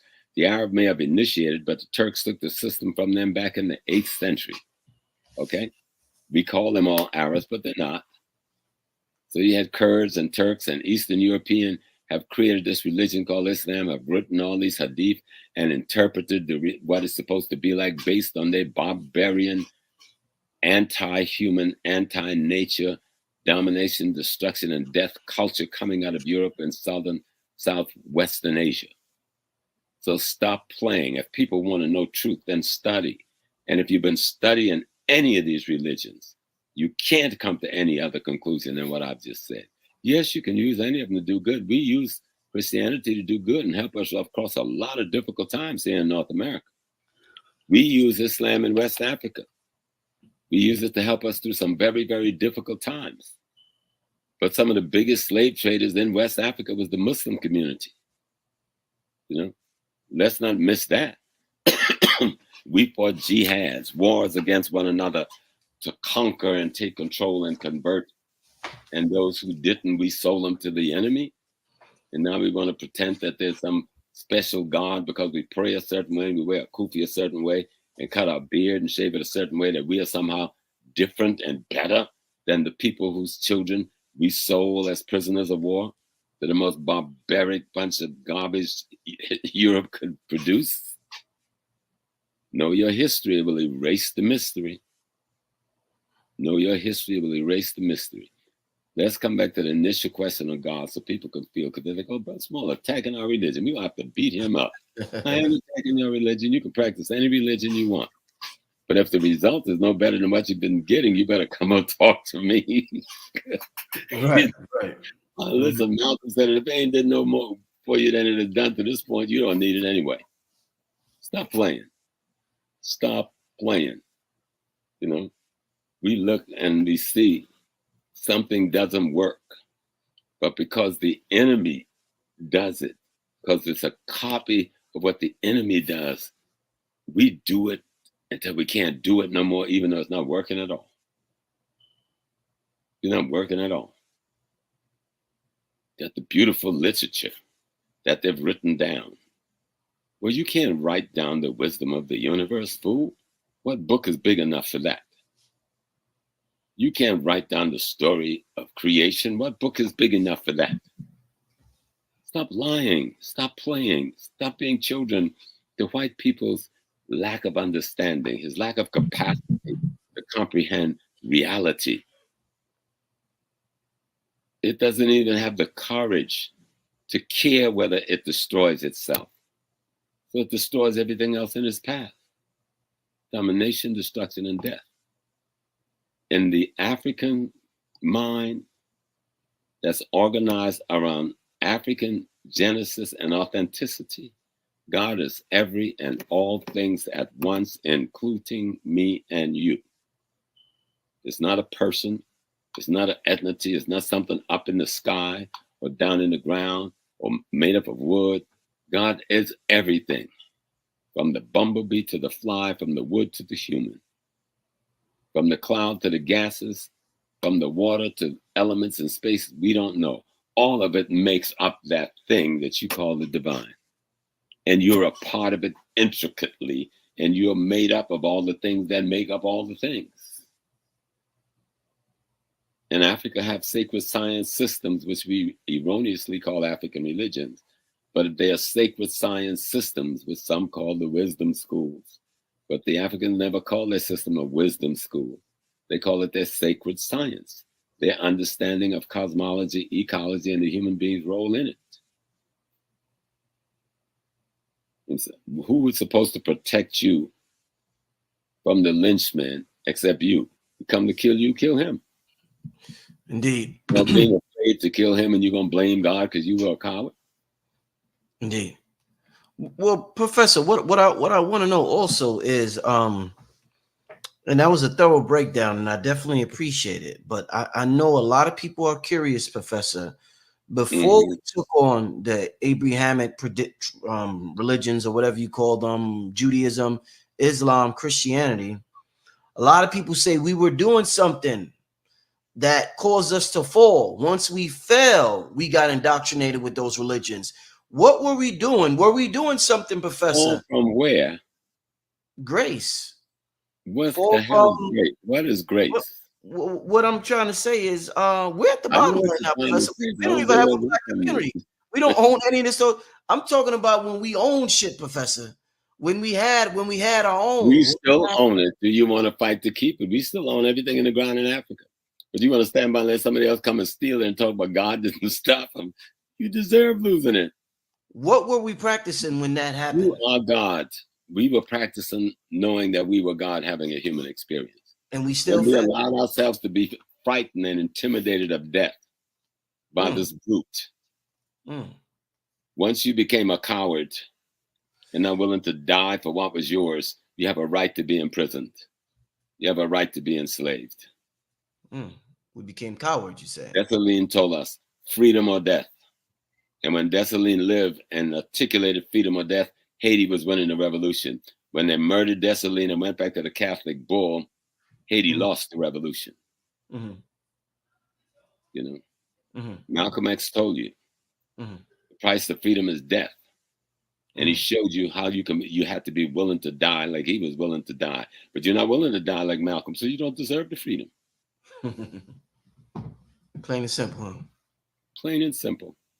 Water is wet. That was a simple The sun answer. is hot. That was a simple answer, Professor. But it's deeper in that we have to be able not to want what the murderer wants. Now, if you want to be like the murderer, but you ain't as good a murderer as he is, you can't blame God for that. Mm-hmm. You want to be like the murderer. You want to be Frank Lucas. Mm-hmm. You murder some black folks with dope, make me $5 million. I want to be Bumpy Johnson. Bumpy Johnson. Okay? I want to be Nicky Barnes. Yeah. Ask them what it was like at the end of the day. I know a couple of them. It wasn't all that the movie said it was. I can guarantee you that. Right. So let's come to now. Here we are in Black America, about 60 million strong. White folks say we 45 and they miss about 15%. But okay, I'm saying 60 and I think I'm still being modest because I'm not talking about my African Latino brothers, right? Who would make us about 90 million if they were to wake up to the fact that a language don't determine your race, right? Nobody called me British. I'm not considered to be Anglo. You know what I'm saying? I speak English. But then they see me as an African. But if you speak Spanish, you be black as midnight. You're no longer an African. So that kind of ignorance is what we have to fight against. Know the truth. And this is an old dictum, long before any of the Abrahamic religion, going back beyond Kemet. And the truth will set you free. Know and understand your reality. When you die and they put you in that casket, or they do like we did Brother Sekou Sunday today, we buried him in a wooden box in the ground. When Sekou rots, his body will break down into the 400 plus minerals that makes his body up, and it will dissipate back into the earth where it came from. We are dirt at the end of the day, because all the vegetables we eat is made out of dirt. No, think about it now, because we don't think about that. We put a little carrot seed in the ground, and then the dirt creates this carrot, right? We put a tomato seed in the ground, and the dirt creates this tomato. So the dirt becomes the tomato. We don't even ask, how does dirt become a tomato? We just gobble down the tomato. All right? The energy that's in that tomato is what the reason we gobble down the dirt that makes up the tomato, because we want the energy that's in the tomato to energize our body so we can keep being animated. Right? So our bodies, like me now, here I am 78, I'm talking, I'm moving, I can lift things, I do my exercise every day, I be curling my little weights and stuff, you know what I'm saying? Trying to just keep this machine going. Well, I'm matter and I'm energy. We accept that the science that we think we know today says neither can be destroyed. So why are we even thinking about death? Because of fear and ignorance. When someone cuts you off just one generation from being instructed and informed by your culture, you're in a state of ignorance towards who you are. And the only chance you have to put in any fighting back is to try to become who they are. And if their total way of life is making sure you never become who you should be, then you now become the master of keeping you from becoming who you should be. I hope that was made simple enough. And then back to God. God ain't a person, place, or thing. God is everything. And I'm a part of that everything. You, Brother Rich, is a part of that everything. When my mother and father gave birth to me, they had sex. They must have had a good old time. I ain't even embarrassing them. Had a good time, huh? They had a good time. And at the end of that good time, Daddy shared all of what was him with Mommy, who shared of all of what was her, and all of what was him and her became me. I am they. So they're not dead because I'm them going forward. When I die, those 8 children I have already, they're already me. They're me going forward. The 20-something grandkids I got, they're me going forward. I am eternal. Right. Indeed. We are the universe. We function the way the universe functions. That's the way of life of the African being. Not some ego, arrogant, envy, jealous, murderer, thief, marauder, seeking power and pleasure, as we've learned from the incomplete man, the depreciated being. Okay? There's some things in nature that does not have the capacity to comprehend divinity. So they make themselves divine. They turn God into man. Amen. And then they kill the man that they turned God into. They said, well, we kill him, but he's going to rise again and come back. Then they'll be ready to kill him again with a new story twist. A new story twist. Yeah. And then the other story, most people don't understand. When you read the Quran is made up of the Old Testament, New Testament, and the last revelations coming from the prophet. They're all the same religion at different times in history. And what it was designed for was to civilize the barbarian that invaded Northeast Africa. We gave them that body of knowledge. But we didn't give them everything. We gave them enough because we thought that it would civilize them and stop this genocide that we had been a couple of thousand years involved in. But it didn't. He took what we gave them and expand his ability to commit genocide on the world and took over the whole globe. So we must take responsibility for that. But now we need to go back and find what we left behind. Because you can't tell me that we can go to church every Sunday. The prison of millions or more black people and Christians, they're Christians. 1/4 of them become out Muslims. Indeed. You know, real quick, Professor. When it comes to, you're talking about freedom and this concept of freedom, and oh yeah, I like that word. Yeah, one of the things that get brought up with freedom, 2 good things that get brought up when it comes to getting your freedom is economics. Gets the conversation economics. The brother Rock used to always talk about economics. Yeah, I love Brother Rock. That was my man. Another thing that gets brought up is spirituality. What I want to ask you, those is 2 good things to bring up when it comes to freedom. What about developing a language separate from the English language? How much of we already have languages separate from the English language. They're not all spoken all over Africa.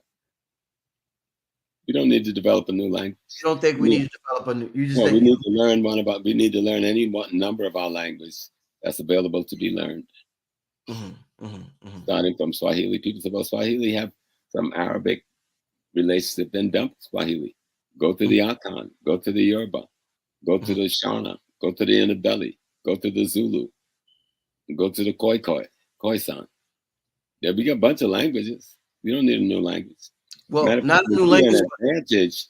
It would be an advantage for every African child, especially in the Western Hemisphere, to learn an African language, because you will see the world quite differently. You will see the world quite differently. You would stop saying God, and in your brain is a man somewhere up in the sky. Right. It's supposed to be helping you out because you're righteous. And a damn one of us can even live up to the standard of what any of those religions call righteous. Not even me. Right. And I'm a good dude. So let's stop playing that game that the European has put you to play. While he robs you blind, turn you into all kinds of freak in order to let you become millionaires. Cat, old brother Cat, whatever his name, he wasn't lying. He's the comedian. He's telling the truth. People know they got turned out and all kinds of stuff for the money. And they're coming out trying to be the B-boy. Cut the stuff. Let's deal with truth. Indeed. Most of our people, if you look at what happened in America, from the time we got here, we were fighting. Okay. Prince Hall was formed in 1780 something. The AME Church was formed in 1770 something. Prince Hall. AME Church was born in the same time. The Black Baptist Church was born around that same time in the 1770s, 1780s. Meaning, from the time we got on the soil, we were fighting for ways to remain ourselves. But when someone takes away your institutional framework, takes away your ability to use your language to communicate, you've got to then use your understanding of reality to take his institutions and recreate them so that his institutions become the sanctuary for you as you try to secretly maintain within you your institutions. And so we use the Black church like it was a nuclear bomb. And then we forgot what the hell we were doing in the late 50s and early 60s and try to imitate white Christians. The Black Christians of the 1800s and the 19th century were not imitating white Christians. Out of that church came our politics, our sociology, our education. It was the sanctuary in which the African world recreated itself behind the walls of a Christian facade. But not having any access generation after generation after generation to an African way of creating institutional frameworks, we settled for what we had. But there was always those people coming along all through the centuries that was telling us, let's go back to Africa. Let's use an African way.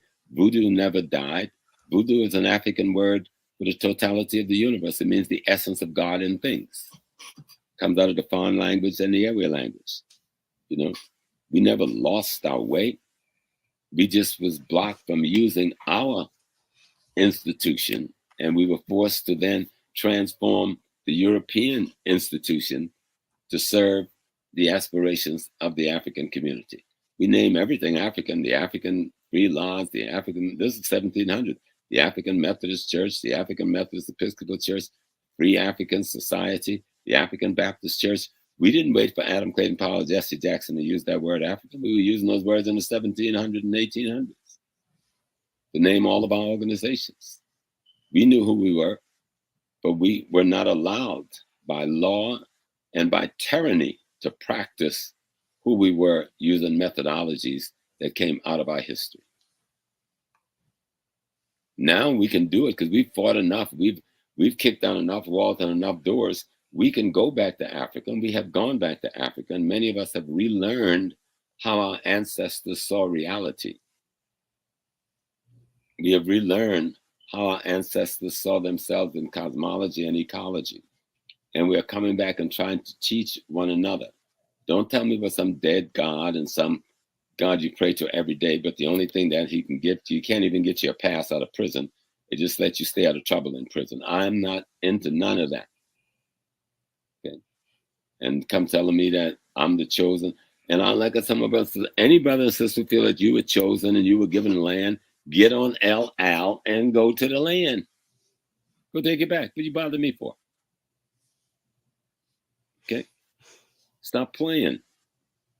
It sounds good when you rat-tat-tat and all this off. The Bible said this, but the Bible is a fairy tale document that's only a few seconds old in terms of time. Doesn't represent anything significant in terms of how the world was formed or designed. Most of it is plagiarized African knockoffs, philosophically. Indeed, indeed. Professor, I want to get to a couple of questions from the people. I want to monitor your health and make sure you get your rest, Professor. So I want to get to a couple of questions before we get out here from. I want to give them the opportunity. They in the chat arguing and shit, man. These people crazy. In the chat. Don't argue. Love ye one another that ye may be loved. Isn't that what your religion teaches y'all? Fighting like cats and dogs. But let me put your cash chat back. Hold up, Professor.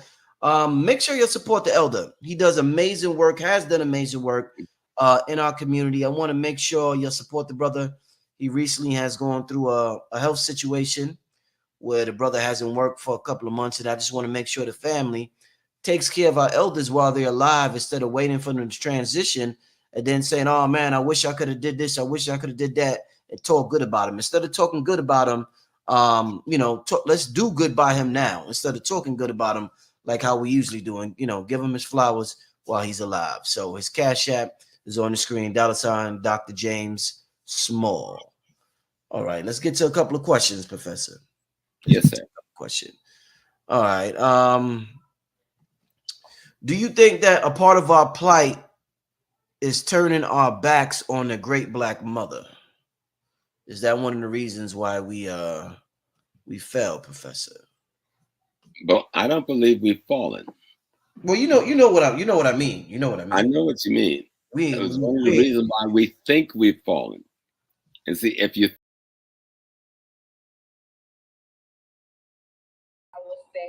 Welcome back to 246 Vision Bias Radio 246 Live, the Global Independence Square. We're coming to the end of our business day, our broadcast day for today. Thank you for being with us. Thank you for locking on with us. And we look forward to seeing you again tomorrow morning at 5 a.m. 246 Vision Bias Radio 246 Live, the Global Independence Square. Bye for now.